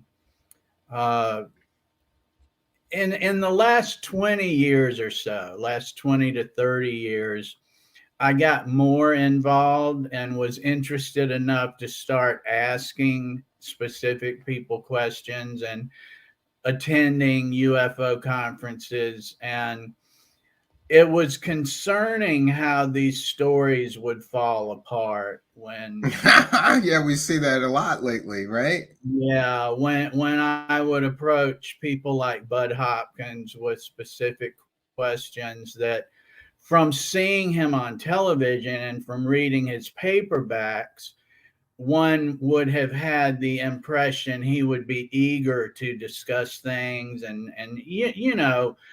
show you evidence, right? Yeah, he was a charismatic man, as many of them are, that could command an audience, and he could influence people. And most importantly, a lot of these people can present really good stories in paperback books. And I was finding when I approached them that stories were often not as solid.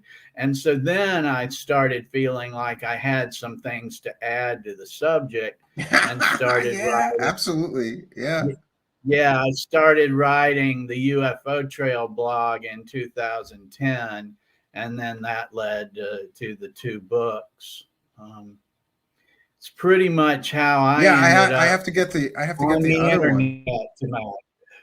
Yeah, and maybe you had the same feeling that I did. Like I started investigating some of these people and their claims, and I was kind of like horrified. Like, why are these people appearing at UFO conferences and nobody fact checked their military background or their job history, and they're saying these things and it's really not true.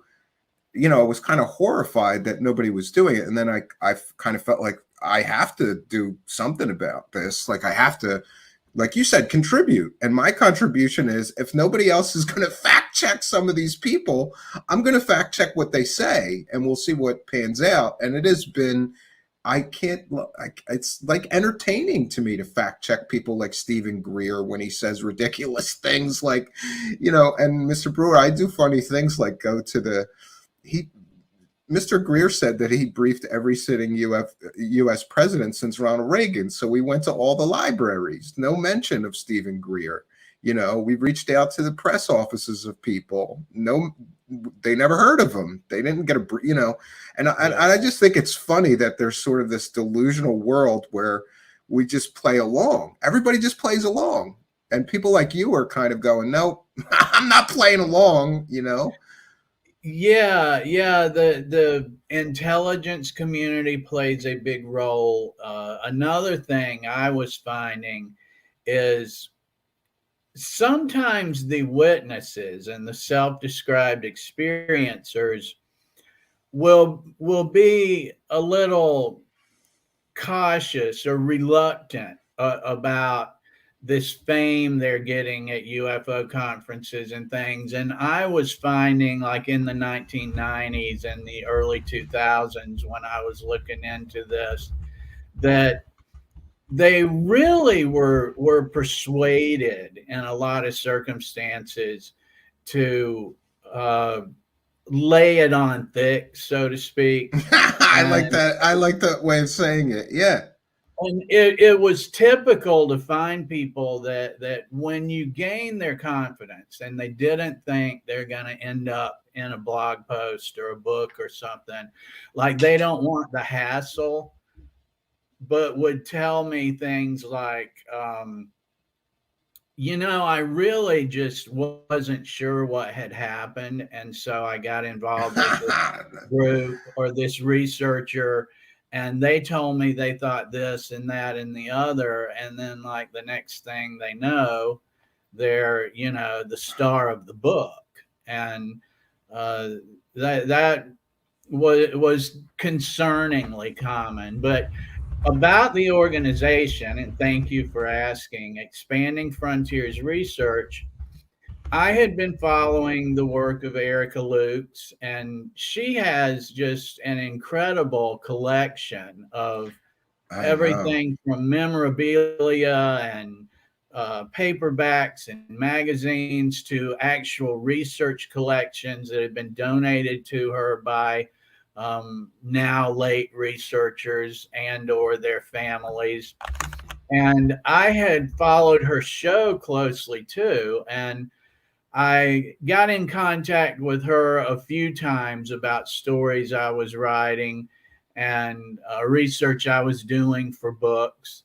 And we had a certain rapport going, and I approached her at one point about that I knew some things about the nonprofit industry, and that if she ever wanted to discuss it, I could tell her some questions she could ask herself to see if it might be a good idea for her to be involved with incorporating a nonprofit for her archive and research interests.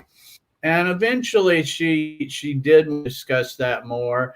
And to cut to the chase, we came to the conclusion that it would be advantageous to help a platform for both of our research and our interests and her collections. And she had been getting mentoring from Barry Greenwood during this time, and she asked him to round out the board of directors, which is the three of us, and we incorporated Expanding Frontiers Research. And that's how that started. And I got to tell you, it has far exceeded my best expectations. I sincerely could not be happier with interacting with Erica and working with her, and the stories we've done, and the FOIAs and the work that we've been able to contribute to the genre as a whole. Yeah, and I like that you made it a nonprofit. I think if I had to do everything all over again, I would have done the same, because I feel like, this isn't my full-time job, though we have people support the show, and I have a separate account, separate spreadsheets. Every penny that comes into the show is only used for the show. I don't commingle, my personal money and the show money, but I would have done things a little differently. But I think it's great because it deserves to be a charity, what you do, Mr. Brewer, because you are providing a public service as a watchdog to some of these organizations that truly need somebody to really dig into them. And I've been impressed with your ability to sort of dig into something, and then you kind of find the dirt. And then what I'm most respectful of is that you confront the people with the dirt, and then you ask them more questions. And you're able to really pull a lot through FOIA and public records. And a lot of people aren't aware that, like, these government agencies, they have to give you the information, but they're reluctant to. They try not to. They use exemptions or whatever they can. But when I noticed that, I feel like when you start digging, they kind of are initially reluctant, or they try to withhold, or they try to play games with you a little bit. And then when they realize how serious Mr. Brewer is, he just hits them with more requests and more requests and more requests. And one thing that I learned from you is if you're getting resistance, you need to amplify your requests and amplify your demands.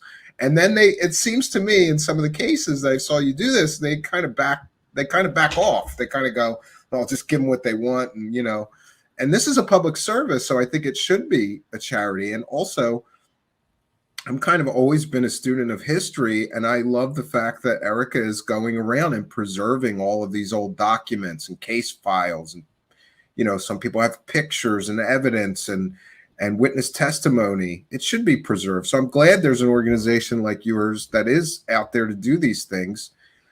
I wanted to pivot to talk a little more about your understanding of Skinwalker Ranch. And I want to know, just as a general overview, what did you think of the whole thing, the whole selling of this mythology? Because that's what I think they're selling. They're just selling mythology and this sort of, we're a serious scientific, we're doing serious science here, but everything's really just about entertainment. Can you give us a breakdown of how you first learned about Skinwalker Ranch and what you have learned about the whole thing? Well, probably like a number of your old timers, I might have first heard about it via Art Bell and Coast to Coast AM back in the day. George Knapp's book, things like this were probably how I first heard about it.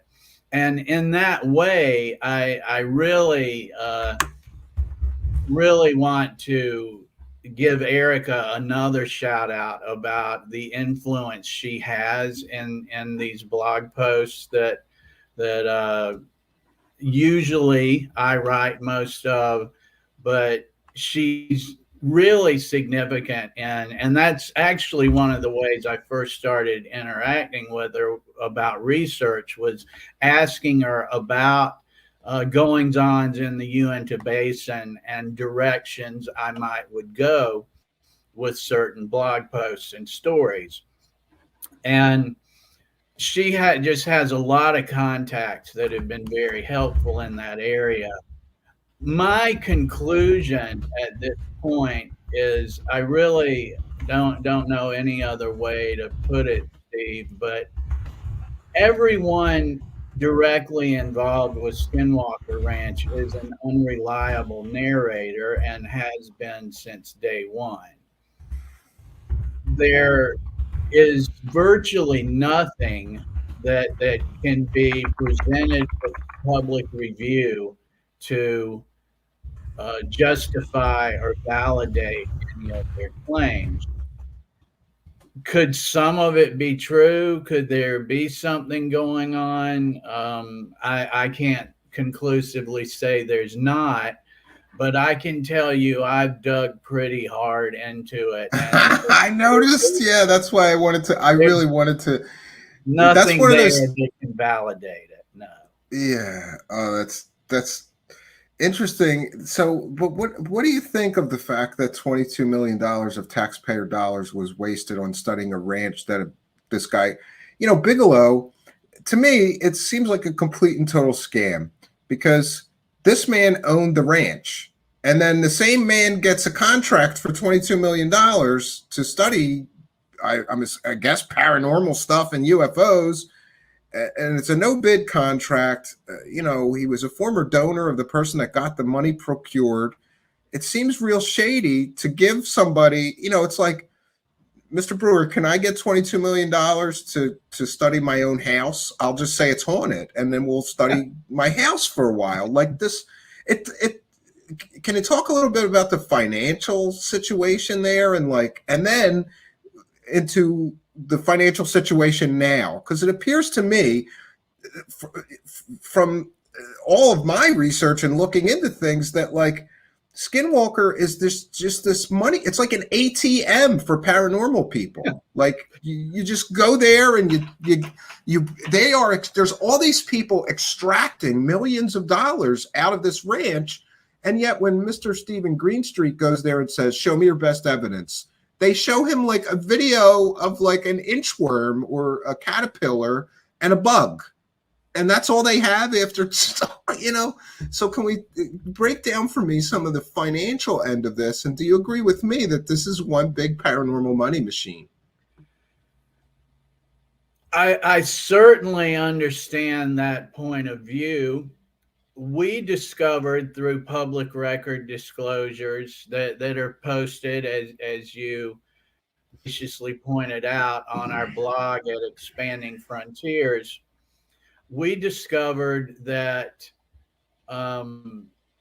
Uinta County was financing the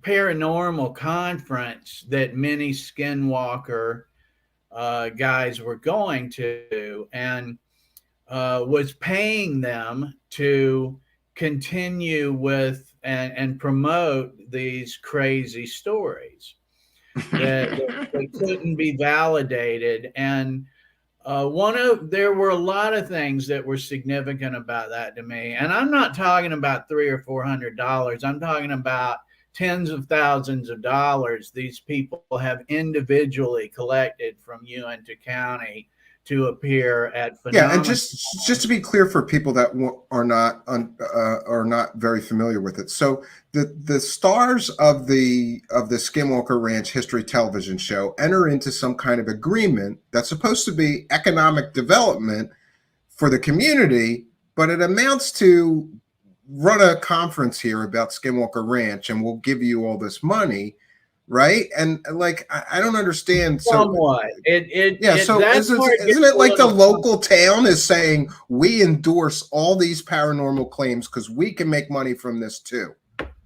You're right that essentially it's a Scooby-Doo story. That's Scooby-Doo, Mr. Brewer.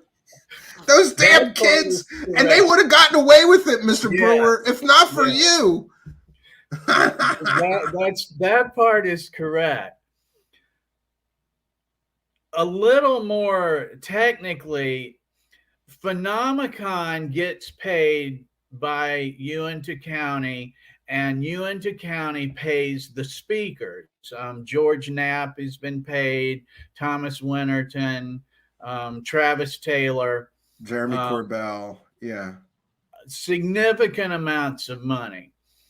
And so that gave them a financial interest in promoting these unverified stories while they're claiming to be doing scientific research, which is the textbook definition of a conflict of interest. Then it was while we were looking into that and further studying records that we discovered in the Uinta County budget, there was a payment to Colliers International, which is Brandon Fugel is associated by Mr. Fugel. Yeah. Yes. And then we discovered through records requests that they actually hadn't paid Colliers International. They had paid Intermountain Economic Consultants, IEC. And then that's Thomas Whitmore's company, right? One of the other stars. That's Winterton and Fugel and James Morse. Yes, Winterton and Fugel, which are all Skinwalker Ranch folks. And they received about $175,000 combined from 3 different counties. We discovered, as you know, once we started pulling the thread. And it's not clear what they provided in return for that. And Mr. Winterton, to his credit, spoke with me about it. That was one of my favorite things that I've seen. Yeah. Thank you. He does have. Yeah. For those unaware, Mr. Brewer, and here's the thing I love about you. You were so calm and even toned and respectful to him, but you still hammered him, and he was sweating and trying to explain it, and he was doing a very poor job. And I remember thinking when I was watching this, he made a bad decision to do that with you. Had he just kept his mouth shut or given you written statements, it might have went better for him. but he really didn't have any answers. He's like, oh, well, because we're doing this, everybody's making money. Like the hotels and the local restaurants love us doing this, but it still doesn't equate. And I love that you brought up, like, can you show us some spreadsheets of tax revenue to prove that this county giving you guys all this money is increasing the tax revenue in the town, because this would be reflected by sales tax? And he started stuttering, and he had no, like, it was a great piece, a great gotcha moment too. Thank you. But it was like an underrated gotcha moment, because he didn't even realize what he was getting whacked with. Like the fact that he made statements he can't prove, like the whole community's benefiting. And to his credit, Mr. Brewer said, if that were true, you could show us some tax records that show an increase in sales tax and everybody's economically benefiting. He didn't have that, so there's this incestuous, weird relationship between the local community and the stars of Skinwalker Ranch, who are essentially getting paid. I still am not quite sure what the township gets out of it, or what the town is getting. No, it was not clear. And Mr. Fugel had written some proposals that we obtained through records requests, and it did not appear that things were promised had been delivered. Yeah, and Winterton had a problem with that. Yeah, library. Like, oh well, training, I if remember they were listening delivered, to him. it was not clear they were delivered. Yeah, and he seemed to really falter on this idea. He was making excuses like, well, I was filming for my television show, so I told him that those would be delivered later. Those benefits we promised would be delivered later, or those things would be completed at a later date. And I have a business, Mr. Brewer, and if I say, give me $10,000 and I will complete this job by this date, I can't say, well, hey, I got busy with other money interests like a television show, so I'm going to have to hold you off. I'm going to have to put you off on those things I promised. It doesn't make any sense.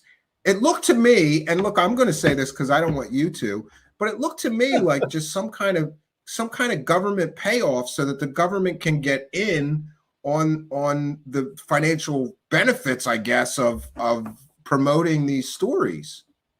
They do have peculiar relationships. I would agree with that.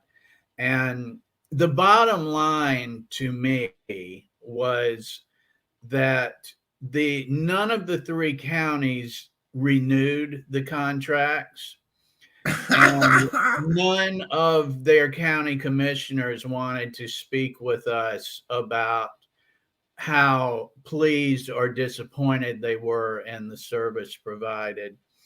And don't you think that when somebody refuses, that's always a red flag to me? Yeah, it's like, why are you refusing? The projects don't want to talk about if in hindsight they were pleased with the projects. That's quite a red flag in what should be a transparent county government.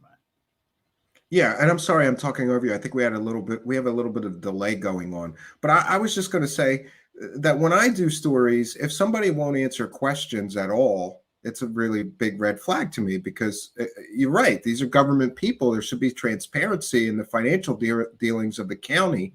And I've often thought that the only people that fear questions are people with something to hide. Otherwise, why wouldn't they just answer your question? You had simple questions for them. And the fact that they didn't renew it, don't you think that may be due to the increased scrutiny and coverage that you sort of brought in there? It had already expired by the time Erica and I discovered the expenditures in the Uinta County budget. So they had already not renewed it, and no one wanted to talk to us about why that might be. Nor did they want to have a comment about if they were pleased with the work that was performed. They just didn't want to discuss it. And it was a somewhat, granted they're all in mesh, but that was a somewhat different issue from the over 200 grand that was spent on Phenomenon in its first 2 years. And we did get some officials to speak with us about that. But it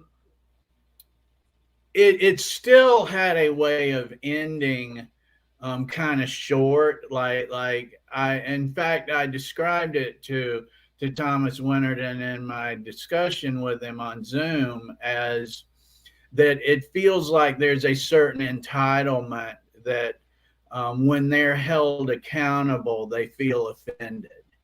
Yeah. Like there was a city manager that outright, he and I exchanged a couple of emails, and then he just outright told me, I'm just not responding to any more questions. And okay. Yeah, I've faced a lot of stuff like that as well, and I often don't know, maybe I should learn from the benefit of somebody with your experience, because I go one of two ways when that happens. Either I say, all right, I've gotten all I can from them, and whatever, I'll write up the scripts for the show and I'll do the show and I'll just report that.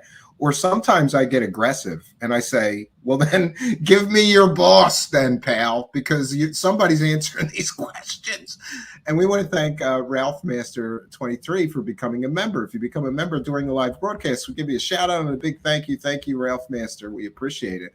And so what is the bottom line, do you think, about Skinwalker? Do you think, because I just kind of think it's a big circus money machine and there's no evidence. I haven't seen any, nothing conclusive. There's a lot of, it's kind of like the UFO world. The Skinwalker Ranch has whole books written about werewolves and dino beavers, and they say they had all this evidence, but then when asked for the evidence, George Knapp had to admit on Joe Rogan, well, we don't have any evidence. And it's like, you put it right in your book that you had all this evidence.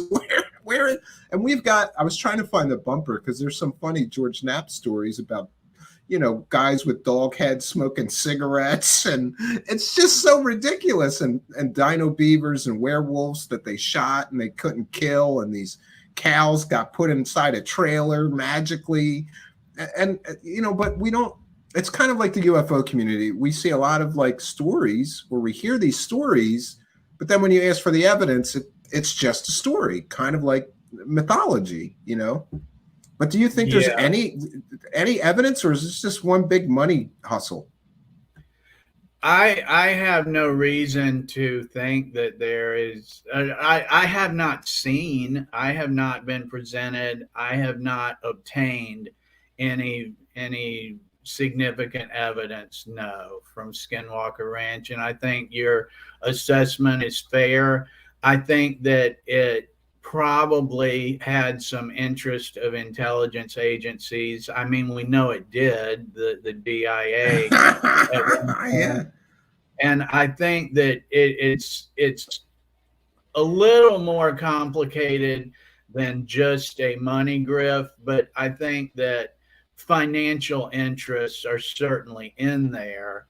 And there's a whole ecosystem of people that travel to the Uinta Basin to try to make it as YouTubers and podcasters and that try to get in on this. And so there's just a whole, the onion analogy of different agendas that go into Skinwalker Ranch. But yeah, I think you're certainly on point for all practical purposes with your opinion of it. It's my opinion. Well, it's good to know that I'm not. Other thing too, as long as we're on the topic, that people really don't see unless they roll up their sleeves and they dive into it. And I know that you have encountered this as well, that your audience won't necessarily understand, but just from hearing your opinion. But when you actually deal with these people, you're aware of, like, over a few months when the story changes. And they give you excuses. Well, yeah, you can get that from my assistant. well, no, the assistant doesn't know what the hell you're talking about. And then you see them still continuing with the story, even though they know that they don't have what they're claiming they have.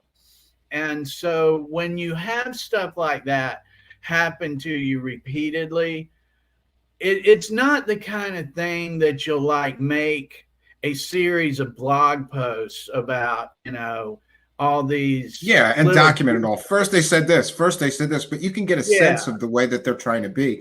And we want to thank Matt Alford for a kind and generous $7 Australian. Says, brilliant Scooby-Doo.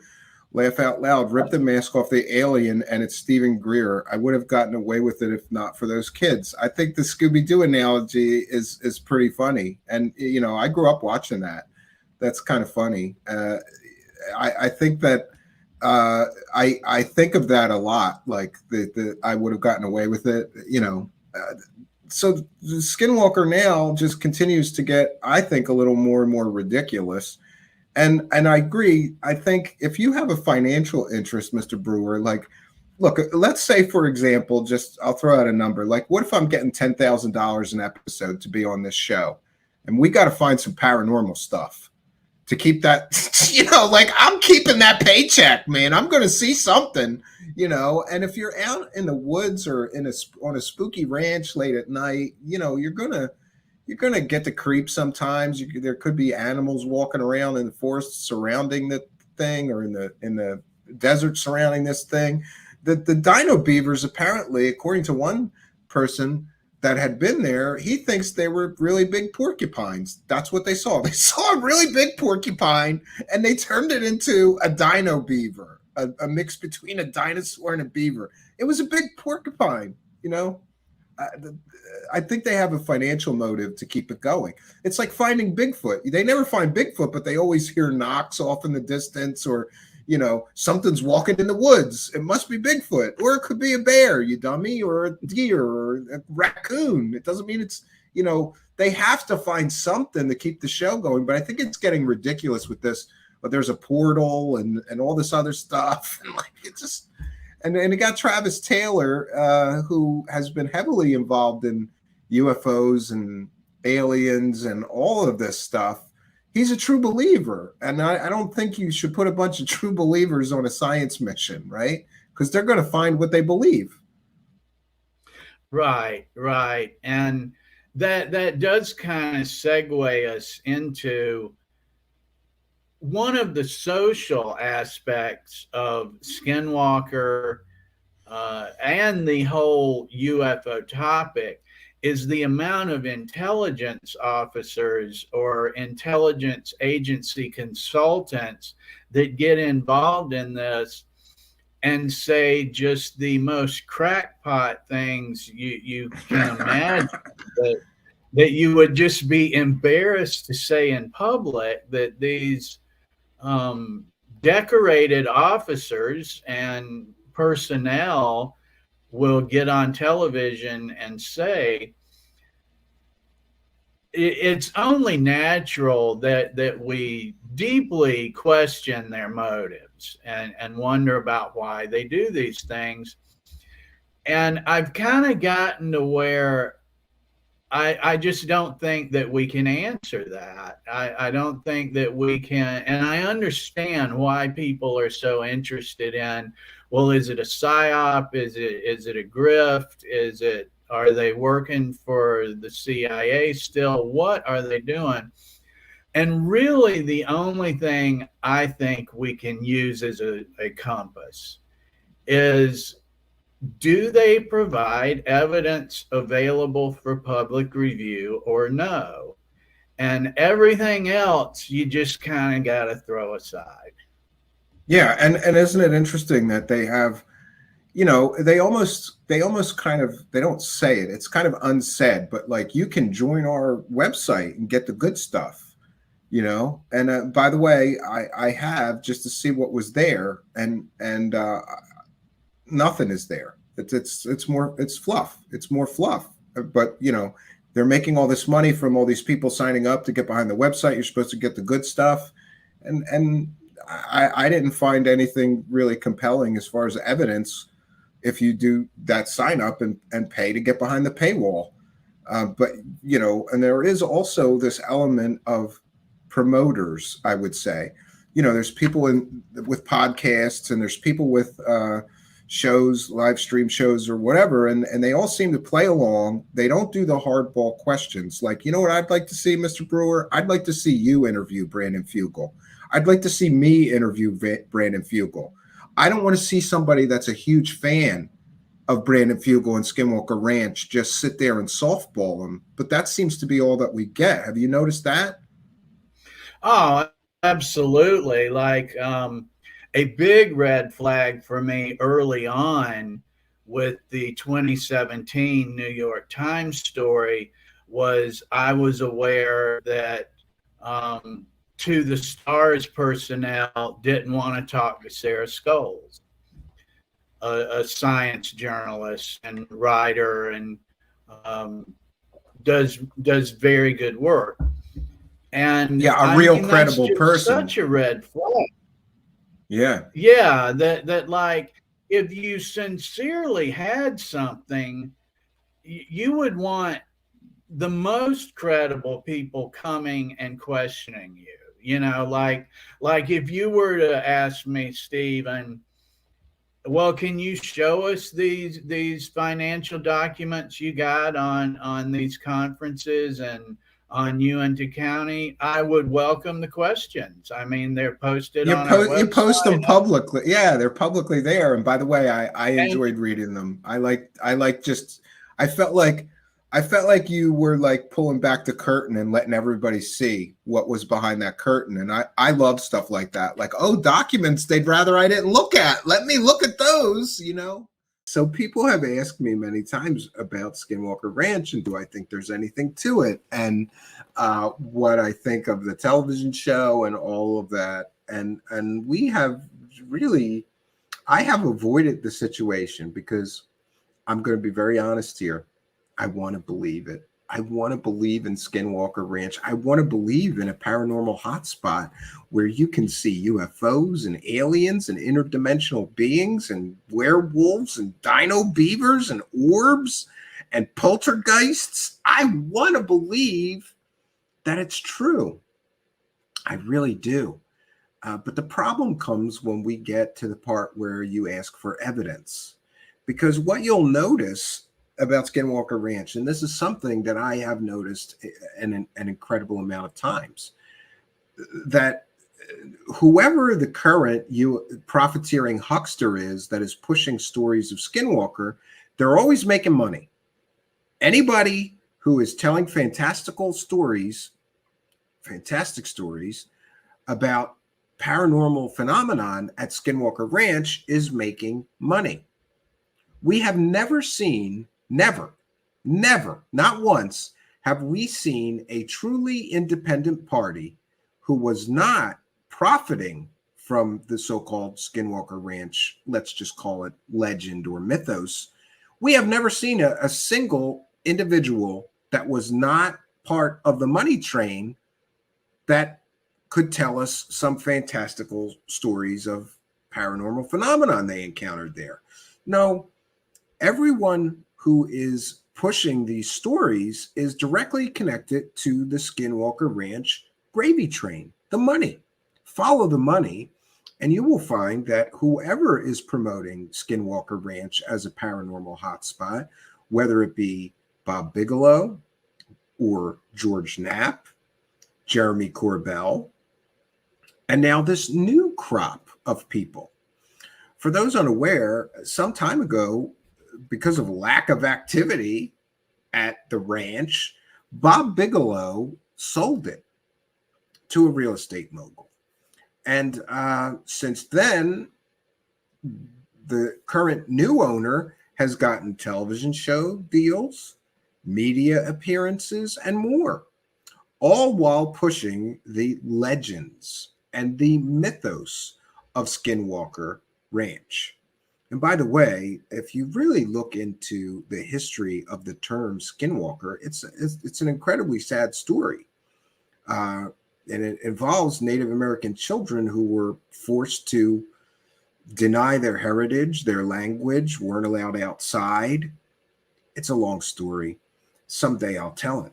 But getting back to whether I believe it, no, I don't believe anything out of Skinwalker Ranch. And there's a reason for that. Because after $22 million of taxpayer money wasted largely studying Skinwalker Ranch, and after how many seasons, if someone could let me know in the live chat, how many years or seasons has The Secret of Skinwalker Ranch been on television? Do we know that? How many seasons? I could look it up.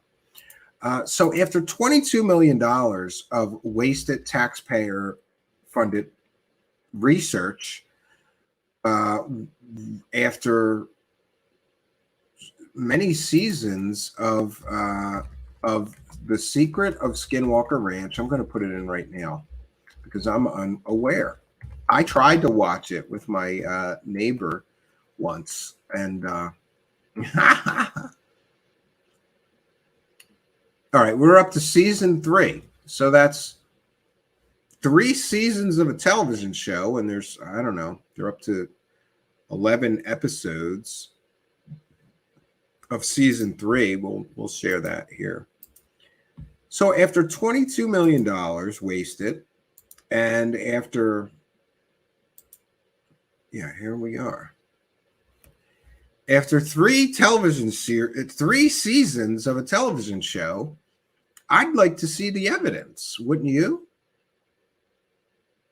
And certainly, if you have enough equipment, magnetometers and Geiger counters and all kinds of scientific electronic equipment, I'm sure that you will find some anomalies. But what bothers me largely about Skinwalker Ranch is people like George Knapp have made millions of dollars. Let's be clear, George Knapp, 2 book deals, right? All about Skinwalker Ranch and the legend of Skinwalker Ranch. But when asked on the Joe Rogan show if there was evidence while he was telling fantastic stories, well, no, there's no evidence. Yet in his book, he claims that the book is based on years of collected evidence. But yet he doesn't give us any evidence. And pardon me if I don't believe the man who brought us the fake fraud, Bob Lazar, when he tells me fantastical fairy tale stories about paranormal activity at some ranch. I don't believe George Knapp. George Knapp is a profiteering huckster. He doesn't care if a story is true or not. He only cares if it will sell. And I got to be honest, part of me admires and respects George Knapp. I kind of, part of me wants to be like that. Like, who cares if the story is true? Make some money, right? People are stupid. Everybody will buy this book full of fairy tales. But I can't bring myself to do that to people, to like actively participate in what can only be called a great hoax of creating a legend around a old ranch in the middle of nowhere. And that's what it is. It's an old abandoned ranch in the middle of nowhere, friends. And, it's important that we realize, too, that since the beginning of this television show and Brandon Fugel's purchase of this property, there have been, I don't know how many cameras. They got a ton of high-definition cameras. And one might ask themselves, if there's all this paranormal activity and they have all these HD cameras there, a film crew, all kinds of equipment and high-tech cameras, 24/7 surveillance of the entire area, where is the videos of the dino beavers? Where is the videos of the werewolves or the aliens or the interdimensional beings or the UFOs or the orbs? What we get, it's a classic case of what I've been saying: overpromise, underdeliver. Everybody connected to Skinwalker overpromises, and inevitably we get them underdelivering. You've got 3 seasons of a television show. Where is this Dr. Travis Taylor's published scientific research on the paranormal phenomenon at the ranch. Is that still coming? He's got to get a few more seasons of the show in, get paid tens of thousands of more dollars before he can release the scientific data that they are supposedly collecting. I haven't seen it, and I will freely admit I could be wrong. I could be wrong, and I could be misinformed. But I did do a search for Dr. Travis Taylor academic papers. Not one paper on Skinwalker Ranch. And it also is important that we note that this Travis Taylor he's a spotlight hound, right? And somebody's asking, what the hell is a dino beaver? I would like to know myself, because apparently one of the big stories about the Skinwalker Ranch is that people witnessed a creature that was half dinosaur and half beaver that they called a dino beaver.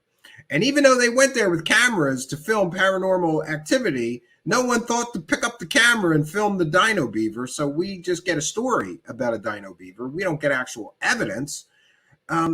And, you know, it's troubling that George Knapp would write in his book that the book was based on all this scientific evidence and then fail to provide any scientific evidence. To me, that's a bit of a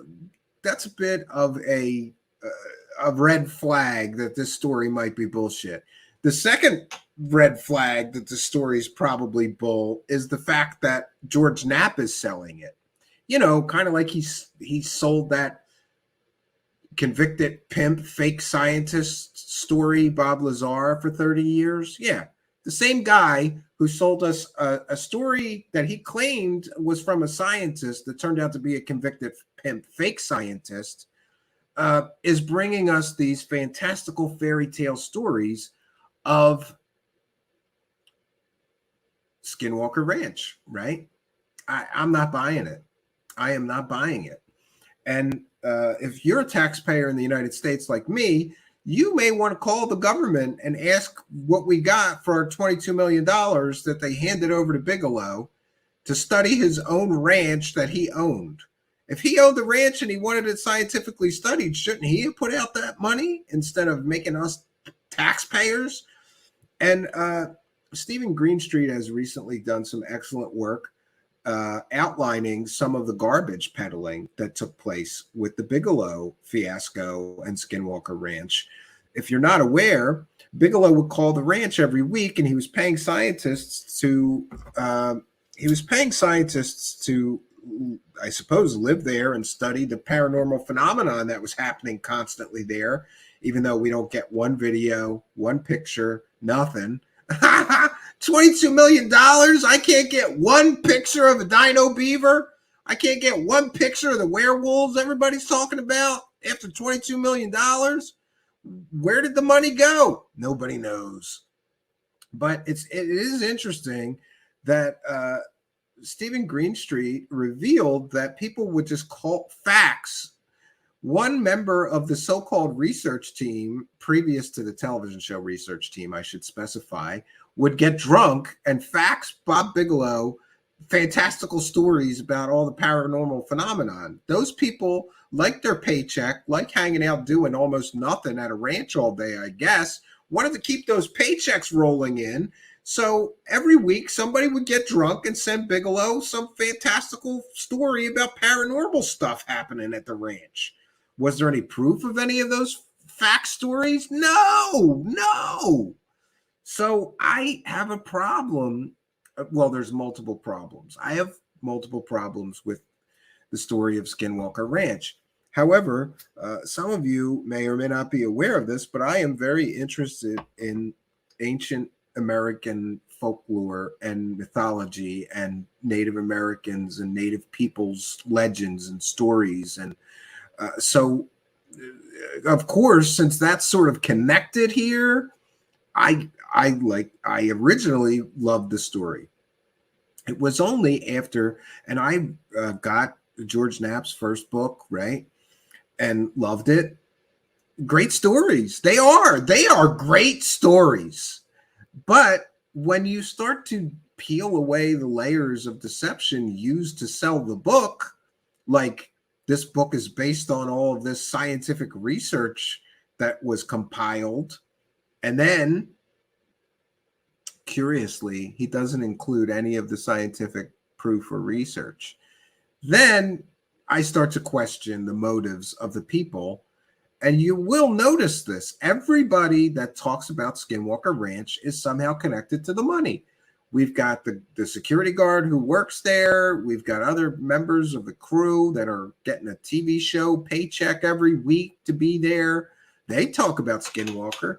I'm just not buying it. And Travis Taylor, where's the scientific research, right? I would think if he's such a great scientist, and then of course, remember that the gravy train, there are people who are constantly trying to get on the gravy train around paranormal activity. I mean, we see it everywhere, but they also are trying to get like Travis Taylor is getting a government paycheck to so-called study paranormal activity while he's getting a paycheck from the Skinwalker television show.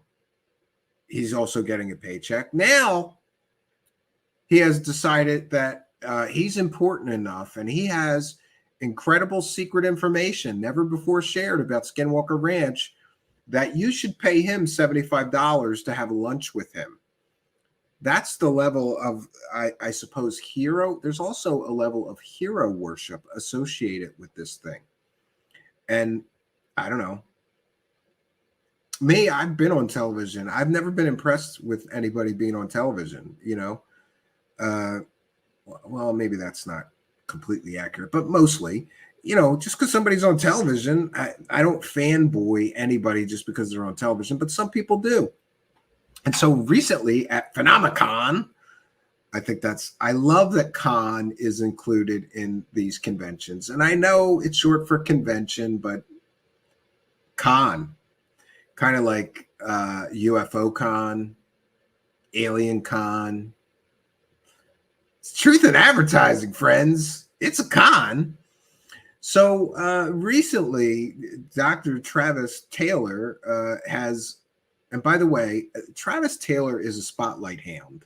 He loves being on television. He loves being the center of attention. He has another television show that he did. What was it, like Red Alert or something, where him and his redneck friends did stupid shit like build a submarine. Well, actually, I kind of like that show. I like the guy. I like Travis Taylor. Seems like a fun guy to hang out with.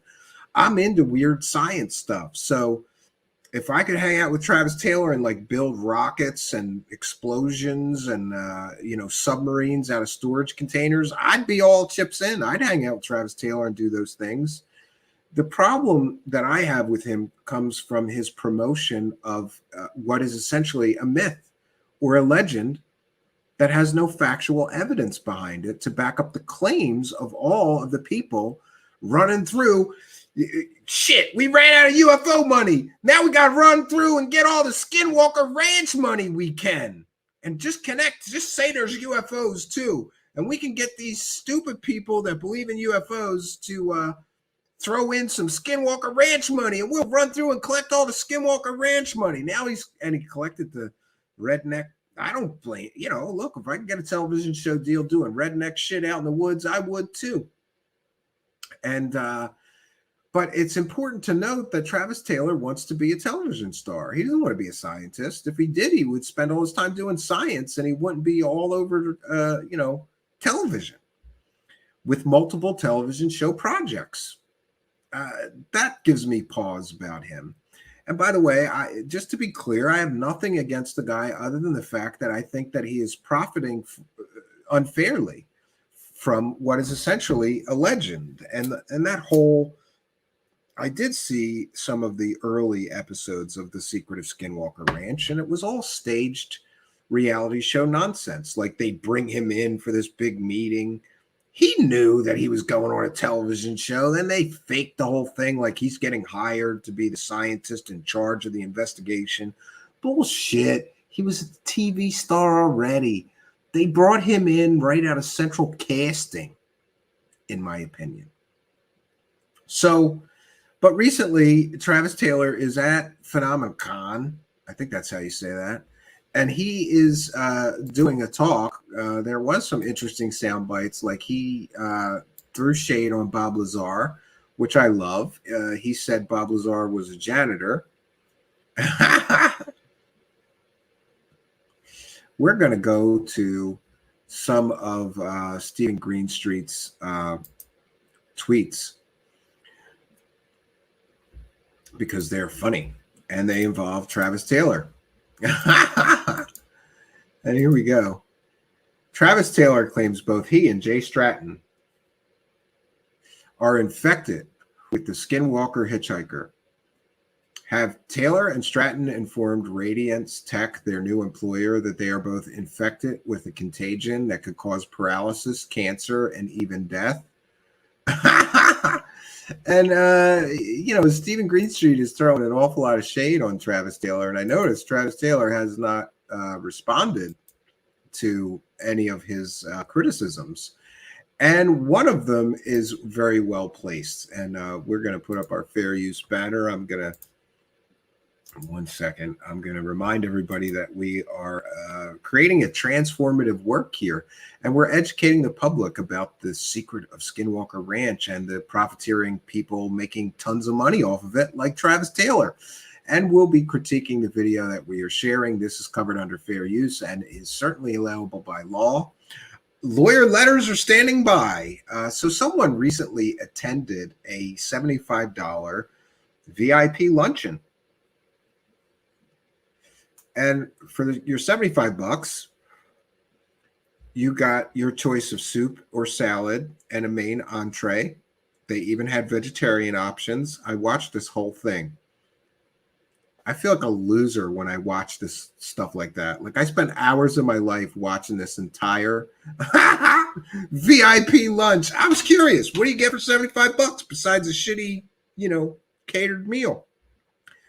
And in full disclosure, I don't know if the meal was shitty. Nobody's commented on the food, but the stuff that Travis Taylor was saying is demonstrably false.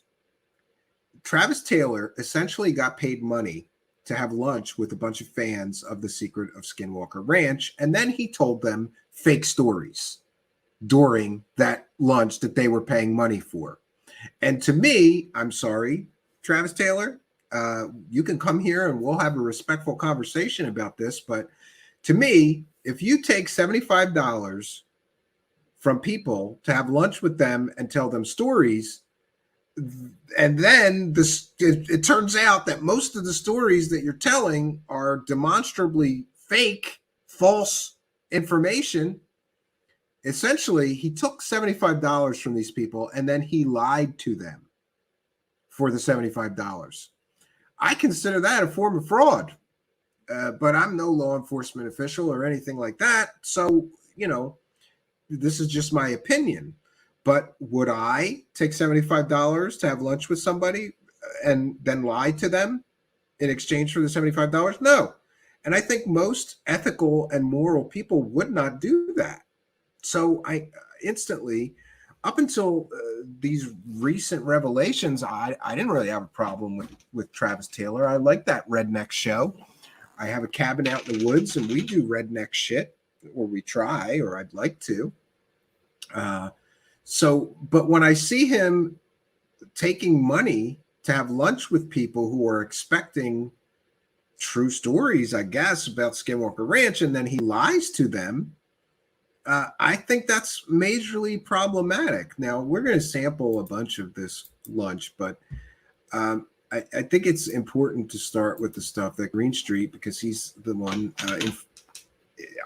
he pointed me into this story, and then I got hooked listening to this garbage luncheon. So there's real problem with one of the, here's Steven Greenstreet's tweet. At a $75 per person VIP lunch. Oh, wait a minute. Let me make sure that I got the audio, friends. And again, this is fair use. We are educating the public about this. Yes, we did. Okay. At a $75 per person VIP lunch, Travis Taylor tells paying attendees that the reason Bob Bigelow sold Skinwalker Ranch in 2016 was because the Skinwalker hitchhiker phenomenon had killed Bigelow's wife. But the truth is, Bigelow's wife died in 2020. So, and by the way, that's one example. I found multiple examples of him maybe being a little fast and loose with the truth while he's getting paid. And again, I consider that a form of fraud. Very well. And all that stuff is I've measured with scientific instruments in his house. It is freaky. Why do we never get to see the measurements? He talks about this is scientific evidence, things are being measured. Can we see the data? Why is the data not released? Oh, because this is a for-profit television show and he doesn't care about science. He cares about the paycheck that he's getting. I know Axelrod very well. And all that stuff is I've measured with scientific instruments in his house. It is freaky. We've had simultaneous events occur at his house, my house, and in a house in the Uinta Basin, all at once that we've measured. I mean, within a microsecond, the events occurred, which that you think you can do that. And but the worst phenomena is there have been a couple of people who had the, I guess you call them orbs, whatever, in their house, and or wraith-like things in their house. Yeah, and well, the one of the neighbors of Axelrod had an orb fly through them, and they ended up with a very dangerous form of cancer from it. And I don't think I think she's still alive, but she's having to go through all sorts of chemo and radiation treatments like that to try and keep from that. Now Bigelow, reason he got rid of the place was he was convinced it killed his wife. And so I would call those pretty drastic hitchhiker phenomena. Yeah, and this is extremely problematic, friends, because Bob Bigelow sold the ranch in 2016 and his wife did not die until 2020. So there we have at least one completely and totally factually false statement that Travis Taylor is telling people in exchange for $75. That's a problem. That means that you are giving people false information for their $75, Travis Taylor. And will you apologize? Maybe he got the dates wrong. Maybe he got his facts wrong. And it's interesting that George Knapp called out Travis Taylor, saying that he plays fast and loose when repeating Skinwalker with facts, when repeating Skinwalker stories. It's a real problem. And so we're going to sample. We're going to take a sampling of what you get for $75 besides being lied to. And by the way, I wonder how some of these people feel about, would they feel like they were ripped off if they knew that they were lied to for their $75, or at the very least, they were fed false information about Skinwalker Ranch, completely and totally demonstrably false information. 1 second here. And we also have a talk of his on the last day of Phenomicon here on this channel. And this is the channel of Eric Marquise. But again, we're going to cite fair use. This is a transformative work. We are educating the public about the so-called secret of Skinwalker Ranch and Travis Taylor, who's being paid to tell the story. All right, here we go.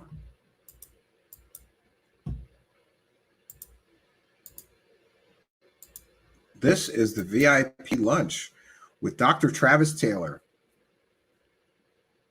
And it's in Utah, of all places. Great. All right, fair use, friends. We're going to educate the public about what you get for your $75 when you have lunch, a VIP lunch. A million questions. and I'll answer any one of them I can. You know, keep in mind that if it's something happening right now, I can't talk about that. I'm sure if you've seen Thomas or Dragon or Eric or Caleb or any of the others, they've said this over and over. But you know, we've got strict non-disclosures. We can't talk about what's going on if it hasn't aired yet. But other than that, I'll be happy to tell you anything I can, answer any questions as best I can. I will say that just to right off the start, and you guys have probably been around this enough, you probably heard us say this. There are a lot of people that they'll watch the show and they'll think, you know, they're making all that up because you know you've watched TV shows before. And I'm not going to name any like Ghost Hunters, and you'll think, okay, you know, they heard somebody did that on the wall over there. So they all, what was that? What was that? I'm not interested in chasing ghosts. I'm not interested in making TV for making TV's sake. I'm out here to hopefully find some answers to some things that don't make any sense. So ghost hunters are fake, but somebody chasing werewolves, wraiths, orbs, and shadow people and dino beavers is not fake. You know, that's problematic for me. How can you throw shade on people that are investigating ghosts and haunted houses when you're investigating werewolves, wraiths, shadow people, orbs, UFOs, and all kinds of stuff? It's like, I'm not a wackadoo, but those people are wackadoo, or we're not faking anything, but those people are. My original motivation is to determine, you know, if there are a possibility of an extraterrestrial interaction, a technology or phenomena that we don't know about, and to figure out how to use that to our advantage, right? To better our lives, better our position in the world and in the universe. Because one of these days, Thanos is going to show up. And as far as I can tell right now, I have yet to see an Iron Man or a Hulk or a Thor or a Captain America show up to help us out. And so I certainly hope that it's someone that's here to offer us all sorts of great new things, but it also at the same time look at how the adventurers, the conquistadors, the folks who explored the new world, how they left the new world, and if we happen to be that new frontier or new world, and they show up, you know, whether they're friendly or even benign or benevolent or not, doesn't mean that what they leave behind isn't a big smoking, heaping pile of rubble and crap, right? Yeah, so far, I would want my money back. This man claims to be in possession of all kinds of scientific data, but instead he's going to talk about history and our place in the universe and largely speculative nonsense. So why don't we, we'll just start. We'll go counterclockwise. We'll start over here, and we'll just walk down immediately. And if you have any immediate questions, or we can do it random. I don't care which. You guys just throw a question at me, and we can go from there. Who's got a question? Somebody's got one. There's one. Right? Yeah. So I was really curious to get a little bit more background, if you guys have any, I guess, further information about the in the most recent season of Skinwalker Ranch, the feedback in the control room, where you guys got that echo effect. Yeah. But then walked outside and could hear things. Did that go any further? Did you figure out what was causing that at all? No. In fact, it's happened several times, and I don't know how much of this I should talk about because they may use some of it on a future episode. Yeah, and hiding behind your NDA while you're getting paid $75 a pop to have lunch and talk to these people. Does that sound familiar? Hiding behind the NDA when you don't want to actually answer questions? Great. Not, but you know, they had told me that they're not, or that they are. But that's one of the most startling things that's happened to us, and it really freaks Thomas out because, you know, we've talked about it a lot. It was clear to us that somebody was eavesdropping on us with the technology that I can't quite understand yet, because we turned all of the electronics off. We even They won't ever show this on History Channel because History Channel won't break the fourth wall. Fourth wall is where there's cameramen and crew around. I don't know why, but that's just the History Channel policy. But we've stopped several times when stuff has happened to the crew. And in this particular instance, when what he's talking about, if you guys don't know, we were in the command center. And Christ, what is this restaurant next to a freaking highway? An airplane with a pilot. We were doing an experiment, and so it was myself and Thomas and I believe Dragon, maybe Caden. There was three of us. I forget which three. And while we were, filming this experiment, we were doing the experiment in the middle of the experiment. I say filming. There's cameras running all the time. We're just doing the investigation, and they're just.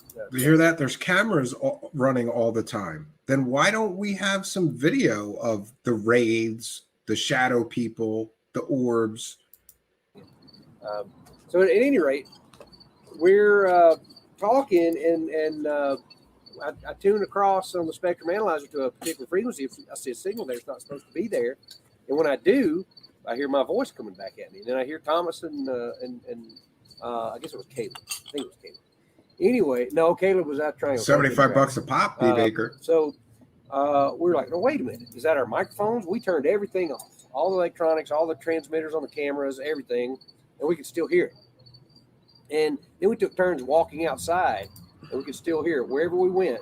In fact, they didn't make. I might have paid for that too. One of us went as far all the way out. Honestly, I might have paid the $75, river, which is 200 yards away, and we still hear them just like they were sitting right there. It was coming through the spectrum analyzer, and they told us that there was a transmitter, an eavesdropping device. Actually, Sweet Caroline, that is a cricket there with Travis Taylor, not me for once, but I did want to welcome Sweet Caroline, because B. Baker has told me that since the departure of a few of our other chat room monitors, we need more chat room monitors. So chat room moderators. So welcome, Sweet Caroline. You are now a chat room moderator. And also welcome Amy Collins. You are now a chat room moderator. And if we need some more, we will be adding them. So B. Baker gets some additional assistance. And Valtaire, with a kind and generous $1.99, says, for the Dino Beaver Fund. That's right. I'm working on getting us a Dino Beaver animation so that we can compete on equal terms with Steven Greenstreet. I don't think it's fair that Steven Greenstreet has this big budget and he can pay people to create Dino Beaver animations, and I can just talk about the Dino Beavers and not show people what they look like in the animation of them. So thank you. That's going right into the Dino Beaver Animation Fund. Somehow following us, either on our person or somehow in a remote location looking at us. And none of those technologies should be there. Well, we use bug sniffers and things like that. But unless it's inside our bodies, it's not there. And we've actually had this happen more than once. And I would just submit to you, friends, that I think most scientists would agree with me that unexplained phenomenon is not automatically paranormal. And Travis Taylor seems to go straight to the paranormal. And we actually filmed a scene. Maybe one day it'll make it, I don't know, where we made all the cameramen. We physically watched them turn everything off, and we filmed with a cell phone, and it was still happening. And this really startled us that there's a technology at play that, and we didn't. I think part of the reason we don't want to show the frequency that we've detected this, so that everybody won't go to that frequency and they can listen to us talking wherever we are, right? And by the way, I just want to mention that I grew up using both CB radios and ham radios, and there could be a neighbor nearby with a ham radio or CB radio, a very powerful one that can affect electronic equipment. It could be the most mundane, stupid explanation for this so-called phenomenon that he keeps saying has to be paranormal. And I, for one, can't believe that a scientist goes straight to paranormal without really what appears to be any investigation. He's just, well, couldn't be anything but you know, the Skinwalker phenomenon causing this electronic interference. It could be 100 things, Travis Taylor. It comes and goes, though. It's not always there, and the frequency changes, which is weird. I have no idea why. So that's pretty scary. My first thoughts was, okay, it's Russians or Chinese, right? But why? Well, you know, Skinwalker Ranch was a hot spot all the way back to the OSAP and ATIP programs in the late. And see how misinformed he is? He's on a television show and he doesn't know that ATIP wasn't a program. He must not be up to speed on his fellow fraudsters. Well, I don't want to say he's a fraudster, but certainly Elizondo lied to the American public, lied to the New York Times, and everybody claiming that ATIP was a program. No, it wasn't. And ATIP never did any. Show me some paperwork, Travis Taylor, of ATIP investigating Skinwalker Ranch.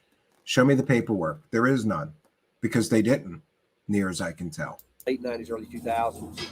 And so they probably had some counter-espionage activity going on. But that's not a technology that I know of that they should have, anybody should have on this planet.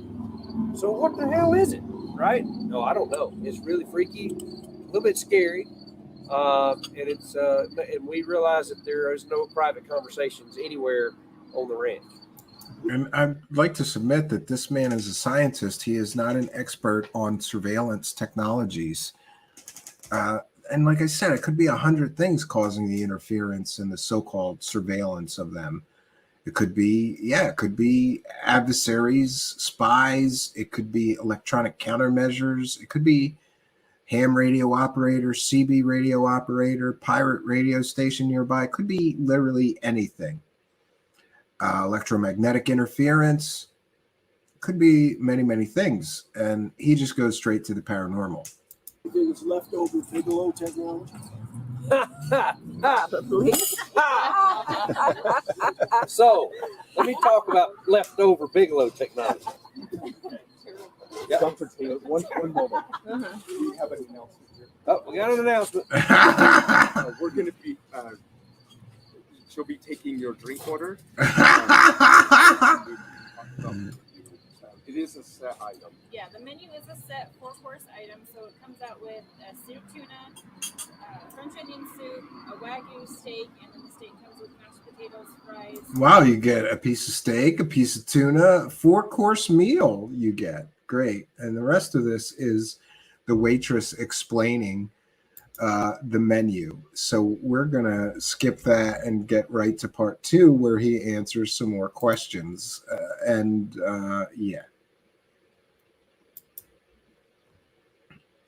1 second, friends. I'm going to once again share my screen, citing fair use. This is a transformative work. We are educating the public about what you get for $75 besides seared tuna. Yes. Part 3. How did we skip to part 3? 1 second, friends. Part 1 of 3. Part 3 of 5. This is not very organized. Oh, part 2. Okay, we'll go to that. 1 second, friends. Let me share my screen here as we continue our journey into a behind-the-scenes look at what you get for your $75. Yep, we are. Thank you. So keep in mind that the Bigelow era research was done late 90s, early 2000s, and the technology change between now and then is extremely dramatic. Look at the advent of cell phone technology, right? I mean, this right here has 2 cameras on it that are far superior than anything Bigelow even could have imagined, right? The cameras they had were terrible. They had a few, and they were very expensive back then. And the things they did were unusual. Bigelow, what we've seemed to uncover is he was more interested in the ooga booga and the woo woo stuff than actually the technology advancement that might be there. Although he did tell Jay Stratton, the director of, and Dr. McCaskey, the directors of ATIP, that if they wanted to see a UFO, that they needed to go to Skinwalker Ranch, and that's how come the Pentagon got interested.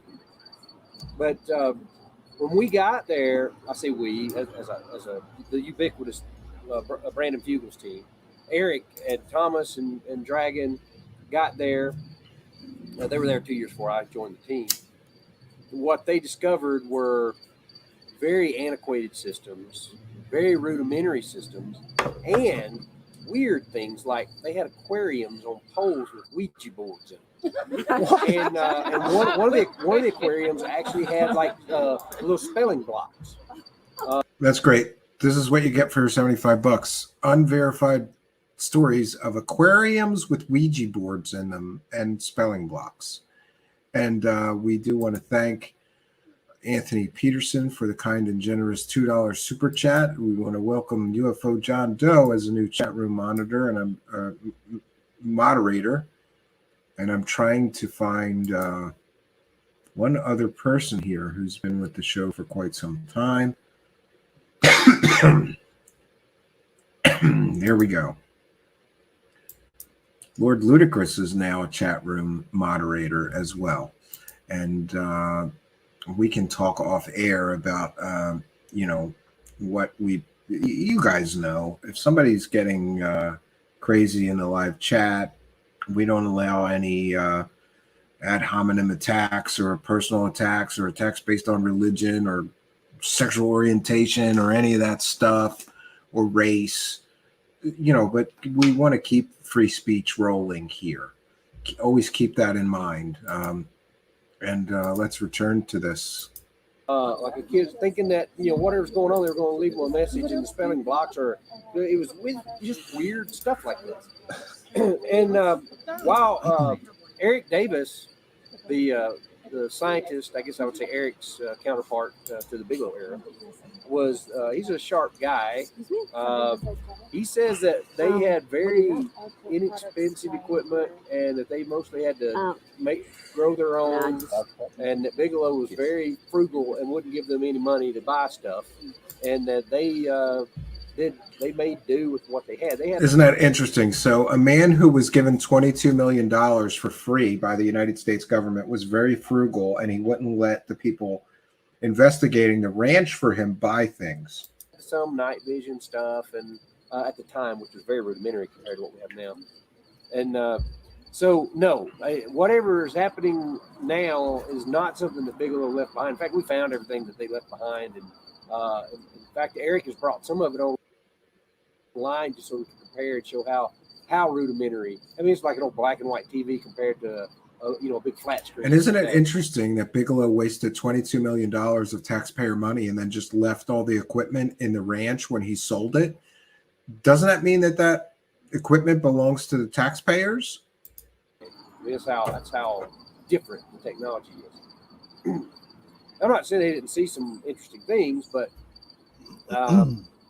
they didn't have RF spectrum analyzers like we have.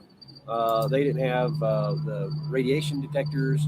In fact, you're right. You're probably correct. They never even thought to look at the microwaves when things happen. And so they had no idea that there was a microwave signal that was accompanying a lot of the phenomena. No, that's B. Baker's job. We have found, which is almost they didn't have geophones to measure seismic activity. They didn't. They certainly didn't have ground penetrating radar and things like that. They literally they had people walk on the field, looking for stuff. They dug holes at random. They did weird, stuff. Now, and I'm not like dogging them. I'm saying they did the best with what they had, the budget they had, and the equipment available at the time. the equipment we have available now is so much cheaper, so much more advanced, so much easier and readily available, except for such a stupid logistics chain problem with microchips and stuff. But other than that, I'm amazed Bigelow found anything. Yeah. But no, whatever this is, it's something else. It's somebody eavesdropping on us with state-of-the-art something that we don't know exists, which I doubt, or it's something else, and I don't know what that is. Yeah, go ahead. Is there anything that you learned as chief scientist of the UAP task force about how the government views and analyzes this data that surprised you, or was that your entire role, is to gather the data and interpret it? Yeah, so the leader of the guy who started all this and made it happen, Jay Stratton, Jay's name and John's first name. But Jay started this with the Office of Navy Intelligence and with the DIA back in the late 90s. As he worked through the ONI ranks, he ended up being by the early 2000s, mid 2000s, he was the equivalent civilian rank of a 2-star admiral. And yes, and cited in George Knapp's books as well. He was running the program hoping to find a nuts and bolts craft. What happened was someone came to him with the 2004 Nimitz data and said that, somebody should be looking in this. And it was his job, actually. His actual job was threats to our airspace, with the Navy, threats to naval airspace, the naval test ranges. So he started looking into it, and he was like, holy crap, they've actually got ATFLIR footage of objects. They've actually got, radar data of objects. And, excuse me. And so he started putting a team together, and Lou Elizondo, so it was really interesting. He and Lou kind of leapfrogged each other and who was running it and who wasn't. And Lou was never officially, this is the way they do it in the Navy. And so when you see all this, like Greenstreet and the idiots like that, they're trying to debunk everything. When they say, well, he was never, we've looked in his position description, never says he was the leader of some UFO investigation. It was other duties as assigned. Yeah. And there was never any extra budget put there for him to go do it, but it was a task that was given to him. Like when I was the chief scientist. There is no evidence or proof that any task involving UFOs was ever assigned or given to Luis Elizondo. And I love how he goes after the debunkers. He's probably not going to like me, are you, Travis Taylor? Because I care about facts and evidence. And the facts in evidence are that Luis Elizondo was never assigned any responsibilities with UFOs. Never. And show me some paperwork that says other duties is assigned. You can't. So again, he is lying to these people who paid $75 to have lunch with him. And, for me, I don't know how these people live with themselves. Like, what did he do after this? Like, I made a couple $1,000 just to have lunch with these stupid people, and I lied to them real good. I'm proud of myself. I was a civil servant with the Army, and Jay called my boss, it was his equivalent, actually 1 star lower than Jay, but, and he said, hey, I want Travis to come work for me on this task force. Would you mind loaning him to me for a while? And they said, why do you want Travis? Funny, Jay and I talked about this because it was a big compliment to me, and I didn't even know him at the time. My boss asked him, so why do you need Travis? And Jay said, because Travis knows how to build shit. That's exactly what he told him. And my boss laughed apparently, but so Jay, then I went up and I briefed Jay on some things that were happening at the ranch. And he said, yeah, come in and be my chief scientist. There's never on paper anywhere in my position description that I was the chief scientist. But when we went to the White House and to the Senate Select Committee on Intelligence, Jay, a 2-star admiral equivalent, introduced me to the White House chief scientist as the chief scientist of the UAPTF. As far as I was concerned, that was good. And he told me to put it in my signature block. right? So when and I was the equivalent of a full bird colonel as a civilian. And so when a 2-star tells a colonel and puts something in their signature block, they do it, right? Yeah. And so it's all, what they're doing is they're using semantics to try and debunk things. I don't even know why they need to debunk that. Yeah. I mean, Yeah. what, just trying to discredit things for no reason, which suggests that there's an imperative behind the discrediting and the debunking. And in fact, we actually saw that in the task force. There was a group within the government that they told us several times, it's demons and angels, y'all need to stay away from it. And Yeah, and we've heard that story many times, but no one will put on record who said that. And this is a story that rolls around that there was people within the government that didn't want UFOs studied because they were demons and they wanted people to stay away from it. And isn't it interesting that one person who is a profiteer off of the paranormal world, but has never produced any actual proof or evidence, to my knowledge, is backing up another person in the form of Luis Elizondo, who is on the UFO gravy train profiteer network. They all work together. They all back up each other's bullshit. That's how this works. they literally tried to steer us away and steer funding away from us to keep us from looking into it. It was really odd. I know I had it was the same odd thing. But what I do with the task force, so we, when I went in, Jason, we got all this data. And the problem is every piece of data is from a sensor on a different military piece of equipment that has a different classification.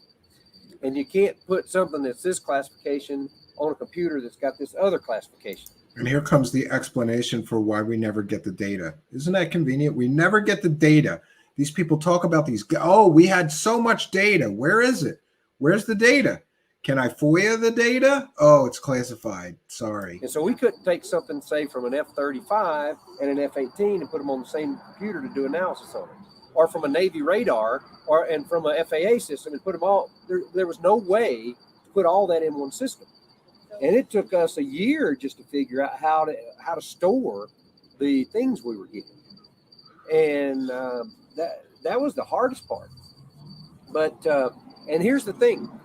While the National Defense Authorization Act of 2019, 2020, 2021, and then 2022 did put in funding for the UAP task force, it never, so the way it works is a committee or a subcommittee will put in language for the money, but the money then, the language then has to go through the Senate Appropriations Committee.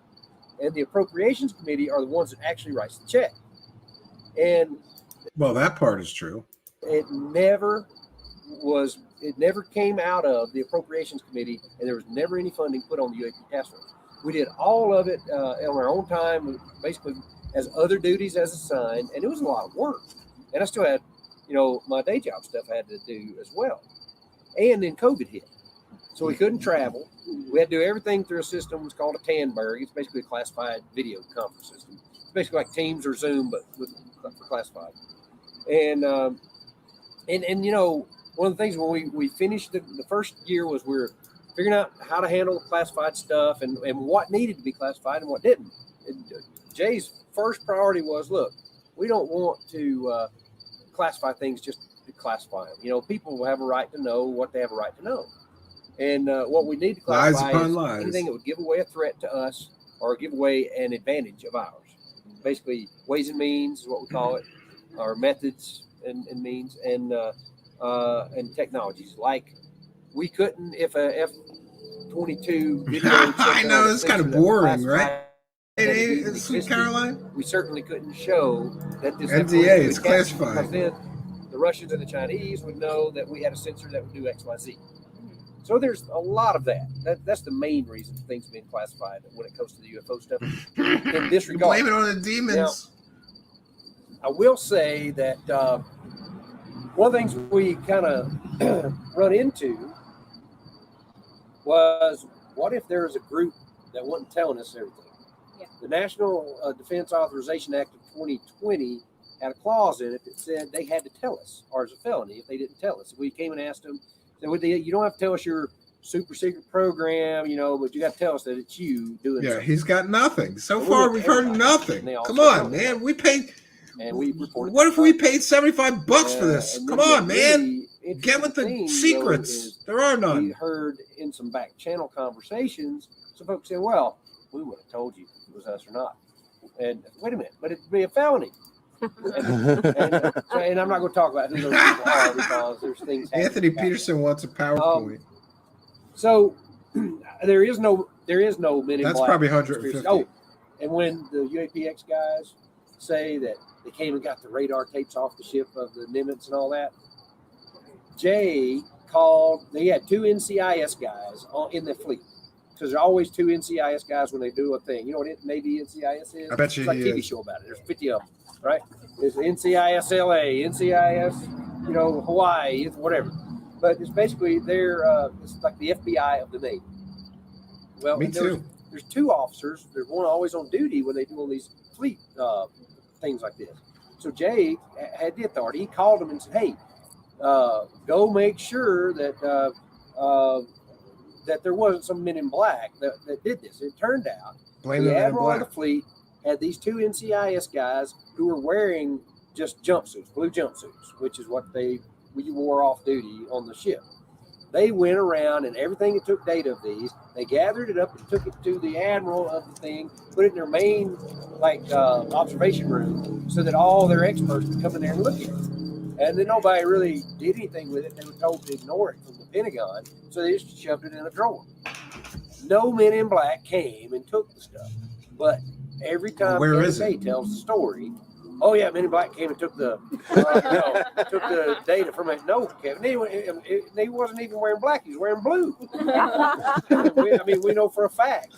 We've gone back and found the history. What happened to that? And Where's we've the radar never tapes? found it. Where's the Me data? and Jay begged. You know, we Never put out get it. bait. We're like, come on, bring it on, Men in Black. We want to. We see who you are. If there is such a group, I don't think they're within the government. I think they're within private Thanks, my organizations flock. that is beyond FOIA. It's beyond the government too. reach, and they're probably multi-billion-dollar corporations or multi-billion-dollar folks who are pretty much untouchable, which we've seen in the last That's few correct. years. That the billionaires can pretty much do whatever the hell they want. Could it be a contractor of the government? Well, so if they're on contract to the government, anything related to that contract is FOIA-able. Oh, okay. But if they do it on their own internal research and development funds, the own company's funds, those are Yeah, I private think funds, so. and the government has no say on what can or cannot they can do with those funds, and they don't have to tell the government what to do with those Yes, funds. you can. I mean, that'd be a violation Right of their click. constitutional rights, which doesn't mean they wouldn't do it. What if Bigelow was trying to fool you guys? You just left all that. Well, I will say that Bigelow has not come completely clean with us and has not showed us the complete final report or the results. And while I was UAP Task Force Chief Scientist, I had access to all that. And there's no final report. The only final report is very science fiction-y stuff written by Eric Davis. And I asked Jay about it. And so this was before my time. So this was back in the early 2000s. So what happened? Senator Inouye, another one, and then Harry Reid. Stevens, yeah. They did a plus-up of $20 million and led a contract to Bigelow Aerospace to investigate the UFO phenomenon. And by the way, this is about the time that Jay realized that he couldn't keep going to Congress and talk about UFOs. And if they did, he'd never get to meetings with the staffers. So he changed it to unidentified aerial phenomena then, just so he could be getting into the meetings with the staffers. So it wasn't anything weird about it. It was simply a clever sort of ploy being the wrong word, but a clever word manipulation. Word manipulation that Jay used to get past the moat dragons of politics. And So there you have it. That's interesting. So they started using the term UAP just to avoid the stigma of UFOs and get more funding. So when people wonder why suddenly the government started calling UFOs UAPs, it was so that they could be slick, use word manipulation, and get more funding. Great. It worked well, even though none of us like UAP anyway. We all like UFO, but it does cover a bigger gamut of things, though, right? Yeah. So, friends, this goes on and on for another 2 hours. At least you got a very nice long. And by the way, we are citing fair use in sharing these videos. At least you got a nice long lunch for your $75. And in other areas of the video, I was able to see that there was about 25 people seated in tables around Travis Taylor. So that would mean for one lunch, he got something like $1,875. Now, I'm not sure what his take was, if that all went to the conference organizers and he was just paid a set fee to be both a speaker and to sit here at this stupid lunch. I don't know how the money situation worked, but somebody made $2,000 to have people have this lunch. By the way, just want to mention that Ron from Cosmic Neighbors, I also made him a moderator as well, even though he aggravated the hell out of me with 3D printers for months. Yeah, I blame him for all of my 3D printer problems. And by the way, Ron, I'll be taking that to the cabin. Maybe not this weekend because I've got a full load of materials, but maybe the following weekend. I don't know. Yeah. So is it worth $75? I guess. If you're a huge fan of Travis Taylor, maybe it's worth the $75.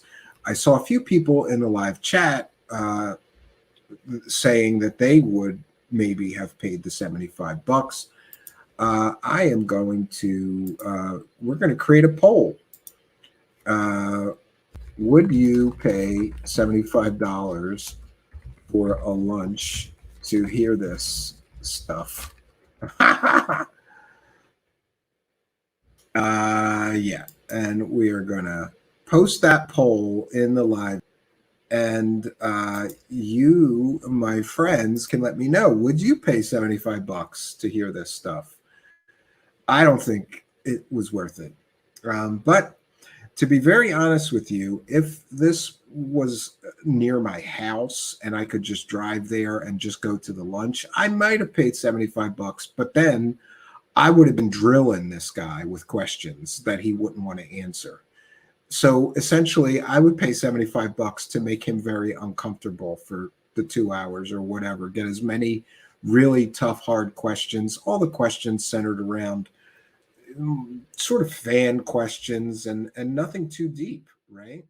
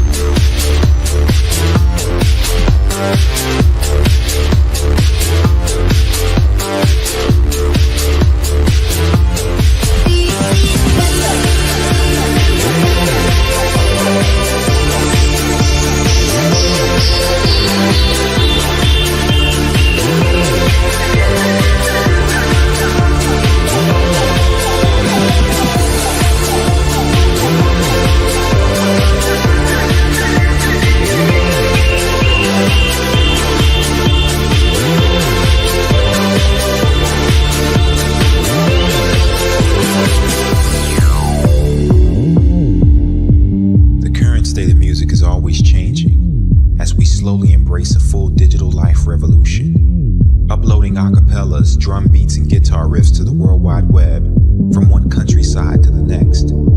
It's an international love affair, and new music is our gift to the free world. Our freedom of expression is only limited by our creativity, so we stand together, and because of it, our voices are unlimited. We represent every corner of the world as we broadcast our message to every country, state, city, and town. Our supporters have expressed tremendous gratitude for taking the high road and giving them free music again. To the world.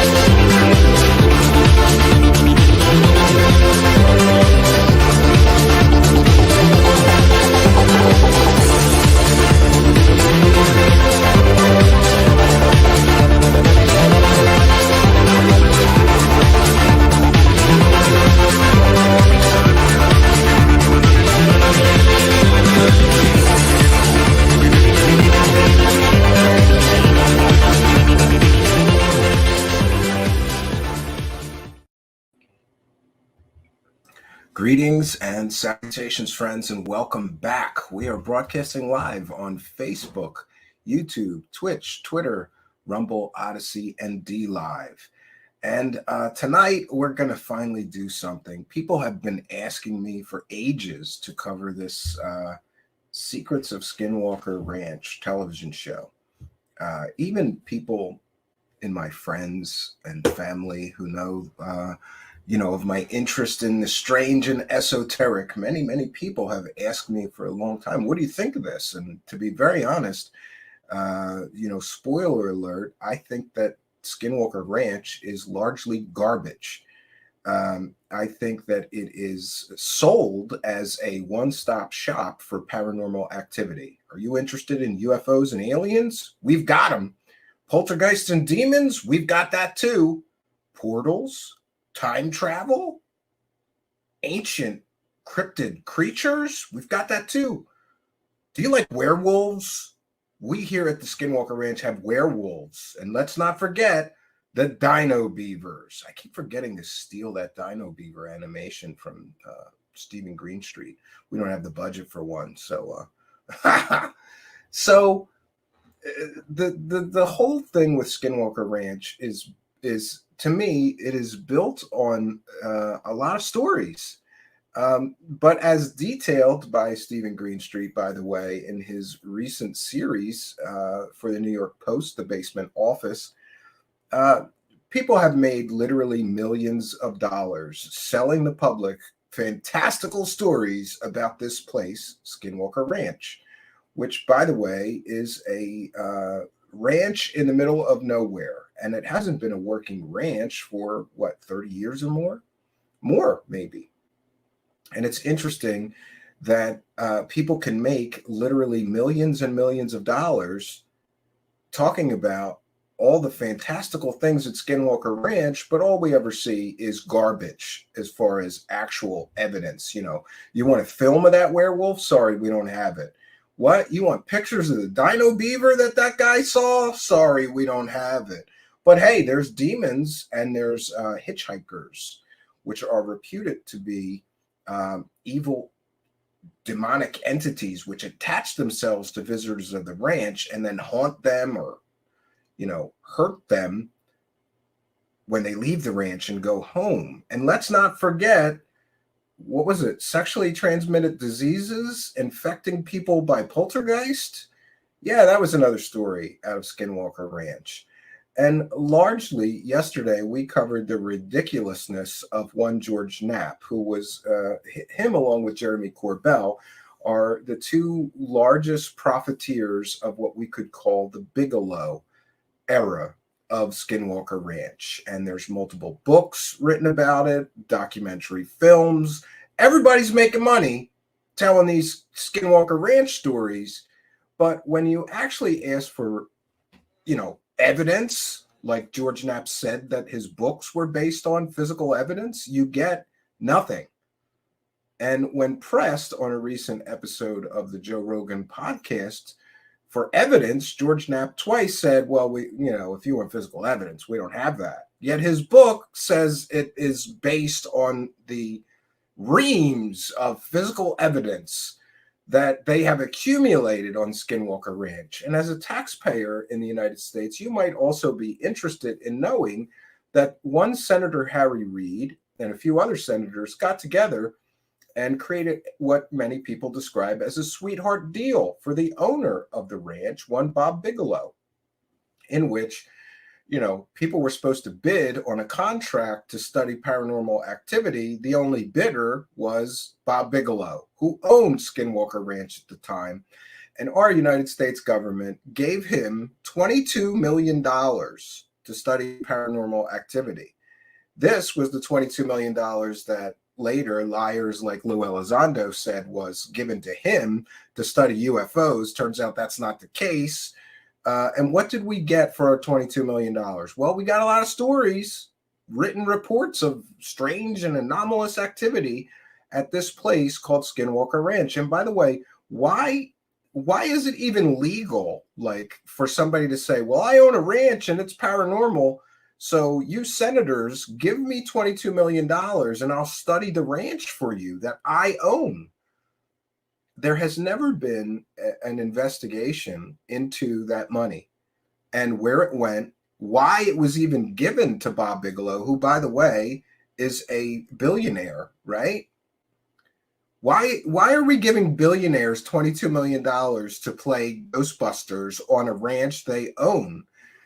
Interesting that happened. And people have detailed, right, that we got nothing. We got nothing for our $22 million as tax-paying Americans. But that doesn't surprise me. The United States government is the most wasteful entity in the world, right? Just look at what they spend on stupid things like food services and things like that. So Senator Harry Reid gives his buddy, who contributed to his campaigns constantly, $22 million to study the ranch, and we get back almost nothing. Almost nothing. Later, a man named Brandon Fugel, who we'll get into, purchased the ranch. And by the way, some of those common grifters that you may have heard their names bandied about, in techno scams like TTSA, the techno scam where they promised everybody they were going to build a spaceship with a revolutionary power source. One man involved in that scam, techno scam, investment scam, was one Hal Puthoff, who was also heavily involved in Skinwalker Ranch and Bob Bigelow. Isn't that interesting? And isn't it interesting that the one person who profited probably the most from all this Skinwalker Ranch mythos or mythology was one George Knapp, who was employed by Bob Bigelow to, I think it was, what was it, to coordinate the researchers. So George Knapp gets paid money out of that $22 million. Did he give the money back to the taxpayers? No, he wrote some books with a lot of stories and made more money on Skinwalker, all without providing any evidence other than, trust me, dude, somebody told me this, right?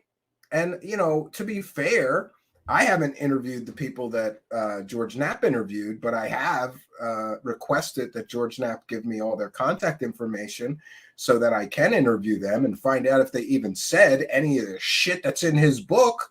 You know, these things are important, but, you know, don't let things like facts and evidence get in the way of a good story that you can sell.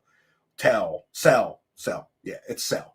So, after wasting $22 million of government taxpayer funds studying the ranch, and by the way, we heard wonderful accounts through Steven Greenstreet that people who worked for Bob Bigelow knew that he was getting agitated at the lack of paranormal activity at the ranch, so they would get drunk and fax him fake stories of paranormal activity.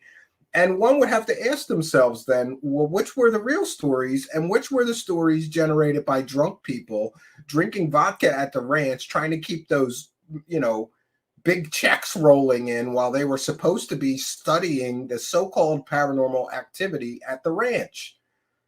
Are those the fake stories or are those the real stories?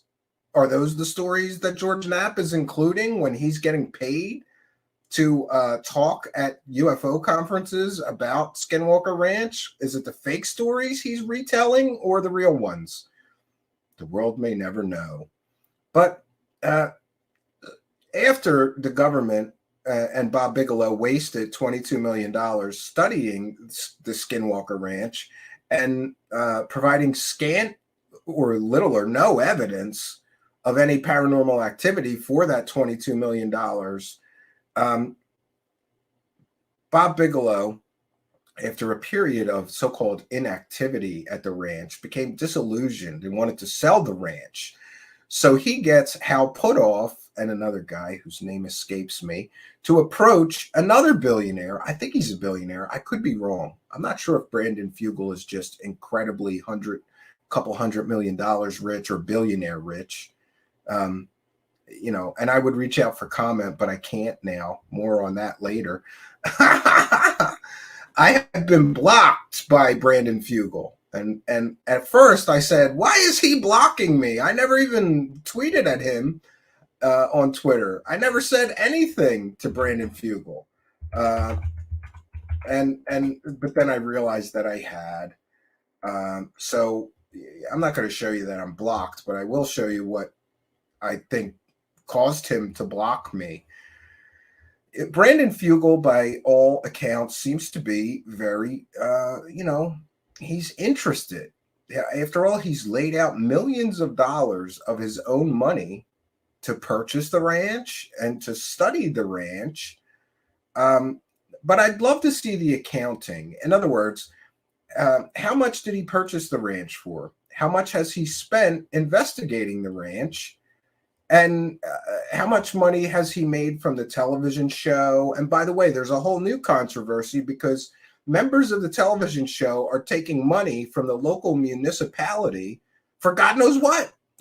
And Jack Brewer did an excellent job. We do know what, right? Economic development. I'm not sure what they economically developed for the local people, but many stars of Skinwalker Ranch are involved with that money deal. And that is beyond the scope of tonight. Tonight, we're going to concentrate just on the so-called best evidence that TV stars from Secret of the Skinwalker Ranch have to share with us after, 6 years of investigating the ranch, 3 years of seasons of a television show. So I'd be interested to see what is the accounting breakdown? How much money did Brandon Fugel put in? How much money did he invest in all the equipment and paying all these scientists? And by the way, if you want to know, one of the things that I think is that Brandon Fugel is now suffering from what we'll call Bigelow syndrome. You remember how Steven Greenstreet detailed in his report that the people that work for Bob Bigelow knew that he was getting pissed off because there's not enough paranormal activity or things going on, and he's paying everybody's bills. He's paying all these paychecks to people to live at the ranch, study the ranch. He's buying equipment, and they're not giving him enough paranormal activity. So they all started getting drunk and sending him faxes with fake stories about paranormal bullshit. I think, and this is my opinion and speculation, but I'm entitled to it. I think that Brandon Fugel may be, the people who work for Brandon Fugel may be suffering from Bigelow syndrome. Because after all, they're all making all this money, right? I believe that some of them live there full time, and they're at the ranch full time studying those ghosts and demons and werewolves. And I'm sorry, wait, I have a list. I do have a list of the, now I can't find it, of course. I had a list. Okay. So some of the list of paranormal activity reported at the ranch by profiteering promoters of Skinwalker Ranch are flying saucers, blue meanies, poltergeists, bulletproof werewolves, flying refrigerators, portals, dogmen, dino beavers, 9-foot-tall creatures, hitchhiker poltergeists, ghosts, demons, shapeshifters, cloaked 8 or 9 foot tall cloaked monsters that you could hear roar for miles, and much, much more. So, these people are getting paid for this. And let's be clear, I don't know. What do you get paid to be on a television show? It's at least thousands of dollars per episode, in my limited experience with that. And people that I know who were on similar television shows, thousands of dollars per episode you're getting paid. So could it be that maybe, just maybe, Brandon Fugel is also getting snowed by some of the people that he worked there? Now, I don't have any evidence or proof of that, but it's a reasonable assumption to make that people who are making hordes of money off of this Skinwalker Ranch may not be entirely trustworthy when it comes to the so-called paranormal activity taking place at the ranch, and how ethical or moral they are, how honest they are. Because many people have asked me what I think of the television show, and you should look into this, Steven. And okay, so I watched a few episodes, and what largely I came away from that television show thinking is that they're trying to make something out of nothing. Constantly. Now, I watched 4 or 5 episodes of it, and it seemed like in every episode, they're trying to create paranormal activity out of ordinary earthly things that aren't paranormal, things that are not mysterious. Now, that may be just my perception, but it's not my perception alone. Many other people who have watched this television show, including Mick West said the same thing. It seems like you're trying to make something out of nothing. And Mick West, for those unaware, is a very well-known skeptic of paranormal activity, and the creator of Metabunk, the website that debunks a lot of garbage, fake paranormal claims. So back to Brandon Fugel blocking me, which, is really unfortunate because up until recently, I never said anything to him publicly. And I will say this, I've said it before, I will say it again. I just instantly didn't like him from the very beginning of this television show. Saw a little bit of it, said, this is another money grab. That's what I thought. That was my perception. I'm entitled to that perception, having seen the Bigelow money grab. Along comes another guy who's going to investigate paranormal activity at the same ranch that we've already wasted $22 million on and got nothing as far as proof or evidence, right? At least that's my perception. I'm allowed to have that perception. Show me, videos of bulletproof werewolves. Show me videos of cloaking alien 8-foot, 9-foot tall creatures. Show me the smoking dogs, right? The smoking dogs.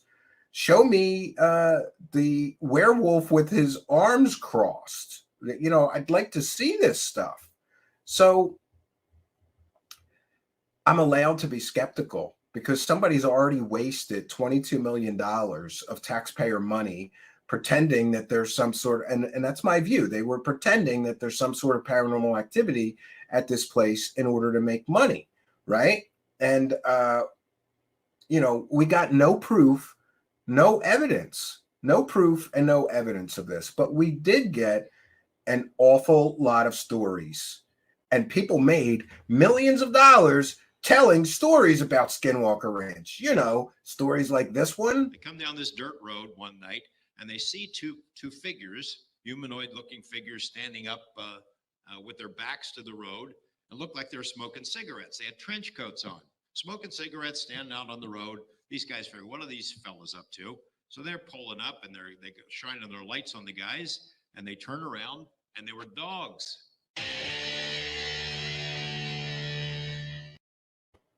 Now, if you think that's ridiculous, we can't forget about my other favorite story from Skinwalker Ranch, from Skinwalker Ranch's #1 profiteer, who wrote 2 books, one of which he said was filled with evidence that they amassed from the reams of physical evidence that they gathered during the investigation phase of writing the book, and then later admitted on Joe Rogan that there was no evidence, physical evidence at all.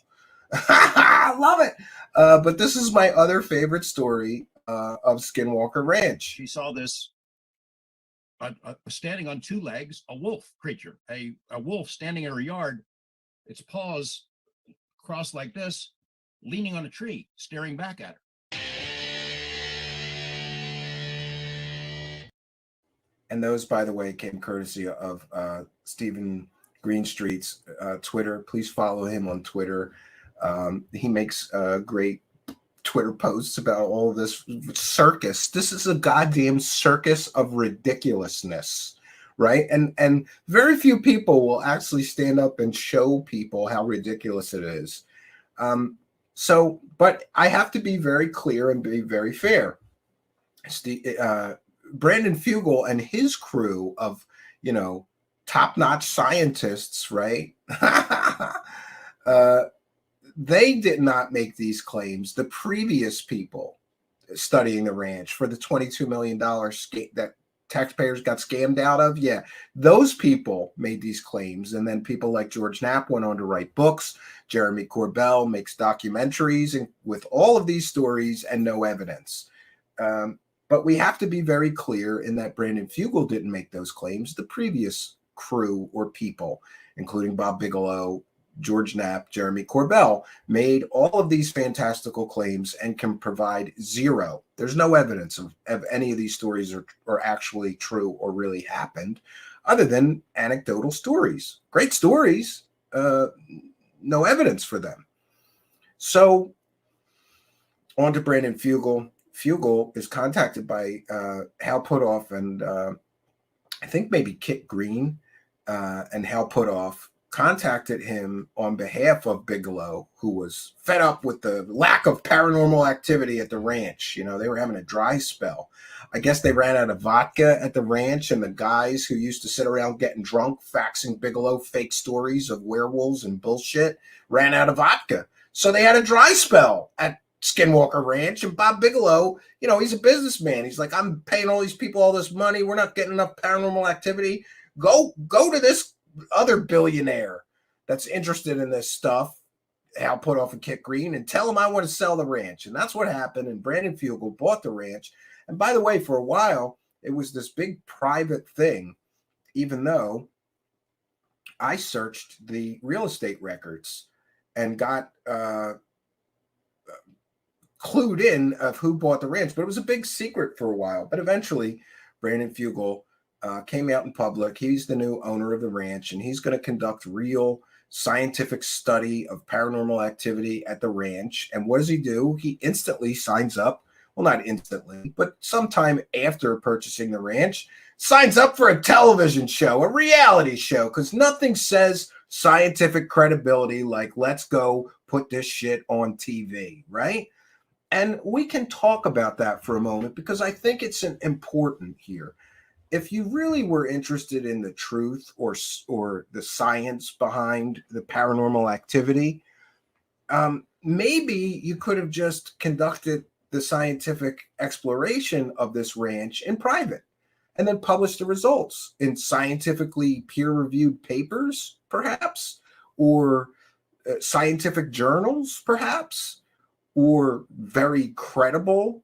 You could have, invited in very credible science and technology reporters and shown them all of your facts, data, evidence, videos, still images, pictures, all of the evidence that you have gathered. But they didn't do that.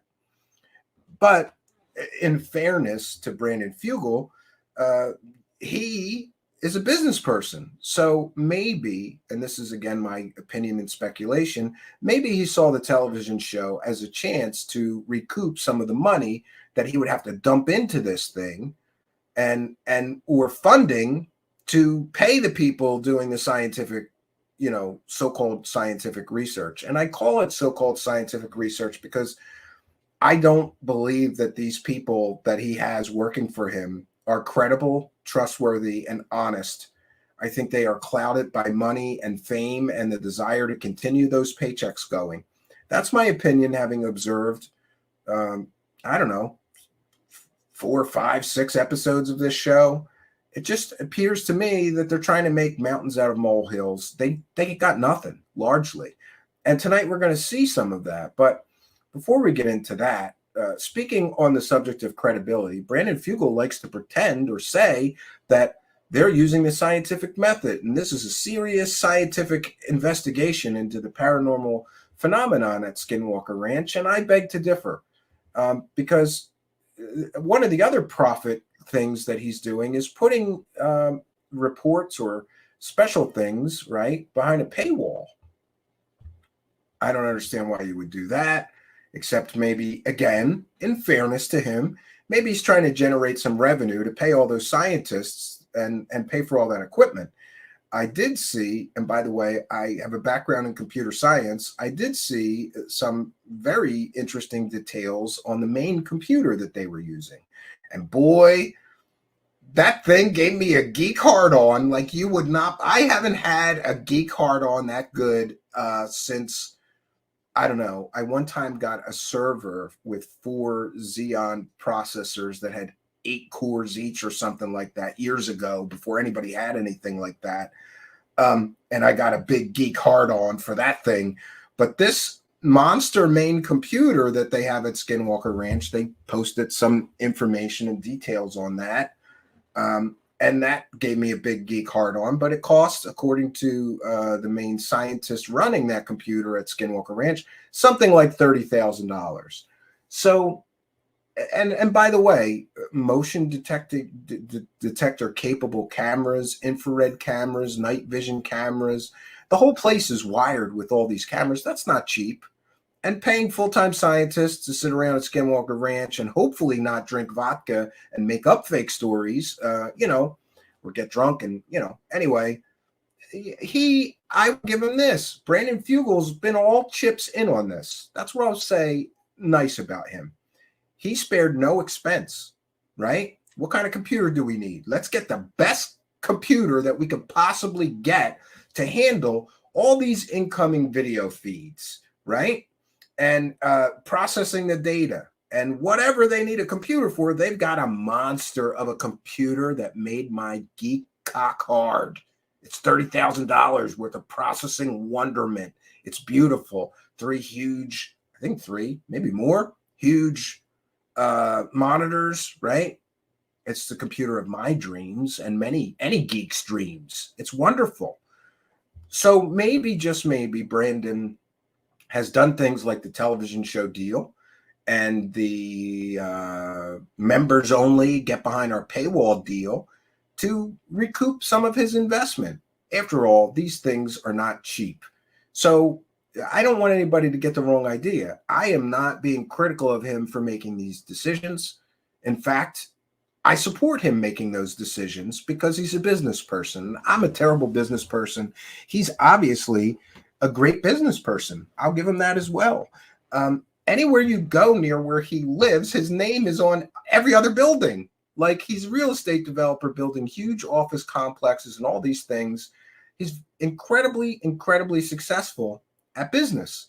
And he's also a science fiction nerd, which makes me like him. And he had a custom-made $30,000 computer made for him. That makes me like the guy right there.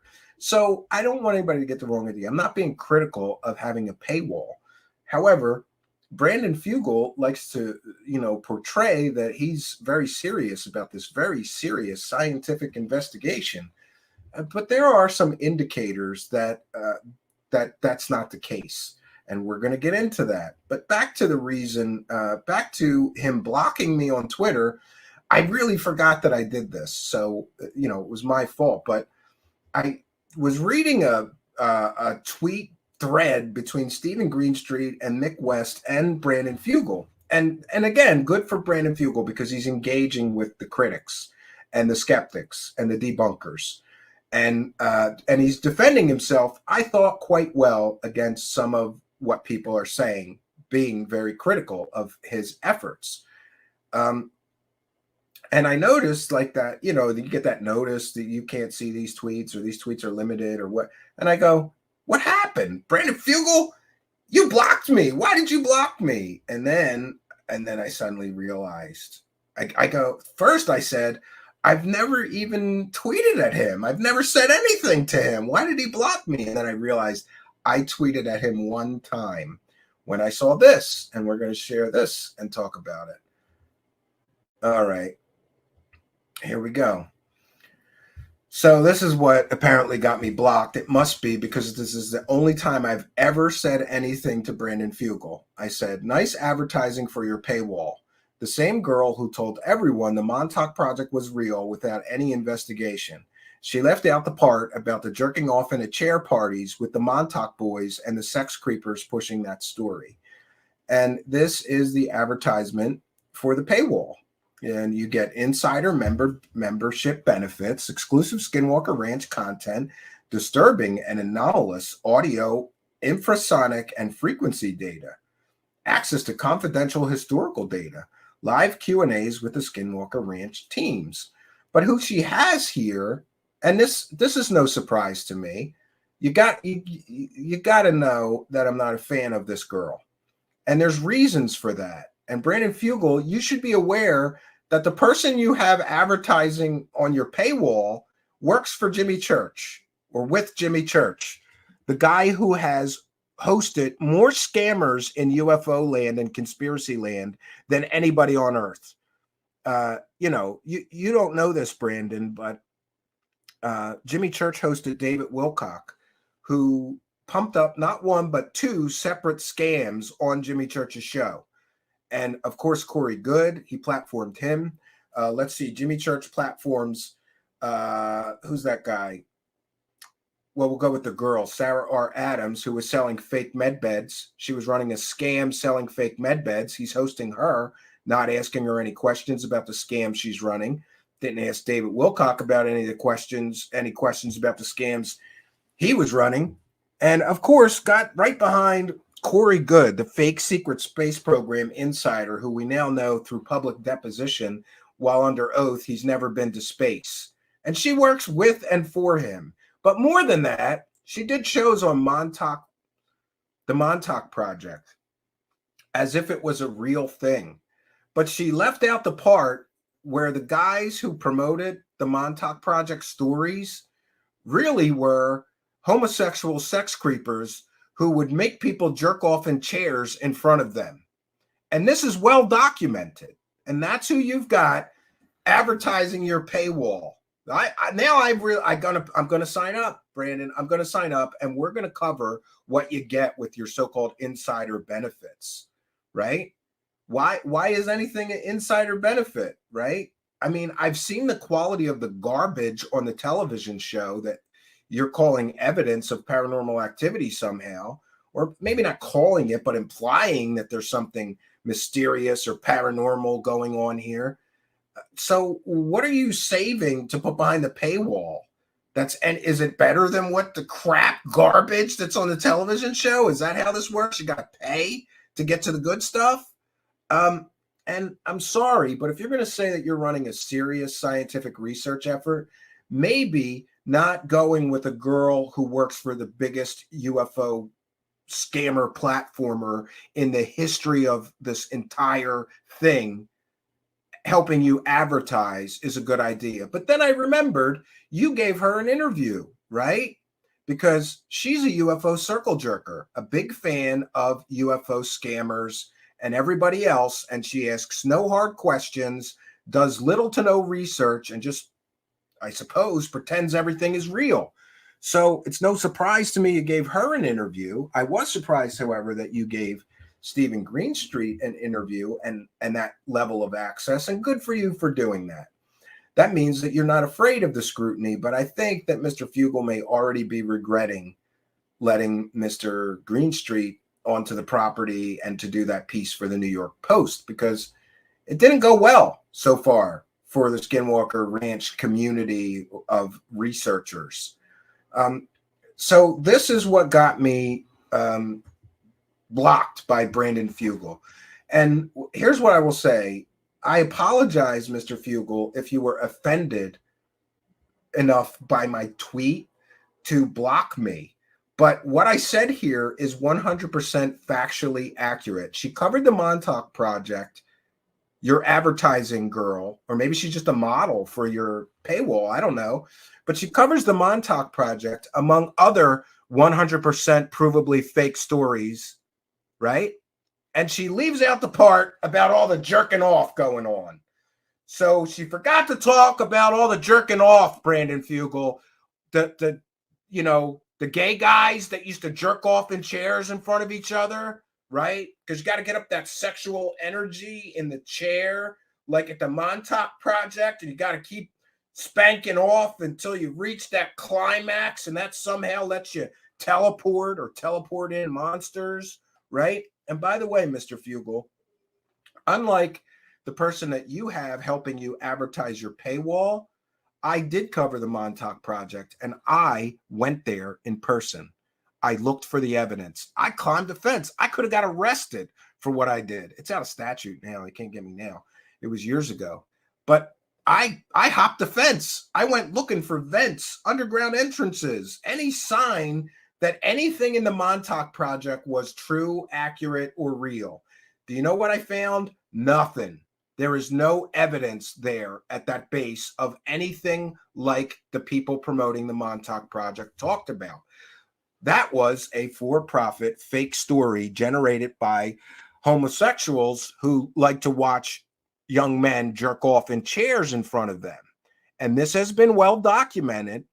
And did you know a form of therapy or deprogramming, should you have been a victim of the Montauk Project, involved more sex creeper stuff like jerking off in front of a dude or letting a dude jerk you off, and hey, let's all jerk each other off to prove that we were part of the Montauk Project. This is just all of us could just get our cocks out and jerk each other off and talk about the secret Montauk Project underground base, which did not exist. She pretended it did.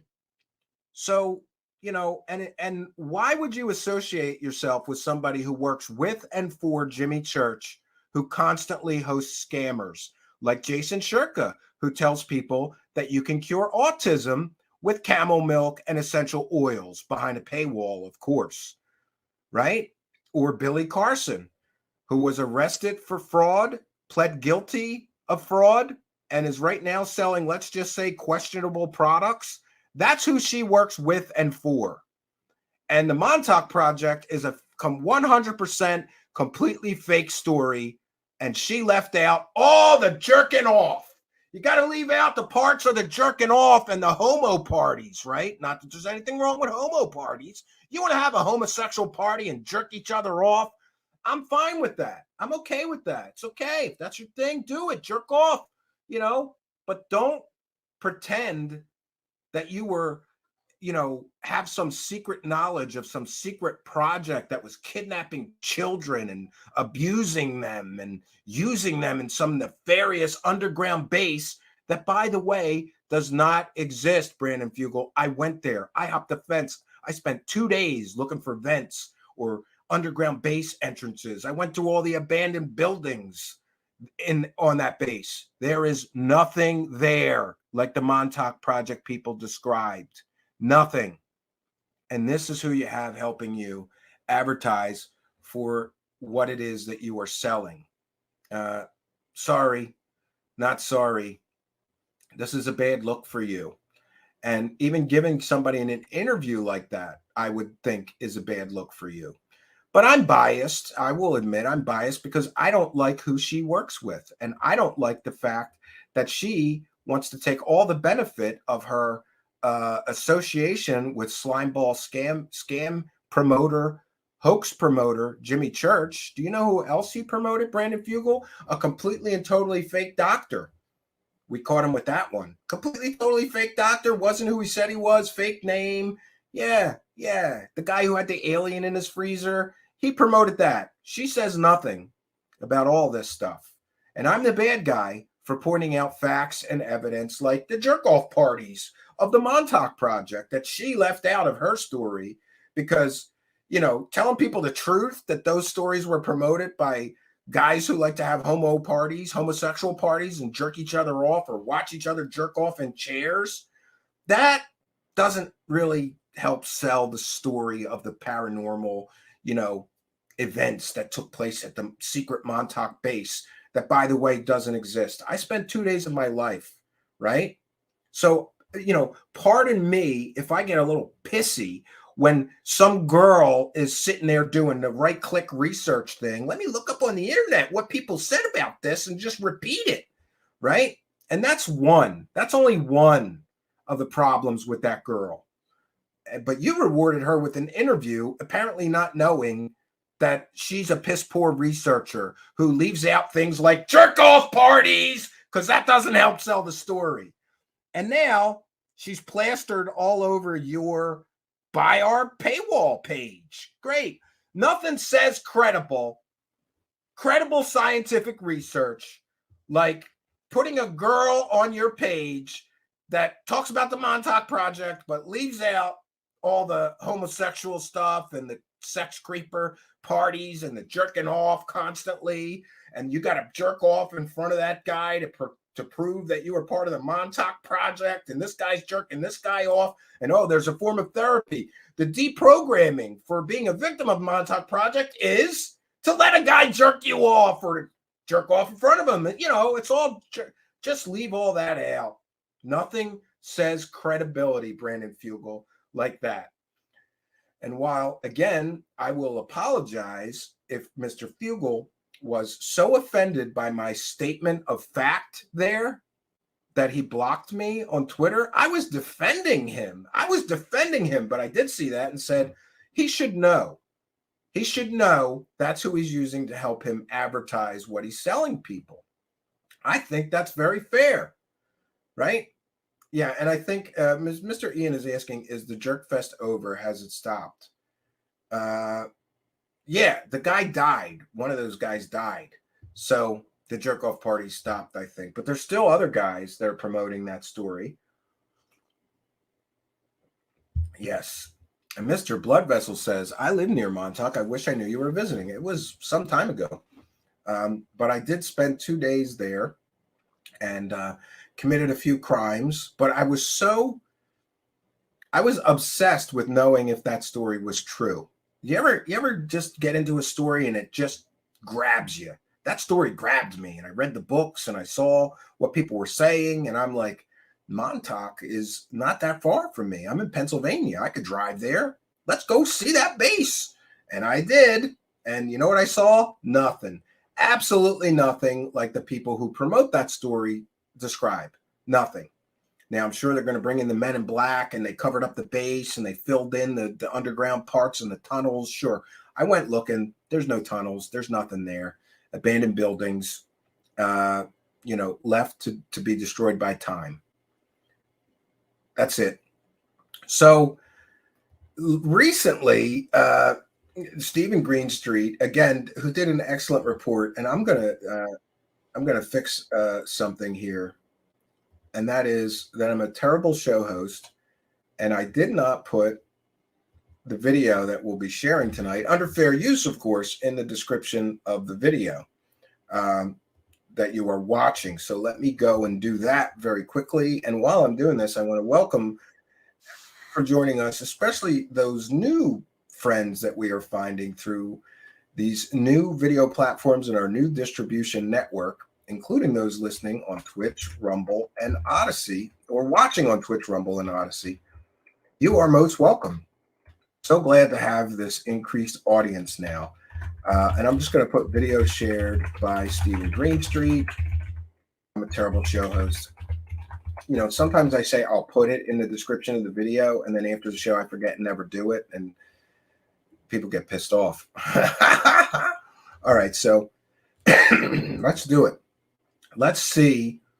Okay, so Steven Greenstreet did an incredible job, by the way, detailing all the garbage fake stories that George Knapp, Jeremy Corbell, and others have sold and told about this Skinwalker Ranch, and also the fact that there's no evidence for any of it, even though George Knapp said that the book was based on all this evidence. When pressed for evidence, he doesn't have any.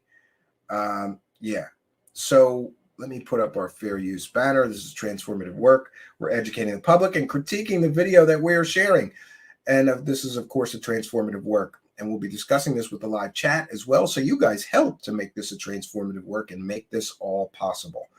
And thank you for being here to do that. So Steven Greenstreet, excellent report detailing that the Bigelow error is a crock of shit. I'm just going to say it like that. The Bigelow error is a crock of crap. There is no evidence. None. $22 million wasted. We got nothing. Brandon Fugel buys it. He's going to do it the right way, the scientific way. They're going to do it the right way, even though they got a girl that's very questionable helping them advertise the crap that they're selling the fans of the show. And again, Mr. Fugel, if you want to be perceived as credible, maybe having somebody that works with Jimmy Church, the biggest slime ball in UFO land, is not a good look for you. Maybe you ought to reevaluate those decisions. But I get it. She's a big friend and fan, and she interviewed him and gave him the softball circle jerk, right? And didn't ask him any hard questions like about the financial arrangements and stuff going on, like stars of the television show getting money from the local municipality for what, Brandon Fugel? And by the way, you haven't commented on any of that stuff publicly, have you? I think you should. It's problematic because, after all, the American taxpayers were, in my view, scammed out of $22 million previously for Skinwalker Ranch. Now, apparently, some other taxpayers are giving money to people involved with Skinwalker Ranch.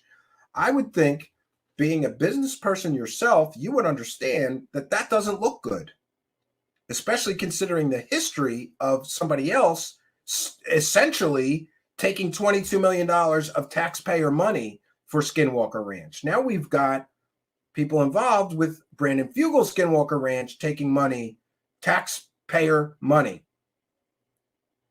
And by the way, to be clear, I'm not saying there's anything wrong with that, but I think Brandon Fugel should do a show and talk about that and defend their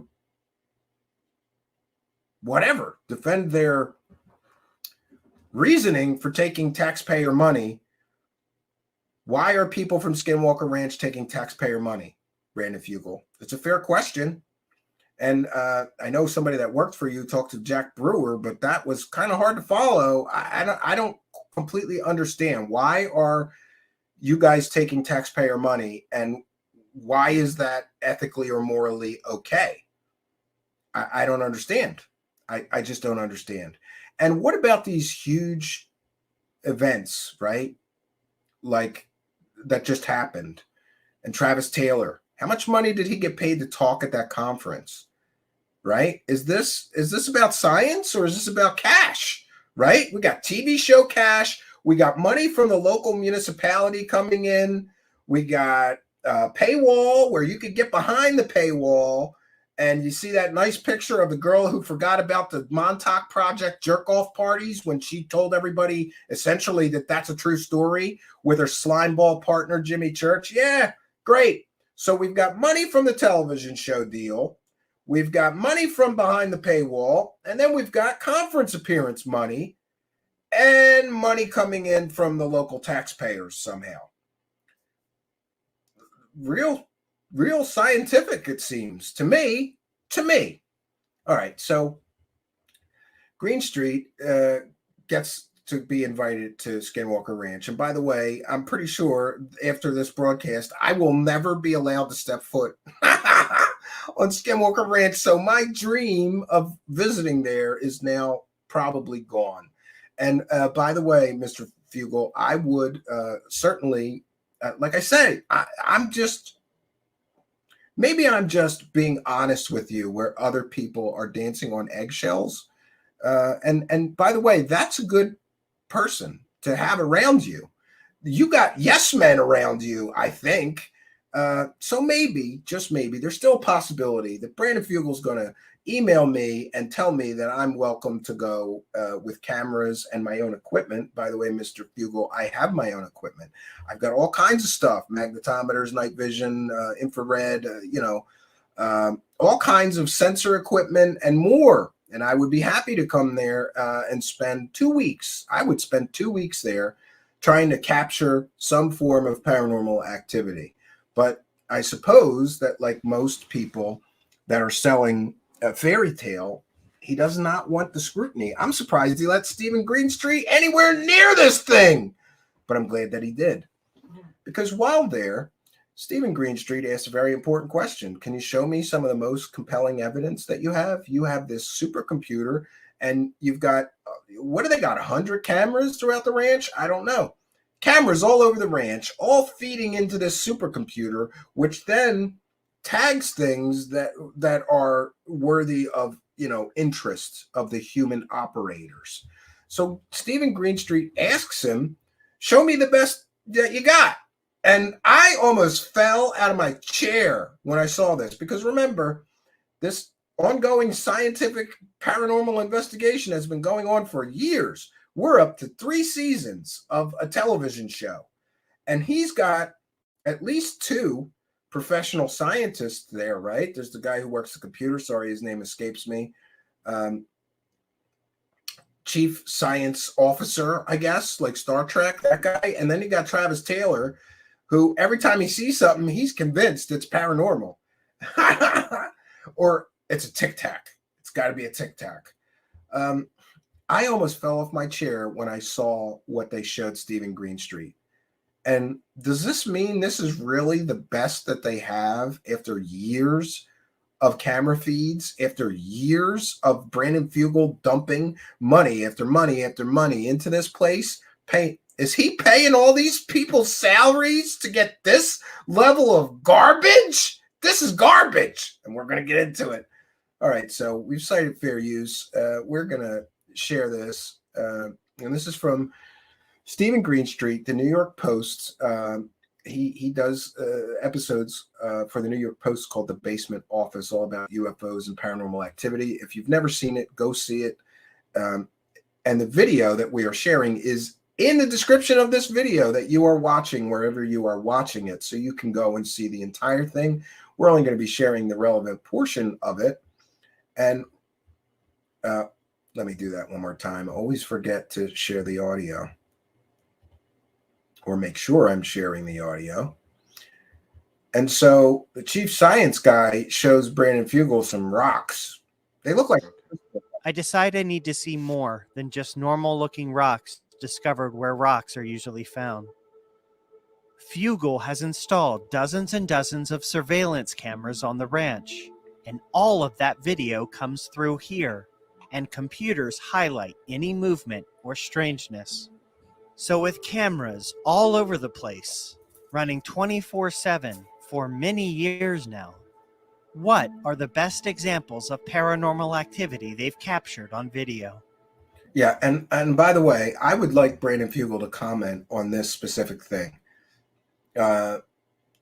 And the reason I would ask that Brandon Fugel comment on this is because we don't know, you know, I just want to be sure that, like, maybe this guy didn't understand the question, but Steven Greenstreet is saying, essentially, you got all these cameras everywhere. It's all fed in right here.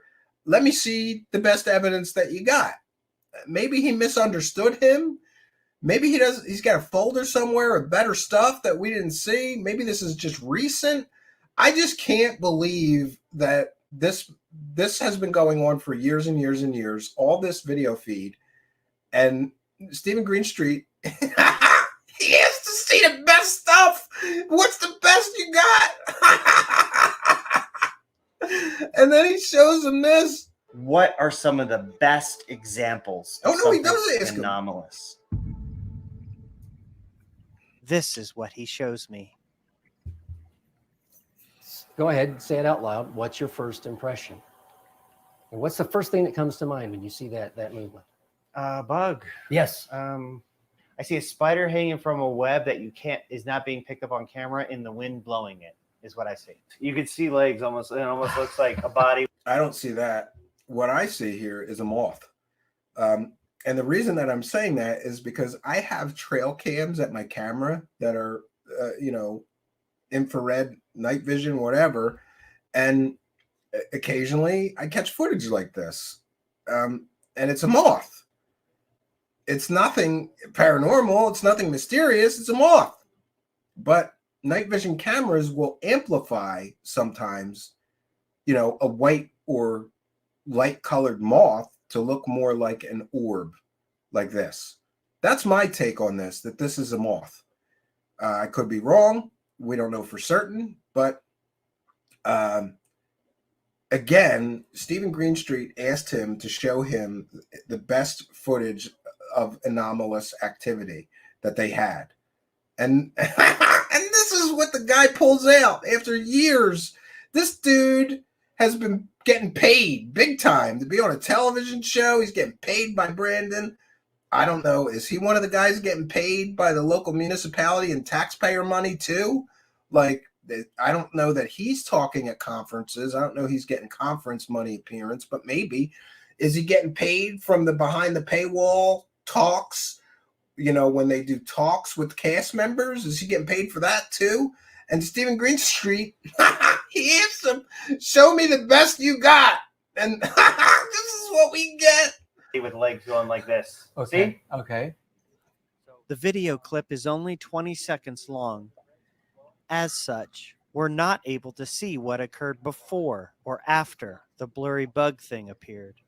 And by the way, Steven Greenstreet may well be right. It may be a spider, also amplified by the camera artifact. This limits the ability to fully come to a conclusion.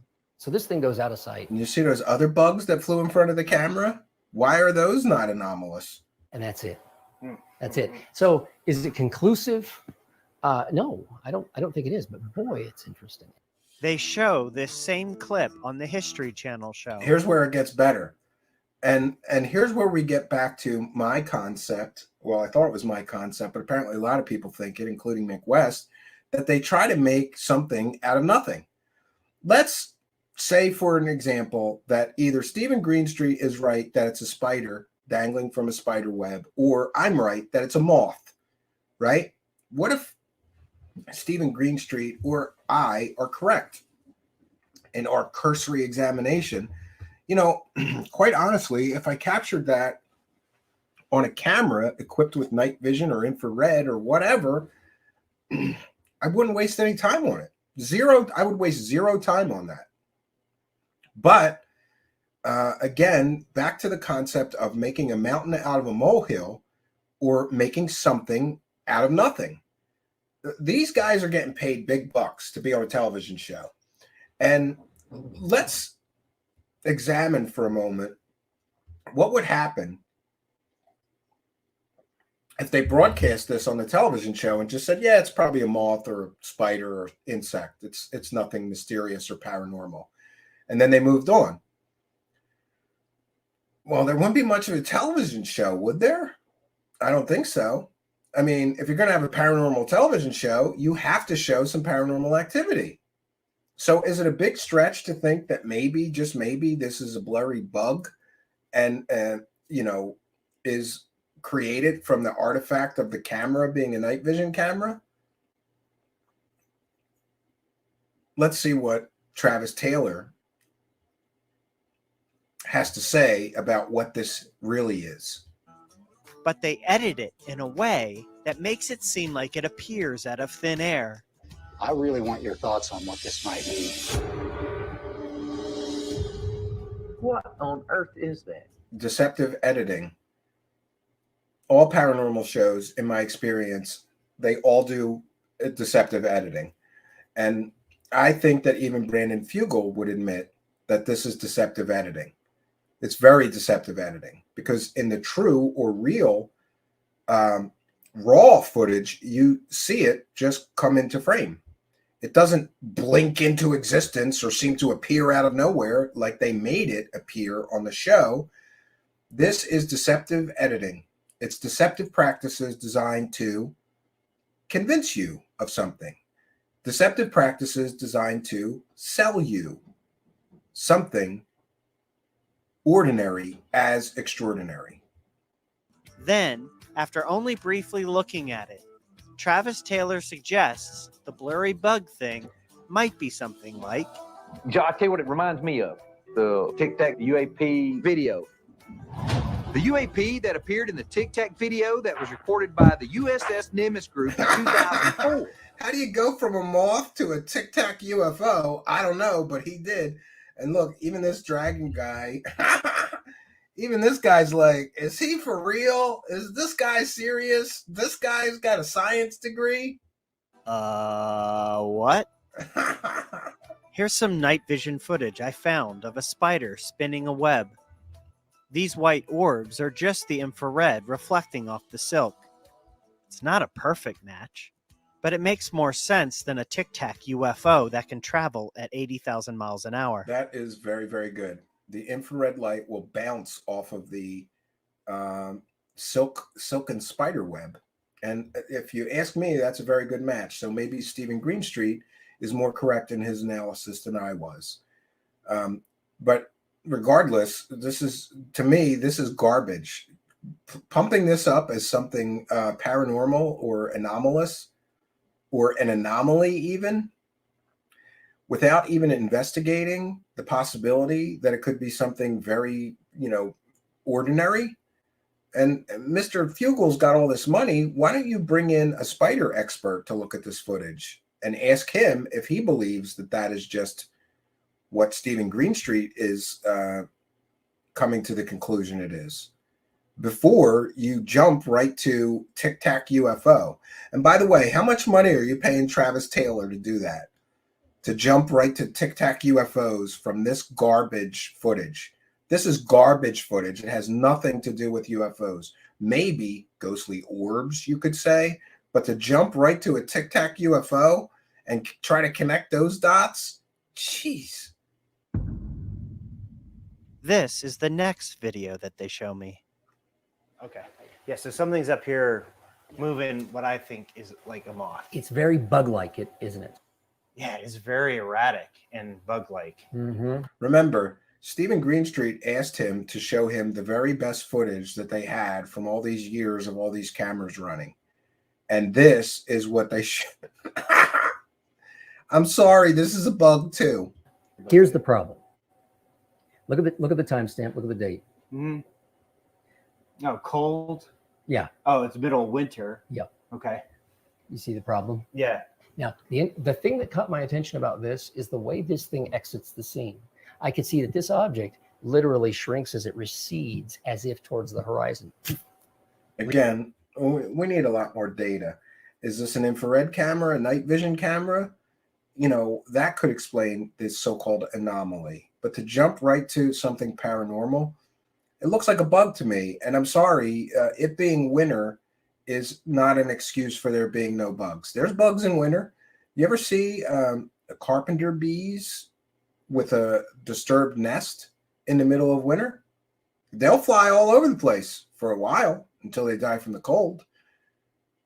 you could have flies inside the structures, the heated structures of Skinwalker Ranch, that fly out and fly in front of cameras. It being winter is not enough to preclude the possibility that this is bugs. Really fast. Okay, so here we go. See what happens there? Play it again. So It here we go. moves like a fly or a bug to me. It's like the Millennium Falcon hits hyperspace, you know? And that's why sometimes when I play this for people, I'll make that noise. While it may be fun to pretend that this is a craft zipping away at high speed, in reality, there is simply not enough data there to fully identify what it is. Do you understand how someone could go down a rabbit hole? Looks like a bug to an me. endless rabbit hole on something like this, where when I see that, I'm like, I think that's a moth. Pending any new data beyond this one video, is it worth my time? Yeah, and that's the problem. Is this worth the investment that Brandon Fugel, how many hundreds of thousands of dollars has Brandon Fugel paid these science guys to find evidence of the paranormal? And this is what they give him? I mean, if I was Brandon Fugel, I'd want my money back. But that's me. I'm pretty cheap. Really to obsess about it. There is no authoritative answer. You're the one who's going to provide that answer. Yeah. And this Where's is dino the final beavers? video I'm shown. In one of the ranch's abandoned buildings, in the middle of the day, two glowing objects float in midair. A bird flaps around and squawks. The two objects appear to float up towards the bird. The bird then flies away. Oh, dude, the instant it reaches the bird, it flies away. Yeah. Okay. So here's what I'm going to ask you to do. I want you to give me one or two prosaic explanations for this. Sure. Caterpillars, the silk worms. Yes. It's like the caterpillars, they do I think he nailed it personally, but I have another explanation, and we'll talk about it in a moment. that. They suspend in air like that. And so when I saw, let's take a look. I like this comparison. The only thing that makes me think it's not this is just the light. There does seem to be a source of light. Right. That is strange, though. I'll give you that. That is weird. Why should your average person care? Is it, in the grand scheme of things, is what I just saw on this, like, who cares? So we've gone from seeing two flashes of light in a carriage house to some really deep dive philosophical questions. And to me, that's at least part of the point of this. Okay. I thought part of the point of this was to prove paranormal activity, not to discuss philosophical questions. But that's just me. And again, I think it's important that if you're going to claim something is paranormal, you have to eliminate all other prosaic or ordinary explanations of an event first. Why can't they bring on a caterpillar expert to look at that and determine if that's truly caterpillars, silkworm caterpillars, which, by the way, are very bright white. And on a very sunny day, you can see from that footage, it's super sunny, even inside this wreck of a carriage house that's falling apart and has, holes in the roof. I don't get it. And the other thing is, I'm going to do some tests myself, but I would think on a very sunny day in an environment like that, you could create that with a couple of handheld mirrors reflecting sunlight onto those beams. That's just one thing that I thought of, but Mr. Greenstreet may be more correct. I would want an insect expert or caterpillar expert, someone who studies silkworms, to look at those and caterpillars and determine if that's what it is.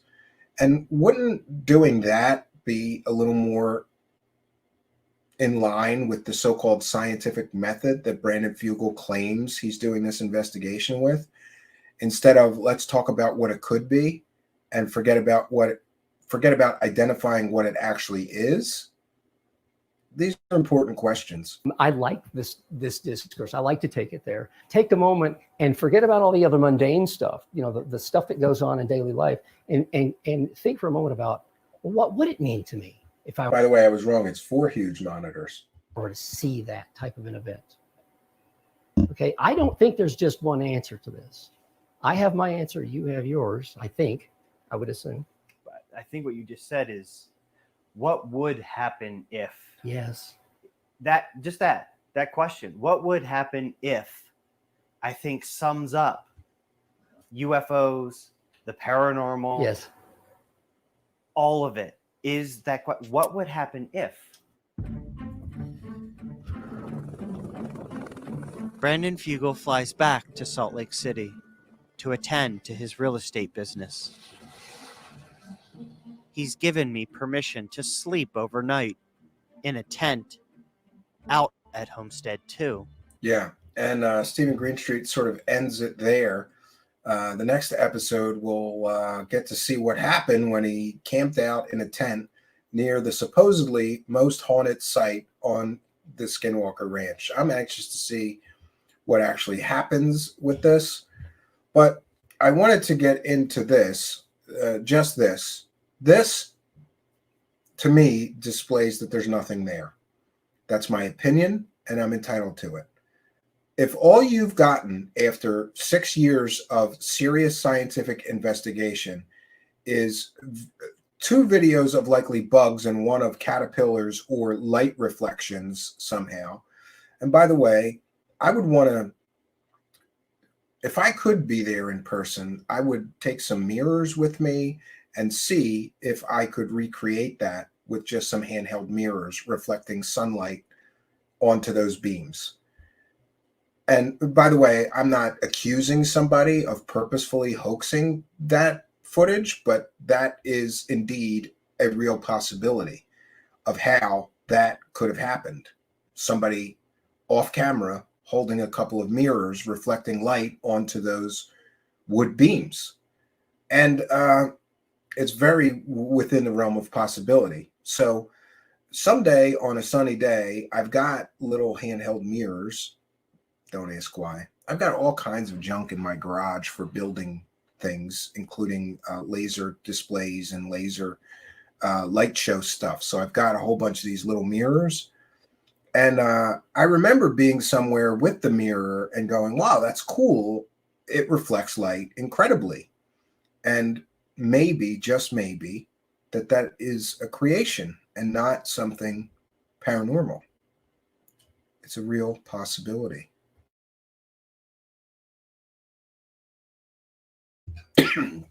So, what do you guys think? This is what we see when Steven Greenstreet asked to see the best footage that they have. And this is years of scientific investigation, and we get that. We talked previously about a few things, like how when selling a fake paranormal or alien story or UFO story, you have to do a few things. And every story that we have looked into follows this plan. In order to sell the story, you have to super hype it, overhype it, and you have to underdeliver. Because you have to hype it up so much. Remember, werewolves, dino beavers, portals, flying refrigerators, 9-foot-tall cloaked alien or monster creatures that you could hear roar for miles, shape-shifting, right? Bulletproof werewolves, teleportation, poltergeists, demons, hitchhikers, ghosts, demons, alien spacecraft. That is the overhype. That is the overpromising of Skinwalker Ranch.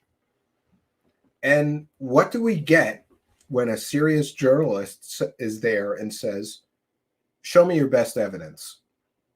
Well, we get the under-delivering and the inevitable big letdown.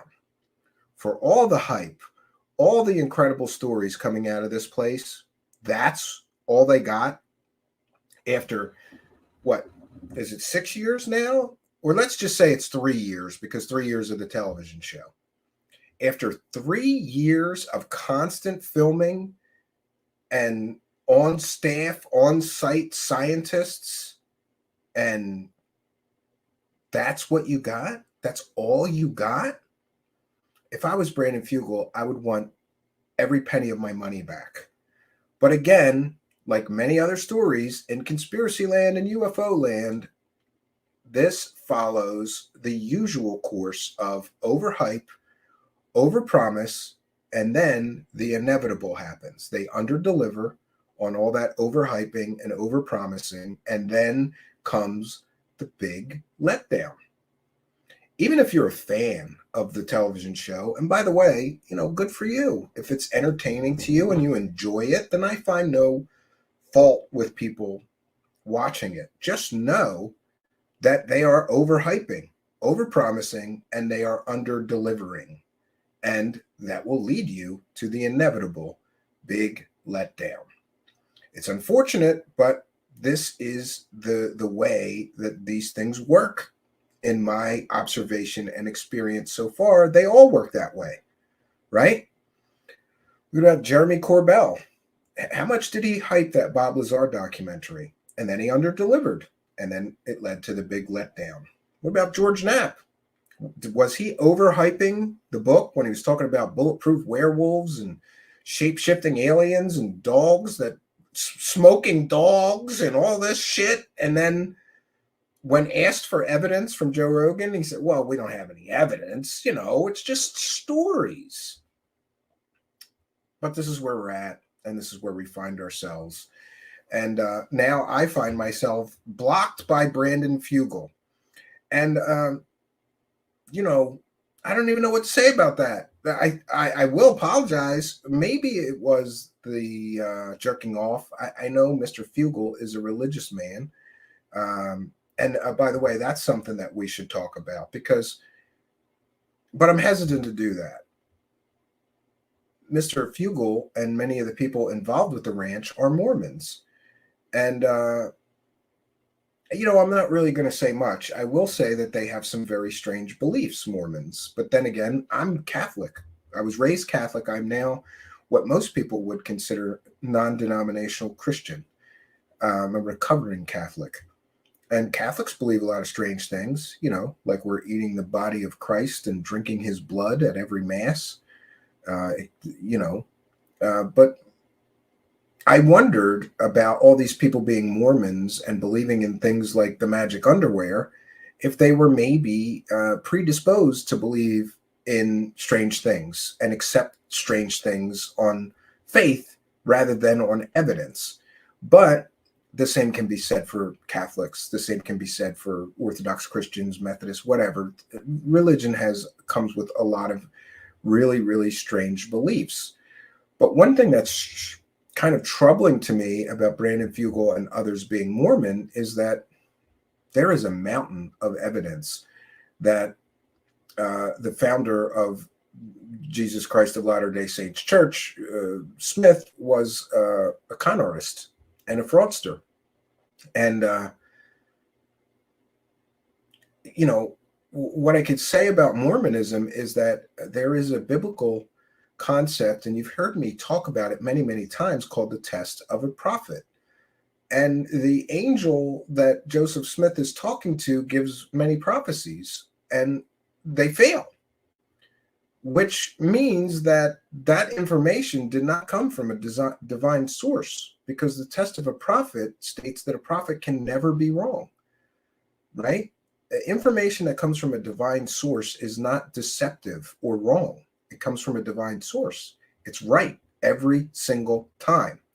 That's how we know that false prophets and fake psychic grifters like David Wilcock are frauds, because he makes predictions and they fail. That means he's not a prophet.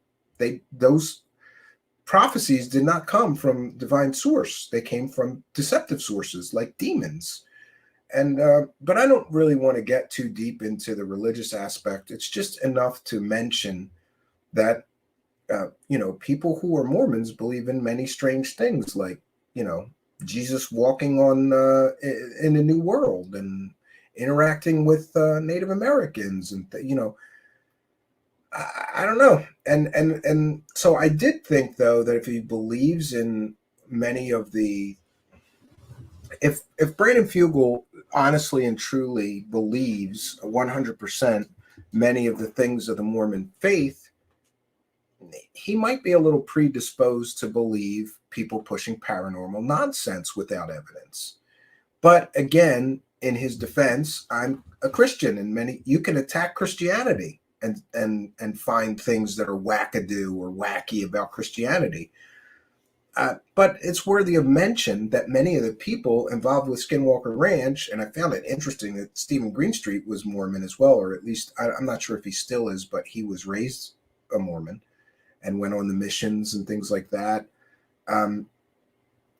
I just think it's a little weird that everybody involved in this thing, by the way, including Senator Harry Reid, who got the money to go look into Skinwalker Ranch to begin with, that we all got defrauded out of the $22 million, was also Mormon. And if these people believe in strange things like magic underwear, maybe they're a little too believer-brained to do serious scientific, study into the paranormal. But in his defense, I haven't seen anything from Mr. Fugel that would make me believe that he's a wackadoo, except for perhaps who he chooses to help him promote getting behind his paywall. You can't say we're doing serious scientific research here and then associate your project with people working for literally the biggest scam promoter in the whole field of UFOs, and that would be Jimmy Church, right? And again, that girl wants all the benefits. She wants all those subscribers. Give me the money, right? Give me those deals that Jimmy Church can get me. But she doesn't want to talk about all the scammers that Jimmy Church has backed, promoted, and profited from. That's a problem. And it's a problem for her, and it's a problem for Brandon Fugel by associating her with his project. And otherwise, what I will say is, they're going to just keep pushing this dead horse up the hill. They're not going to go, we did this for 3-4 years. We didn't find shit other than bugs. We got videos of bugs, and that's all we got in 4 or 5 years. So we're going to pack it in. No, I hear there's plans to put a hotel there. And so maybe I will get to go. I don't know if it's true. These are rumors and speculations, so take from this what you will. But I heard from multiple people, and we have to also remember that Brandon Fugel is a real estate developer. But I have heard that Brandon Fugel is going to put a hotel there. And then you can go spend a weekend at Skinwalker Ranch. I don't know if that's true. I wish he hadn't blocked me, because I'd like to ask him if that's within the realm of possibilities of his future plans for Skinwalker Ranch. And I got to say, as skeptical as I am, and as a big of a nothing burger as I think this place is, just based on all the legends and stories, I would go. I would still go. I would plop down my few $100 and see if I saw any, I want to see a goddamn dino beaver. That's what I want to see. I don't know what you want to see. I want to see a goddamn dino beaver.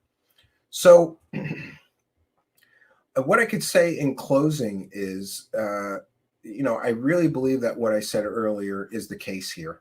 Overpromise, underdeliver, and now we get the big letdown. And the big letdown is pretty big. I mean, Brandon Fugel has invested millions of dollars into this thing.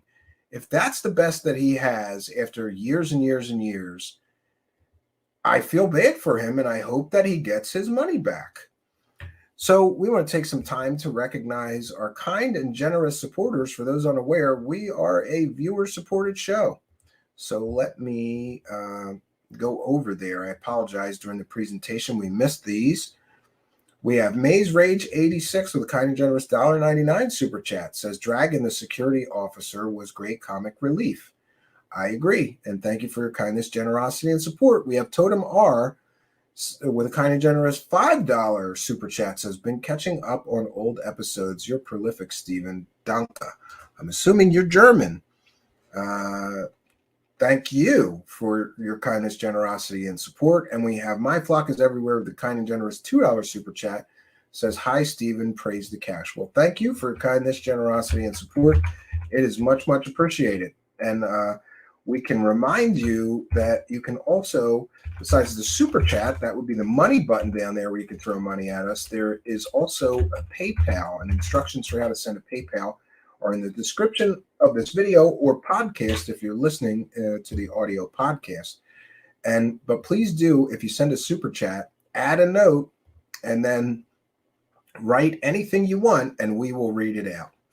So far, people have been very good about not doing things like, saying I love cocks, making me read that or anything like that. We got good listeners, good people here. Now I'm going to get a bunch of PayPal messages with note that says I love cocks. All right, so we've checked in with the PayPal, we've checked in with the super chat. I am going to remind everybody. Well, actually, I'm not going to do it. I'm so thankful and thank him for this, by the way.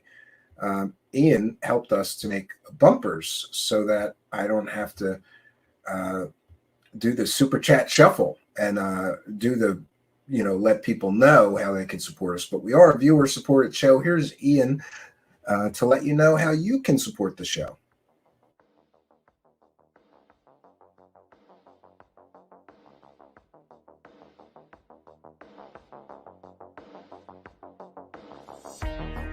Truth Seekers is a viewer-supported show. Wonderful people like you who enjoy this show send pledges in the form of super chats, super stickers, super thanks, PayPal, or Cash App. Instructions for how to help are in the description. You can also join our Patreon, and for as little as $1 a month, you can get extra content. Patreon supporters get a backstage pass, early access to all our production videos before they are distributed publicly, Stephen Campion's music, private writings, a monthly show journal, and more. You can also become a YouTube channel member for $5 a month. A YouTube membership includes all of the Patreon benefits, plus a special members badge, priority reply to video comments, and the live chat, plus a monthly members-only video.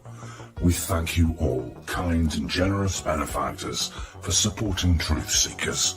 Thank you for your generosity and support.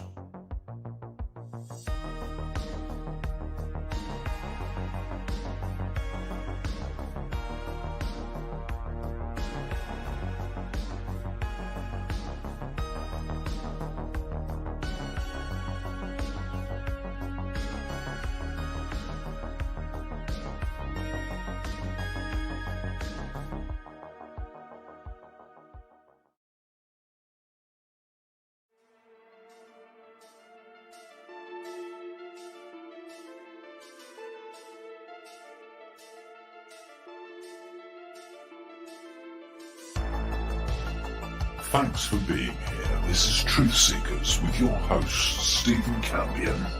Please rate, like, and comment on our videos or podcasts. If you are listening to an audio podcast, please rate us 5 stars to help us rise in the search rankings.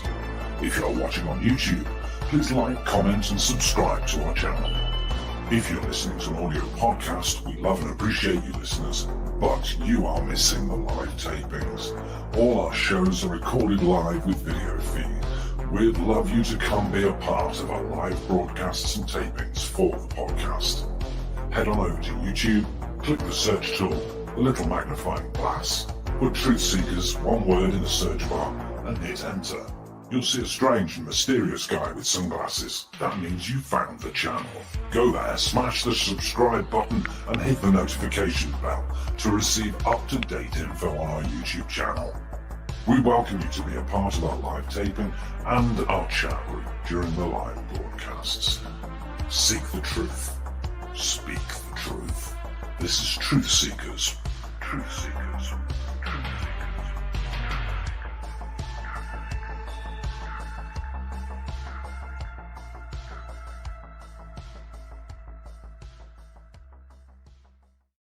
Okay, and we are back. I saw somebody ask me earlier if I was still sick, and yeah, still feeling very under the weather. But luckily, my wonderful wife got me some. I got all these cold pills, severe cold and flu relief. What is this one? This is multi-symptom flu HBP, whatever that is. Yeah, and my favorite thing when I'm sick is Cherry Hall's Mental Lictus, right? These really help. They'll get me through. And I've just decided it's a bad cold or something. It's a bad cold or something like that. It's just terrible when you have to talk, though, to do the show. But, you know, I have got a lovely wife, so thank her. She made a special stop off to get this stuff. And, yeah, we're going to power through, right? Idimond is here and says, one thing I really like about Steven is how honest he is. Plus, he can apologize for any mistake. Not many can do that in this field. Well, being that crude, or maybe what some would perceive as nasty to Brandon Fugel, I'll admit was probably a mistake. Had he have open DMs or some other way for me to, I just thought it's important. Like if he's trying to be, we're so sciencey about this that maybe he would want to know who he's using to help him advertise what he's selling is not a good idea. And that's my opinion, and I'm entitled to it. I'm sorry if he took such offense to it that he had to block me on Twitter, which further complicates things because we have more to share on Mick West and his debunk of this garbage footage. And now I have to go through this special process. You know, I have to open an incognito window so we can see what Brandon Fugel is saying. It's just, it complicates things, right? Mario's Taco is here and says, I am sick too. I can't even talk. Well, thanks for being a member, and we'll lose our voices together. And it is interesting. Whatever's going on with me is definitely voice-based, because yesterday I didn't talk all day. I stayed, you know, I try to make sure that I saved up my voice to do the show. And then last night I did the show, and the terrible sore throat came back. So I'm going to try to stay off my voice as much as possible. You'll have to excuse if we don't do some of these 3 and 4 hour shows. We're going to keep it as brief as possible to preserve my voice. And let's get into the Mick West debunk. Yeah, we have some more information to share with you because there's an interesting exchange going on between Mick West and Steven Greenstreet and Brandon Fugel. And now, because of being blocked, I have to go through this special process to be able to come on, Brandon Fugel, just unblock me so I don't have to do this crap. I'm sorry if I pissed you off talking about the girl with the jerking off story that she left out, okay?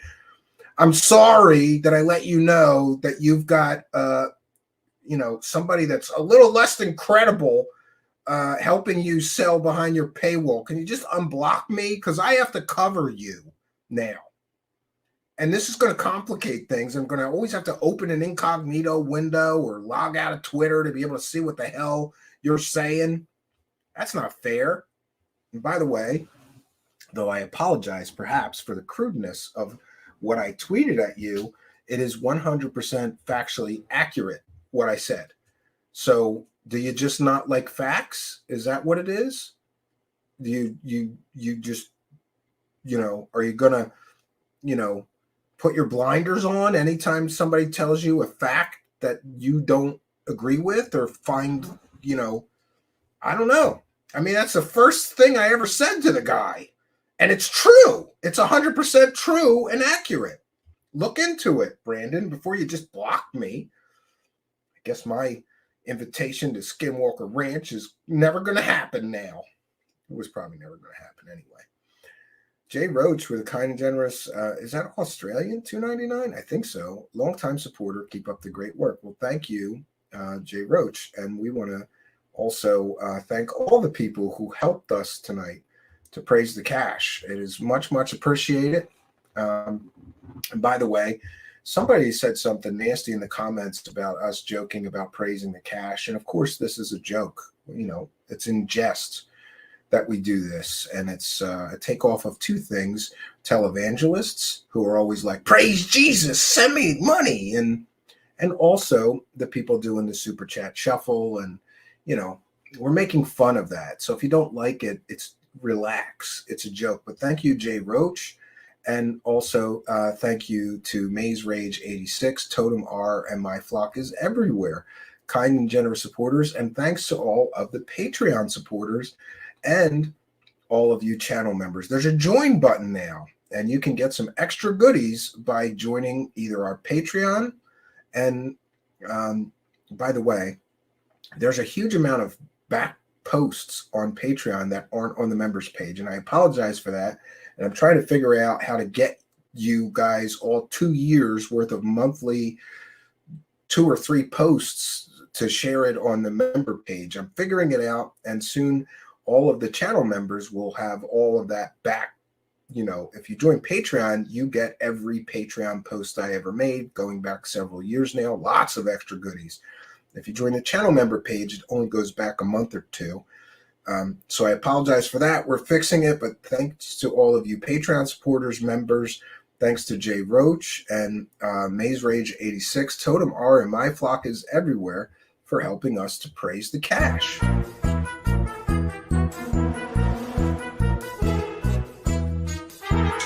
You're watching Truth Seekers. Praise the cash, praise the cash.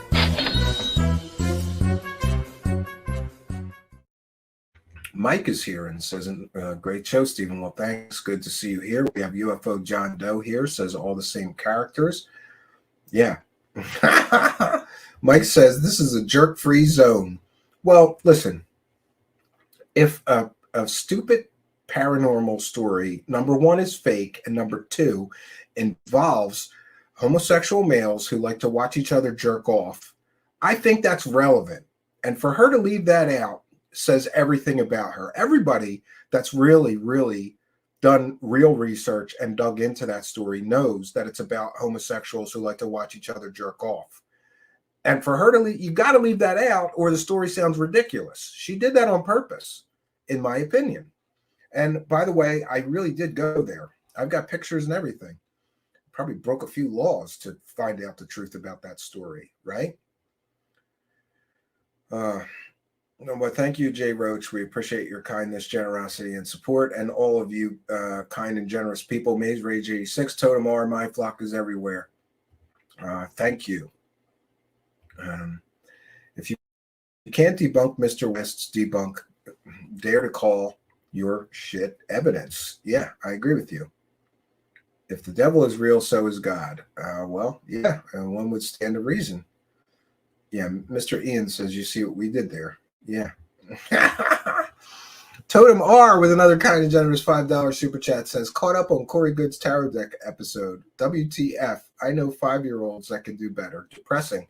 Hilarious. A fantasia of feelings. Thank you, Totem R. And I am going to have my 6-year-old make a tarot deck with me that'll be much better. And we're going to do a parody of that, right? Except I'm going to talk about how we really need money. So you got to draw a tarot deck, Xavier, because we need the money. You got to help Daddy make some money and praise the cash. And by the way, thank you, Jason, for the kind and generous $3 super sticker, and for being a channel member, and Totem R for being a kind and generous supporter and helping us to praise the cat. Praise the cash, praise the cash, praise the cash.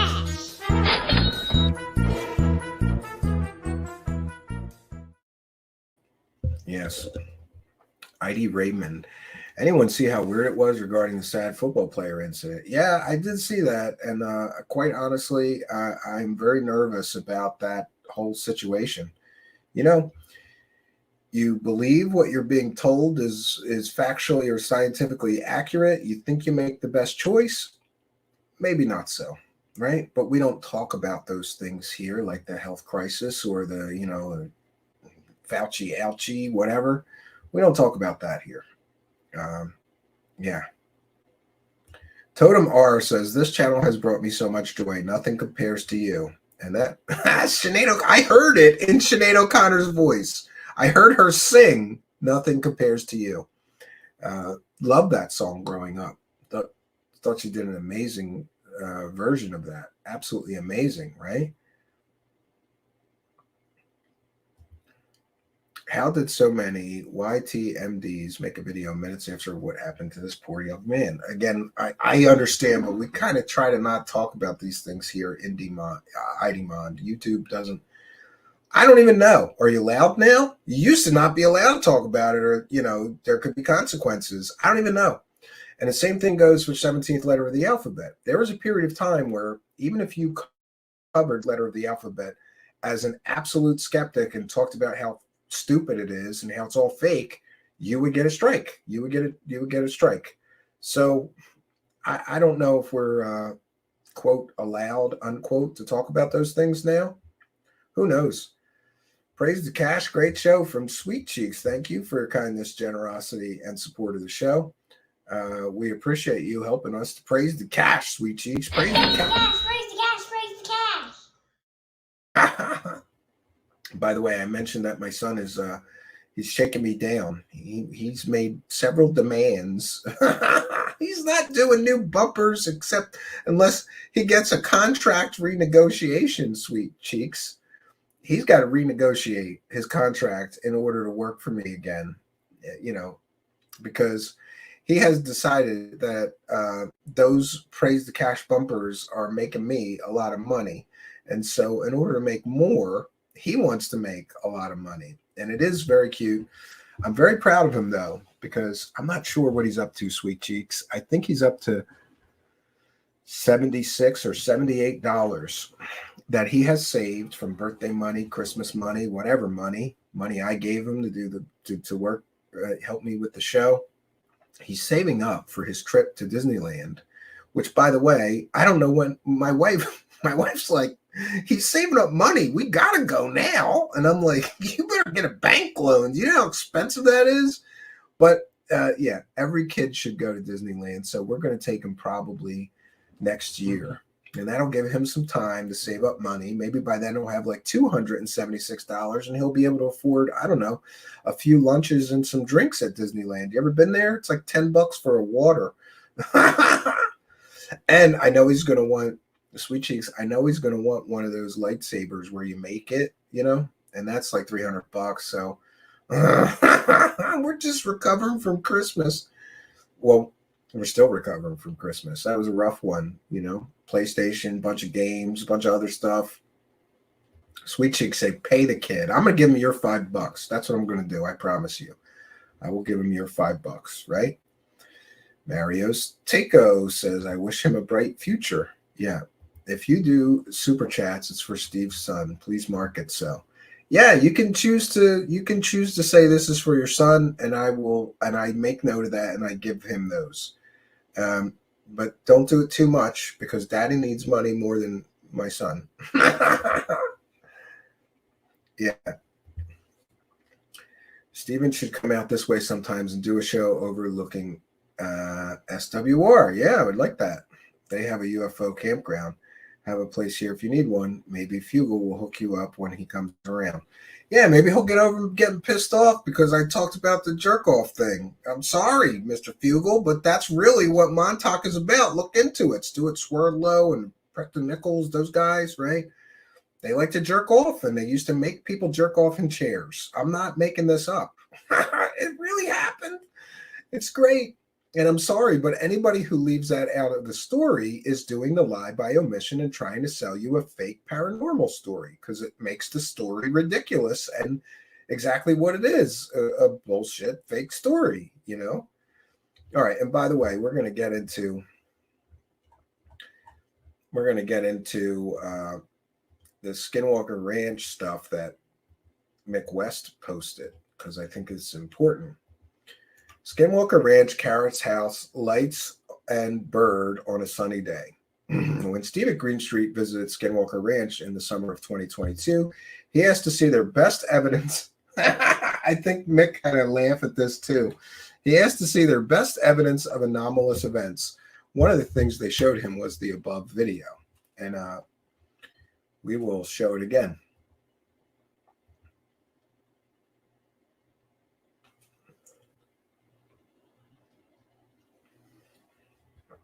Yeah, I think that's caterpillars now. I don't think that's light because it wouldn't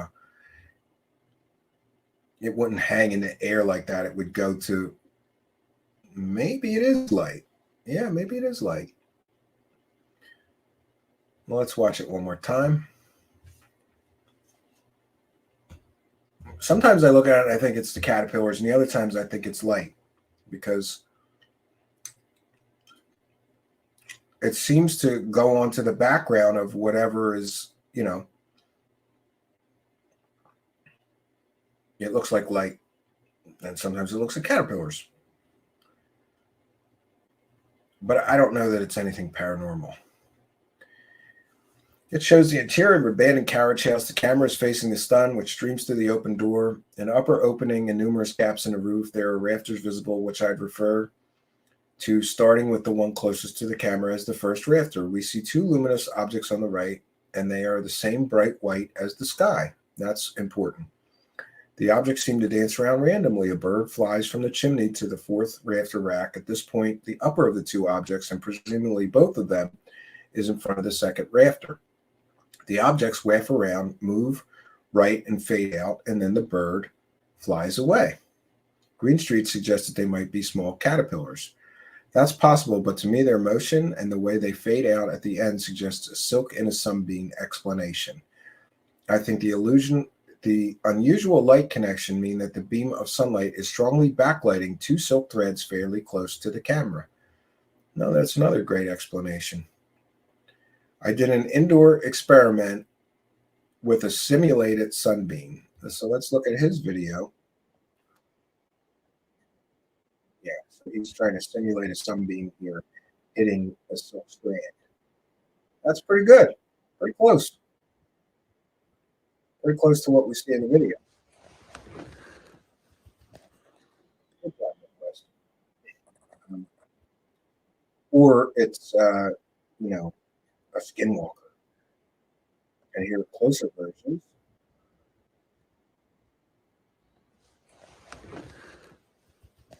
Well, pretty similar to what we see in the video, actually. These are just quick experiments he's running.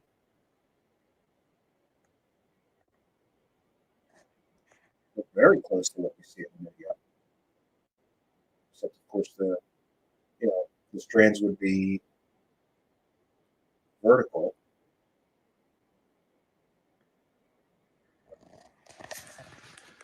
Excellent job on that. We see the correct angle. We could get a super bright segment of the fishing line when the exposure is set to show the interior. It looks pretty close. Did anybody ask him why he saw fit to take videos of the interior of the derelict building? They have constant surveillance of several locations, hoping to see something anomalous. This was one of the best things they found over the years. They have been doing it. At the time, the sun would be almost 15 degrees up at a heading. Yeah, and here's where it gets good, because he shows exactly where the sun would be shining in this situation. Yeah. I mean, it's not a perfect debunk, but it's pretty close. Pretty good, I think. But we're going to share this exchange between Brandon Fugel and Steven Greenstreet and Mick West. If I can get to my... Can I even share that? I thought I could. Hold on one second. Let me close down everything else, make it a little easier to find it here.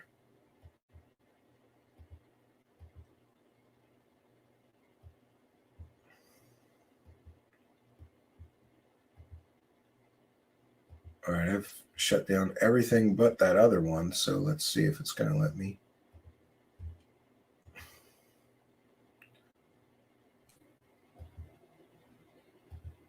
Oh, here we go. We got it. All right. The sunlight on and around the objects matches the lights on and around other things in the carriage house. Limited change in size infers objects are nowhere near the bird, but closer to the camera. It's a pretty detailed analysis. And about Mick West's Analysis, Brandon Fugel says, deeply flawed and far from an adequate explanation. I have yet to see attempts to replicate, find a comparable, or explain this that does not woefully fall short. It's a relatively small space. It's a fun exercise, though. Love the challenge and Cirque du Soleil-esque gymnastics. Specifically, what about Mick's very detailed analysis do you consider far from adequate and woefully falls short? Brandon Fugel says, inaccurate assumptions without actually working in the environment, accounting for the geometry, along with failure to provide any true comparable. Simply invoking spider silk and daylight, no infrared, given the environment and all vectors is inadequate. Then add the bird. Steven Greenstreet argues that some geometry was indeed accounted for. I guess I was asking for what, specifically about West's analysis you feel is flawed. For example, do you agree with the analysis that at the time of this video, the sun was 15 degrees up and at a heading of 103 degrees? Brandon Fugel says you are correct in that some geometry is accounted for. Distance of the objects to the camera, orientation, and trajectory are merely assumptions. You have to take into account all variables. And does anybody else think it's kind of ridiculous for him to say, that can't be it? This is inadequate. Well, then show us what it is. Tell us, prove it's paranormal, Brandon Fugel. You can't. Mick West, can you post the video of the best replication effort you did? I'm interested in seeing what the closest and how you eliminated silk. And more generally, simply asserting that you went through a similar process is not that convincing. If you want to have a broader scientific community more engaged, then actually sharing your science would be helpful. Also, crowdsourcing works, but it needs data. Brandon Fugel says, I haven't been conducting my investigation to be convincing or engaged with the scientific community. This is my privately funded project. Well, there's a problem with that, Brandon Fugel. It's not privately funded. Isn't the TV show paying you and everybody on the TV show? That means it's, well, I guess it's still privately funded, but he seems to suggest here that he's putting out all the money for this, which isn't the case. And what about the local municipality paying members of the Skinwalker Ranch television show for God knows what? That's public money. But I guess they're not paying for the investigation, so we'll let that go. Originally expecting to debunk it, I never intended to reveal my identity or go public with my research. I reluctantly agreed to after years. And here we see some shots of the so-called second homestead and his wonderful helicopter. And boy, pretty interesting rocks there, right? Pretty interesting. Thinky Part says, disappointing reply. How is it disappointing? Why wouldn't you want to engage with the scientific community? Get that it's a personal pursuit, but you're choosing to make it public for profit. If there weren't people potentially hurt by the belief, I'd say go 10 seasons, but it's better to open up the data, in my opinion. I should add that I once had an encounter with a glowing orb in my house and have always wondered what it was. Ball lightning? Interdimensional? I'd really like a full hands-on deck study of this that involves every possible angle and every type of thinking applied. And this is an interesting book that, by the way, every once in a while I see an interesting book and I buy it. I'm going to buy this book. It's called Remarkable Luminous Phenomena in Nature by William R. Corliss. He says, one of the first things I worked with Eric Bard, my principal investigator and full-time physicist, that's the guy that said when he shows people that footage, he does shoo. Who showed the best footage? That was his name. Thank you, Brandon Fugel, for letting me know. His name is Eric Bard, and he's a physicist. To evaluate included material documenting remarkable luminous phenomenon in nature. I wanted to identify every possible natural prosaic explanation for what had been reported. Brandon Fugel goes on to say, the docuseries is an effort to dynamically document the ongoing scientific investigation and research at Skinwalker Ranch. The ranch investigation, scientific platforms, and team were in place long before any docuseries, and we will continue regardless, employing the scientific method. While posting a girl who forgot to tell people about the Montauk jerk-off stuff, right? That's not very scientific, Brandon Fugel, but okay. Mick West, it is unfortunate that your team would assert to the world that the glowing orbs are great examples of anomalous events without detailing the steps taken to find and eliminate explanations. You don't owe anyone anything, but it makes your whole endeavor appear superficial. Brandon Fugel, Boy, this is getting good. Those two are going at it. I don't believe that is a fair criticism or statement. We engage third-party experts. Why didn't they engage a third-party caterpillar expert to see if it's caterpillars? Utilizing state-of-the-art equipment, repeating and expanding the scope of experiments. Anyone actually paying attention to all that we have presented can see it's not superficial. McWest says, unfortunately, though, that is the impression that the show conveys, perhaps due to the limitations of the format. Many people watching the show, including me, get the impression it's trying very hard to make something out of nothing. You could improve on that by releasing actual data and analysis. Brandon Fugel, again, an unfair, inaccurate statement, especially when weighed against the events and activity documented during numerous experiments involving third-party experts, scientists, state-of-the-art equipment, and repeated UFO sightings and strange activity with witnesses and video documentation. Then where's the video, Brandon Fugel? Where's the UFO videos? Steven Greenstreet asked to see the best evidence, and he got this garbage. And then Mick West had to debunk it. And then you argue with Mick West. That may be how you see it, Mick West chimes in, but I assure you it's not the impression the show conveys. Constantly ignoring mundane explanations, like with the photogrammetry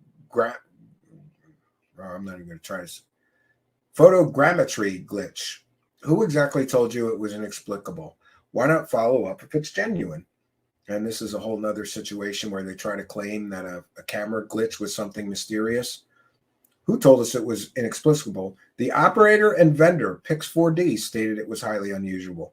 We continue to follow up, testing theories and repeat surveys of the area, as is the case with GPS, electromagnetic, and other anomalies off of the at the ranch. It is often transient.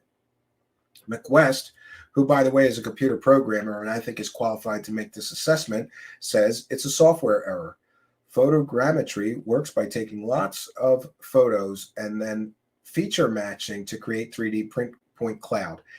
These points in the air were not visible, not in the photos, so it's essentially an error in the software, probably dealing with something like sun glints.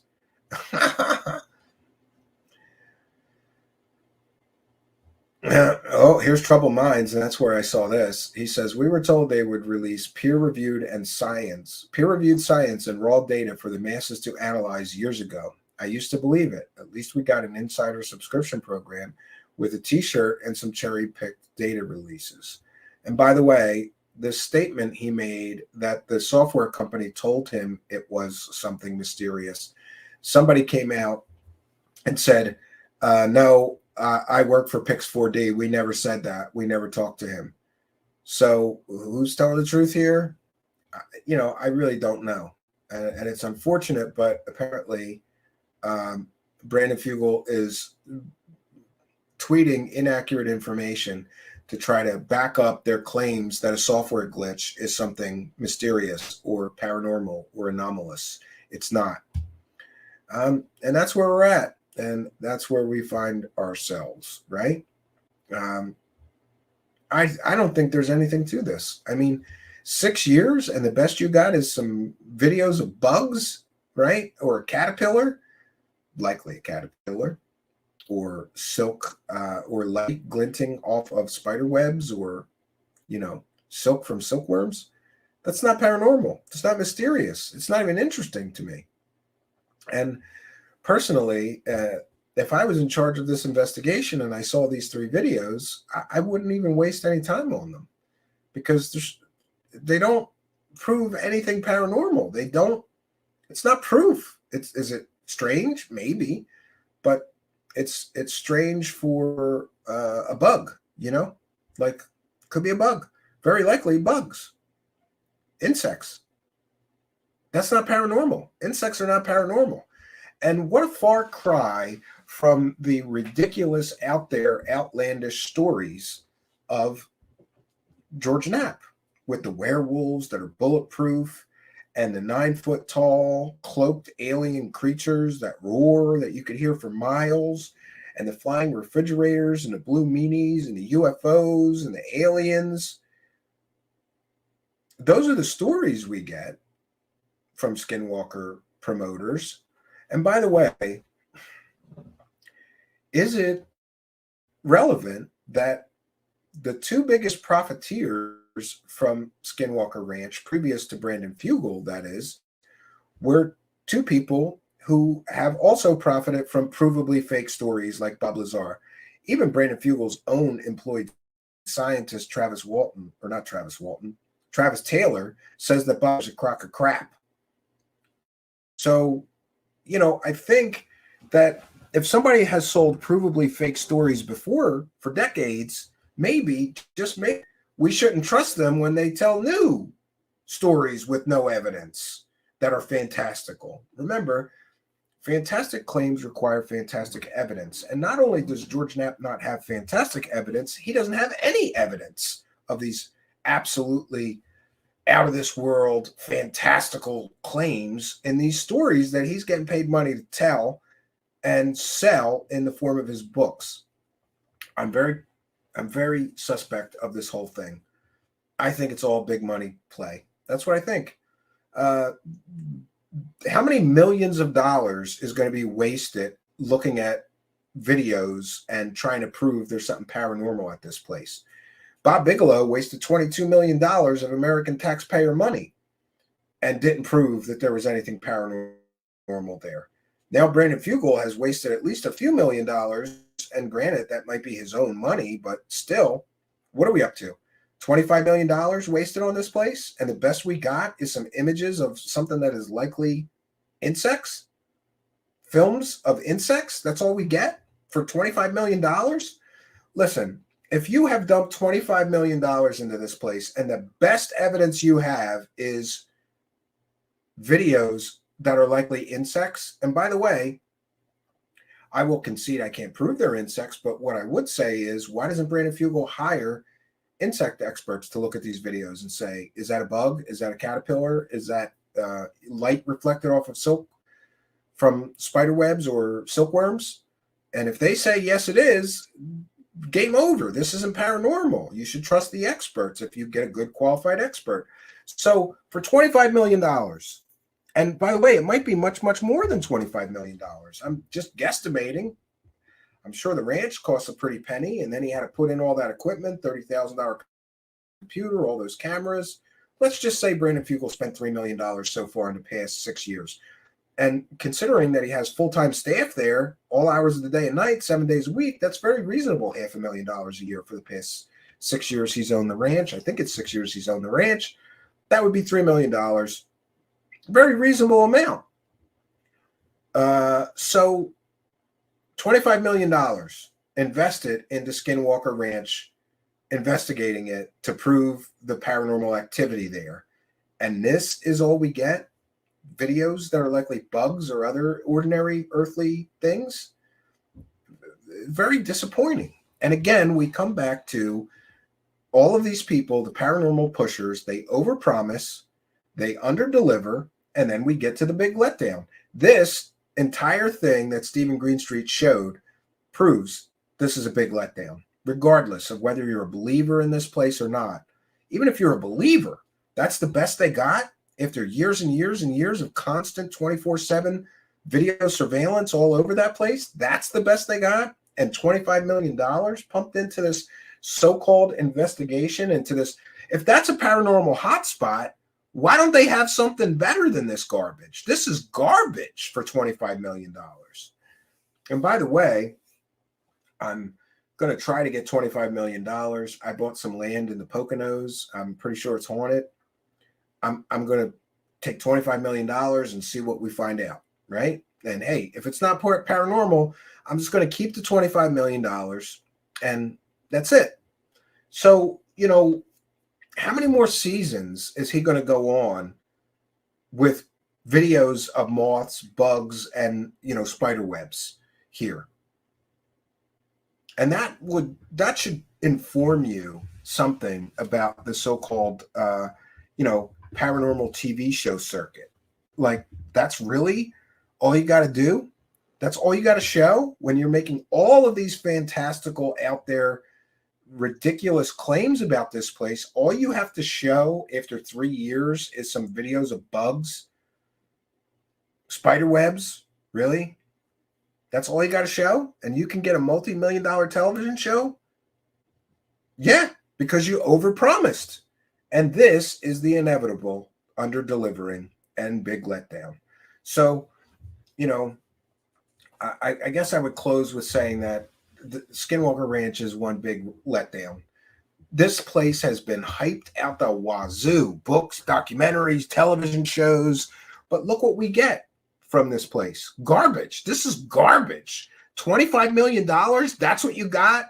I can go make 3 videos that are more convincingly paranormal activity at my cabin this weekend for free and post them. You know, like it doesn't take $25 million. And again, overpromise. Oh, it's a paranormal hotspot. Really? Why then, after years and years and years of constant filming, is this the level of garbage that you've got?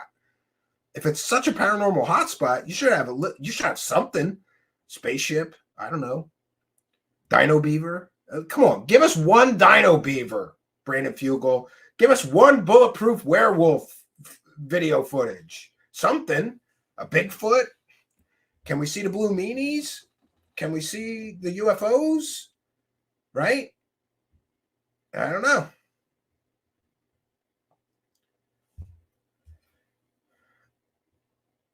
Okay.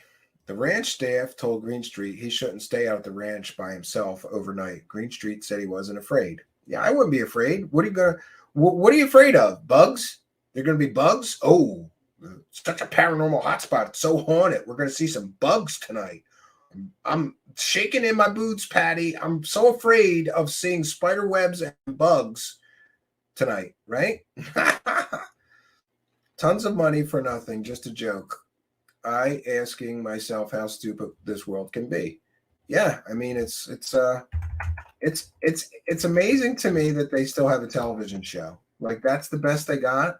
And again, you got to remember that all of this stuff is carefully curated and carefully massaged. They massage every bit of data that they could get. And then they do things like deceptive editing, like we saw. They deceptively edited that one video to make it appear that that thing appeared out of nowhere. It didn't. It rolled right into the frame, just like a moth or a spider on a spider web would, right? But it is what it is,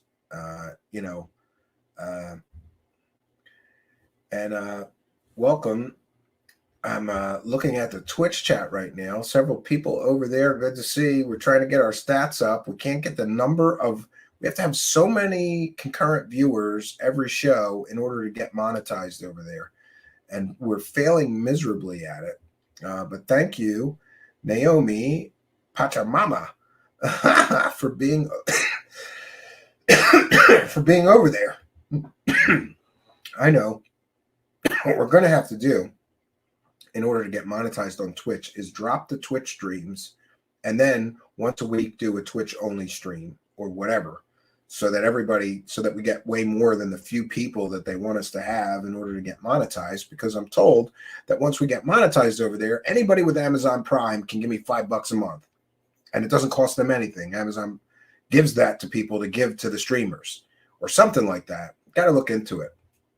So we really need to get monetized over there. Yeah. Io Walk says, I was building a deck once and Jumping Spider came out and did a dance. And since then, they have been my favorite little guys. Interesting. No Bull Truth says, I think you need to be in a hot tub for Twitch streams to profit. Yeah, I heard all about that. That's a little weird. Naomi, good. Please, we're here every night at 9 p.m., Monday through Friday. Please be there. Even if you just go there and park yourself there and you're busy and you don't watch till later, it would really help us. We're trying to get that affiliate badge going so that we could praise the cash over there. Alga Ray says, I like the idea of a Twitch only stream occasionally. I'm starting them next week. We're going to get those stats, whatever we have to do to help. Yeah, tell Twitch people, Naomi. I would appreciate it. Thank you very much. Thank you very much. Sarah says, great show. But she's always saying that. Blue Chicken is here. Blue Chicken must be busy given the Corey Good depositions. Oh, and by the way, we'll be back tomorrow night at 9 p.m. Eastern Standard Time. And we're going to be covering Jimmy the Slimeball Church actually said something about the whole David Wilcock, Corey Good deposition thing. And it's interesting what he said. We're going to cover that tomorrow night, 9 p.m. Eastern Standard Time. I hope you will be here with us. Carrie Spooky is here and says, we've been trying to reach you about your warranty. You made me jump, Carrie, because I saw Carrie and we've been trying to reach you, and I thought it was something going on, like I've been muted for the past hour and didn't know it. Yeah. I try not to twitch. It draws attention. My Flux says, praise the cash. Carrie is spooky. Yeah, whatever you do, don't ask him about Jimmy Church. Dido Beavers, Dido Beavers, Dido Beavers. Go Dido Beavers. Yeah, absolutely. Go Dido Beavers. So what else can I say? I've said what I had to say. And I hope that Brandon Fugel forgives me for telling him the truth about who he's using to help advertise behind his paywall and his offerings. Not exactly good for, serious scientific research to have that on your page, right? Unless you like lying to people and pretending that the Montauk Project is not about dudes jerking off in front of each other, Brandon Fugel, right? And you're a religious man. You understand. If a story is supposed to be about the paranormal, but it's really about gay dudes jerking off each other and jerking off in front of each other and watching each other jerk off, and the whole story revolves around jerking off, it's not a credible story. And having somebody on your page who pretended it was a credible story and left out the jerking off part is problematic for you. I would think so. I mean, everybody's, entitled to their own opinion. So what else can I say? We're going to bounce on out of here because I mentioned that my car wasn't running. I fixed my car just in time because my inspection is expiring. So I drove the car over to the mechanic, and then I had to walk 3 miles back to my house. My wife is very busy, and I just decided she's too busy. I'll just walk the 3 miles. It's not a big deal. And then I almost got hit by a car 7 times walking, trying to walk home at 3 o'clock in the morning last night. But I got home safe, and I said, well, I'm glad that's over. Whatever. I'll get the guy will inspect the car. My mechanic will inspect the car. I'll go get it tomorrow, and I won't have to worry about it for another year. But what happened is my battery died in my car, and for some reason that resets the emissions thing or something, and now he can't inspect the car until I drive it for 100 miles. So now I gotta go walk back there. I gotta walk back there another 3 miles and get my car and take it home and then drive it 100 miles and then take it back for the inspection, which is so stupid. And I almost got hit by a car a few times. It's very dangerous, the road that I have to, it's like a highway and there's no sidewalk. And that's the most direct way to walk there to get the car. So that's what I did. I can go back and get it now. But I think I'm going to get down and pay the $10 for the lift or whatever so I don't die. But I got to do that tonight. I got to go get the car. And it is my wife's birthday tomorrow. So I need the car, because I got to take my kids shopping to get her a cake and some gifts and things like that as soon as she gets home. And then we're going to have a little party for her. Yeah. Somebody said, oh my God, call Uber, electric scooter, right? Call Uber. Yeah, I know. I didn't want to spend the $10 though. And it was 3 o'clock in the morning last night when I went. Tonight, I should be able to get an Uber. I don't know. We'll see. Otherwise, I'm just going to walk again, And by the way, I need the exercise, Brandy Phillips. And I figured out that although there's not a sidewalk, I could have walked on the grass on the side, but I just figured it would be quicker to not be in grass and dirt the whole 3 mile walk. So tonight, if I do it, I'll stay on the grass and stay safe. And I wanted to listen to Ozzy Osbourne's new album, which, by the way, is absolutely fantastic. If you're a music fan, especially somebody that likes rock or metal, Ozzy Osbourne's new album is called Patient Number 9. It is amazing.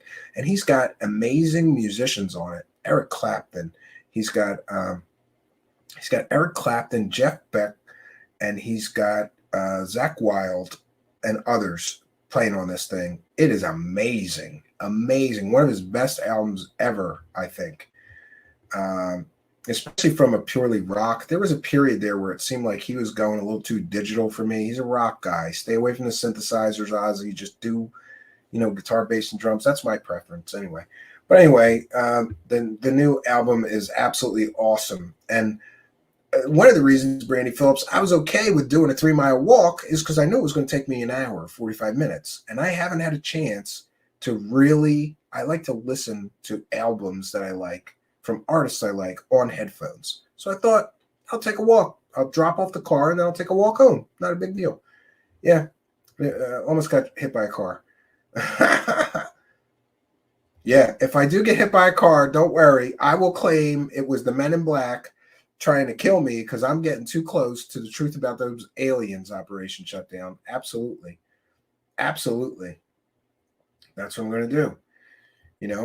And, one of the reasons I was so happy about the new Ozzy album is because he's getting up there. And I'm very selfish. Every time an artist I really love dies, the first thing I think is, damn, now we're not going to get any more music from that guy. I thought about it when Tom Petty died. I thought about it when Chris Cornell died. I thought about it when Lane Stanley died. I thought about it every time a musician that I really enjoy dies. My first selfish thought is, we're not going to get any more music now. Like, how many more great albums did Tom Petty have in them, right? Or Johnny Cash, or anybody that's a great songwriter. I love great songwriters and respect great songwriters, being a songwriter myself. So we don't know how many more Ozzy albums we're going to get before Ozzy leaves this mortal coil. So it made me realize everybody's mortal. And his new album is amazing. Probably it's one of my most favorites since the Scream album. The other one, it was pretty good. Not a huge fan of it, but the Scream album has a lot of songs about like getting over the problems of the past and all these things. And when I was under the gun, we had to move quick. Like, a real estate developer, when we lived in Philadelphia, just knocked on my door and offered me a whole lot of money for the house that we lived in and the studio next door and all the property. And we weren't expecting to move. We weren't even trying to sell our house, but it was such a big offer that we went, okay, we'll move. And then I had to do all this stuff, clean out a huge commercial studio full of everything. And we had no place to put everything. So I had to sell stuff. And so I was so under the gun. And I listened to that Ozzy Osbourne album, Scream, the whole time. And there's songs on there that were just like perfectly fit the situation that I was in. And songs about the past, and Let It Burn was one of them, and Let It Die. I'm sorry, Life Won't Wait, right? Fearless, and it was a lot of songs about getting over problems of the past and just moving on with your life. And to this day, I love that album. I listened to it the whole time. I was trying to clean my house and my studio out and get my family moved and make this big deal work so that we could get my wife's big house in the suburbs she always wanted and whatever. I love that album. But this album, I like it even more. This album, Patient Number 9, amazing. And you can hear a lot of his, I think you can hear a lot of his mortality displayed in this album. Like, he seems to be reflecting on, I'm not getting out alive, he says during one of the songs. And none of us are. We're all mortal. But it was great. Yes, and I will look at the messages. Relax. All right, let's see. We got Ari with another great thumbnail. Oh, no wonder I didn't get it because I'm logged into the Truth Seekers profile. That's what happened there, Kari. I'm blaming Facebook. So let's see. We'll take a look. Oh, my wife sent me something too. My wife keeps sending me funny videos of men who are sick, who are crybabies, right? Oh, look at that. That's great, Spooky. Yeah.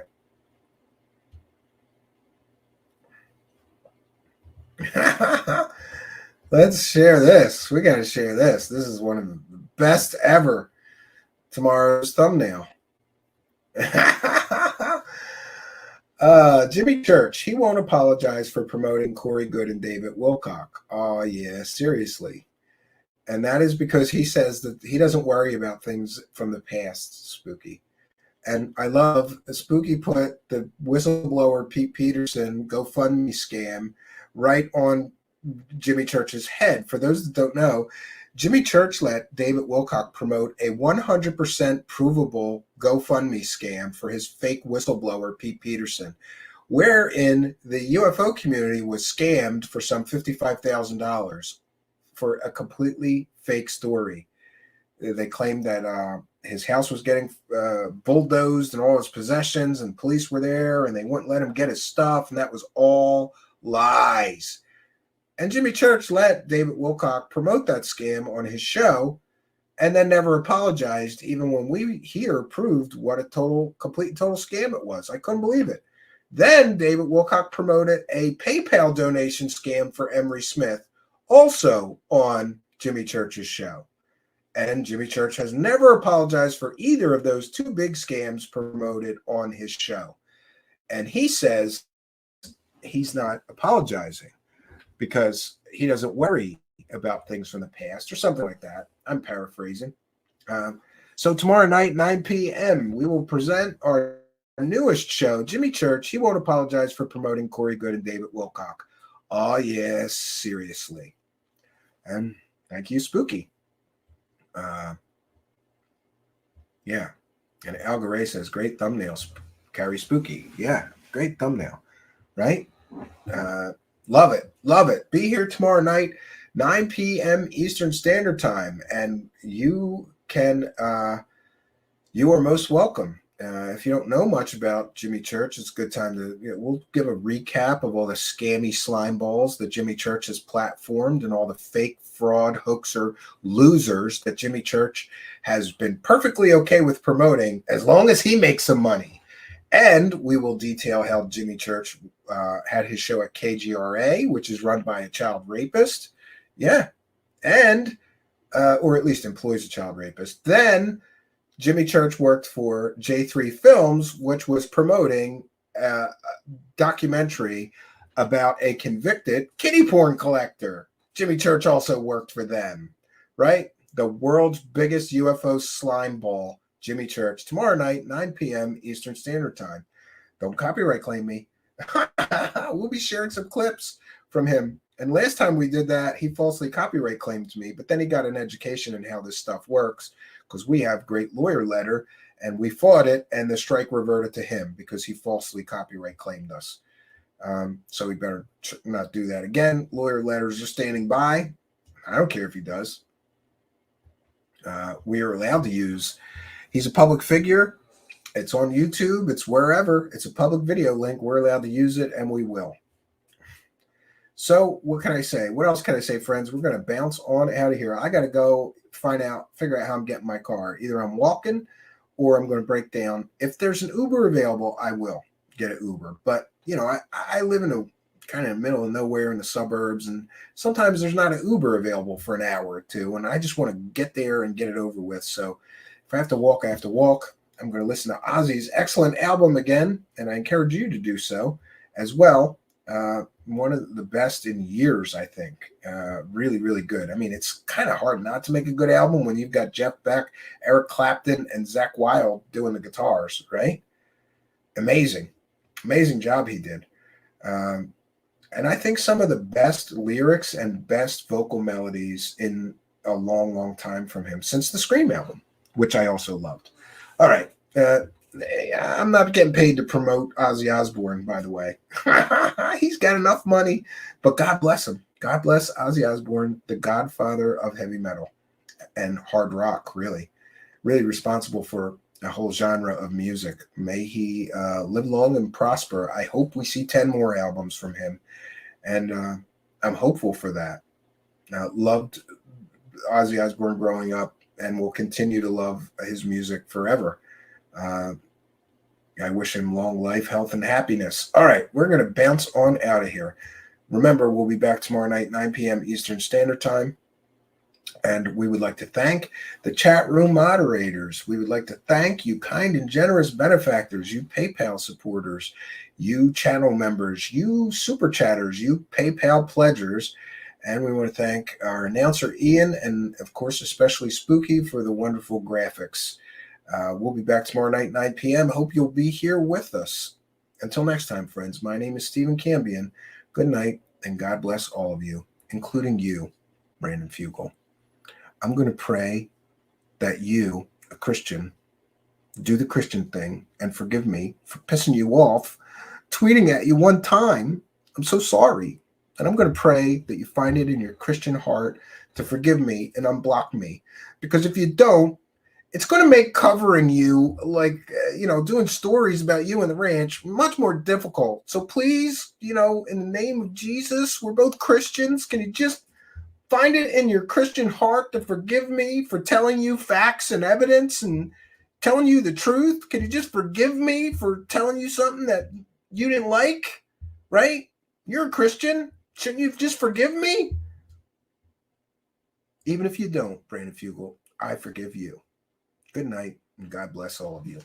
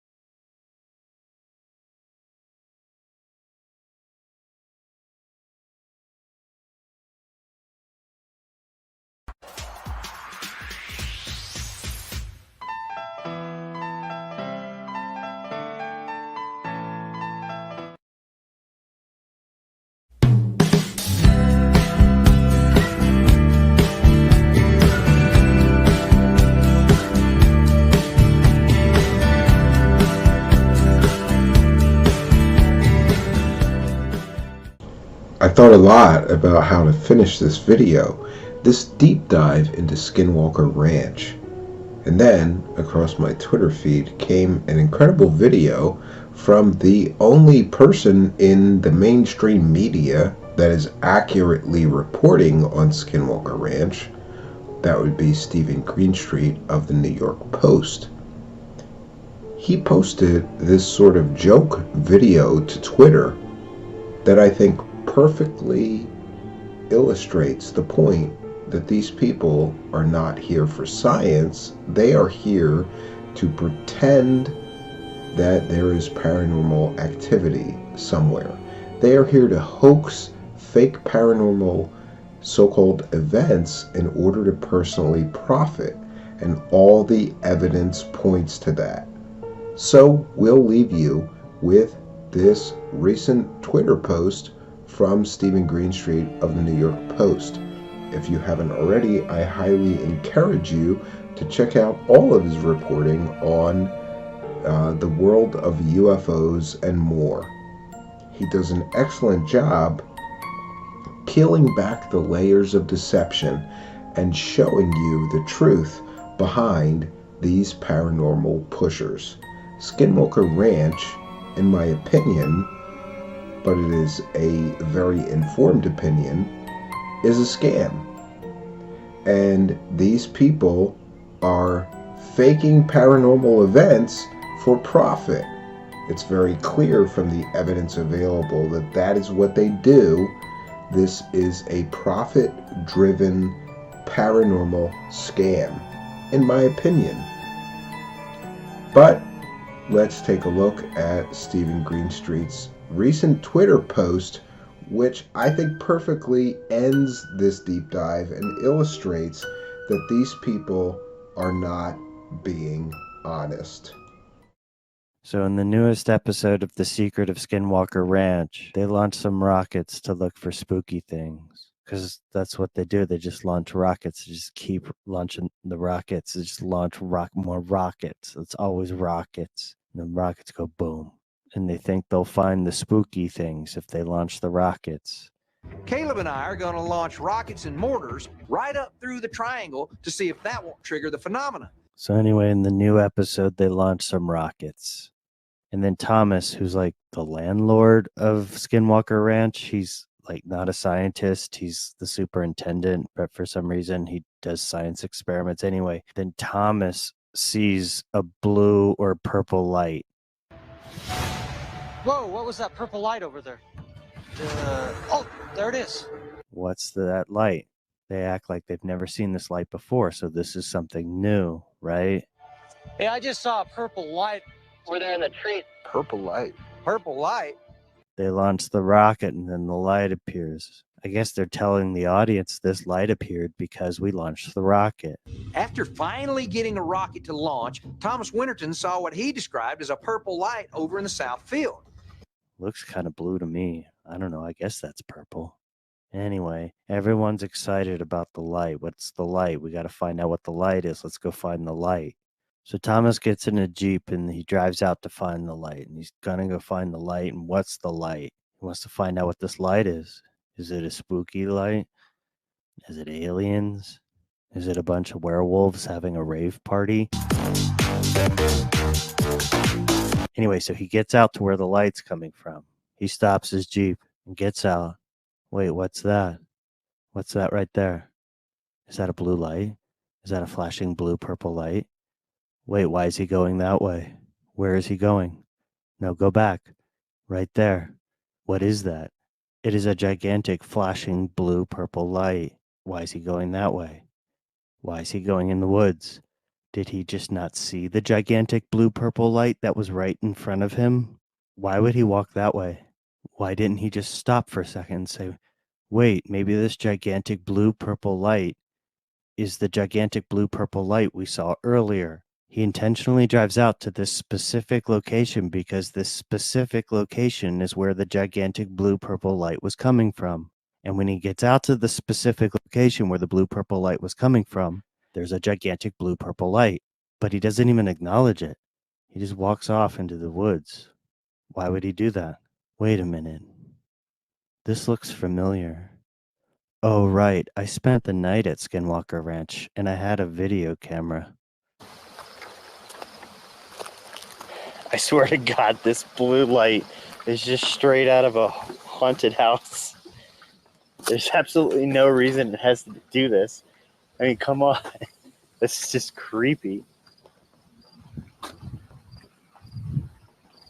So what the fuck is going on?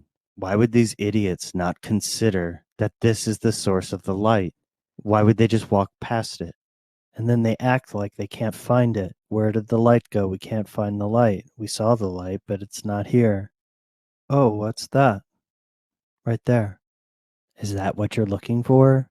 The thing that you're saying you can't see that's right there in front of you?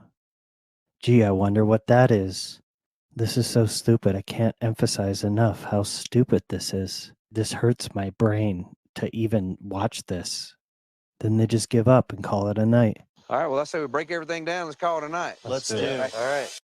Oh.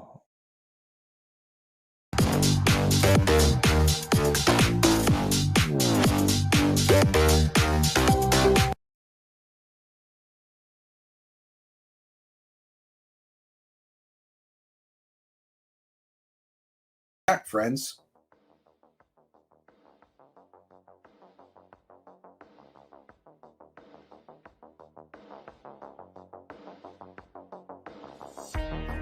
Truth Seekers is a viewer-supported show. Wonderful people like you who enjoy this show send pledges in the form of super chats, super stickers, super thanks, PayPal, or Cash App. Instructions for how to help are in the description. You can also join our Patreon, and for as little as $1 a month, you can get extra content. Patreon supporters get a backstage pass, early access to all our production videos before they are distributed publicly, Stephen Campion's music, private writings, a monthly show journal, and more. You can also become a YouTube channel member for $5 a month. A YouTube membership includes all of the Patreon benefits, plus a special members badge, priority reply to video comments, and the live chat, plus a monthly members-only video. We thank you all, kind and generous benefactors, for supporting Truth Seekers. Thank you for your generosity and support.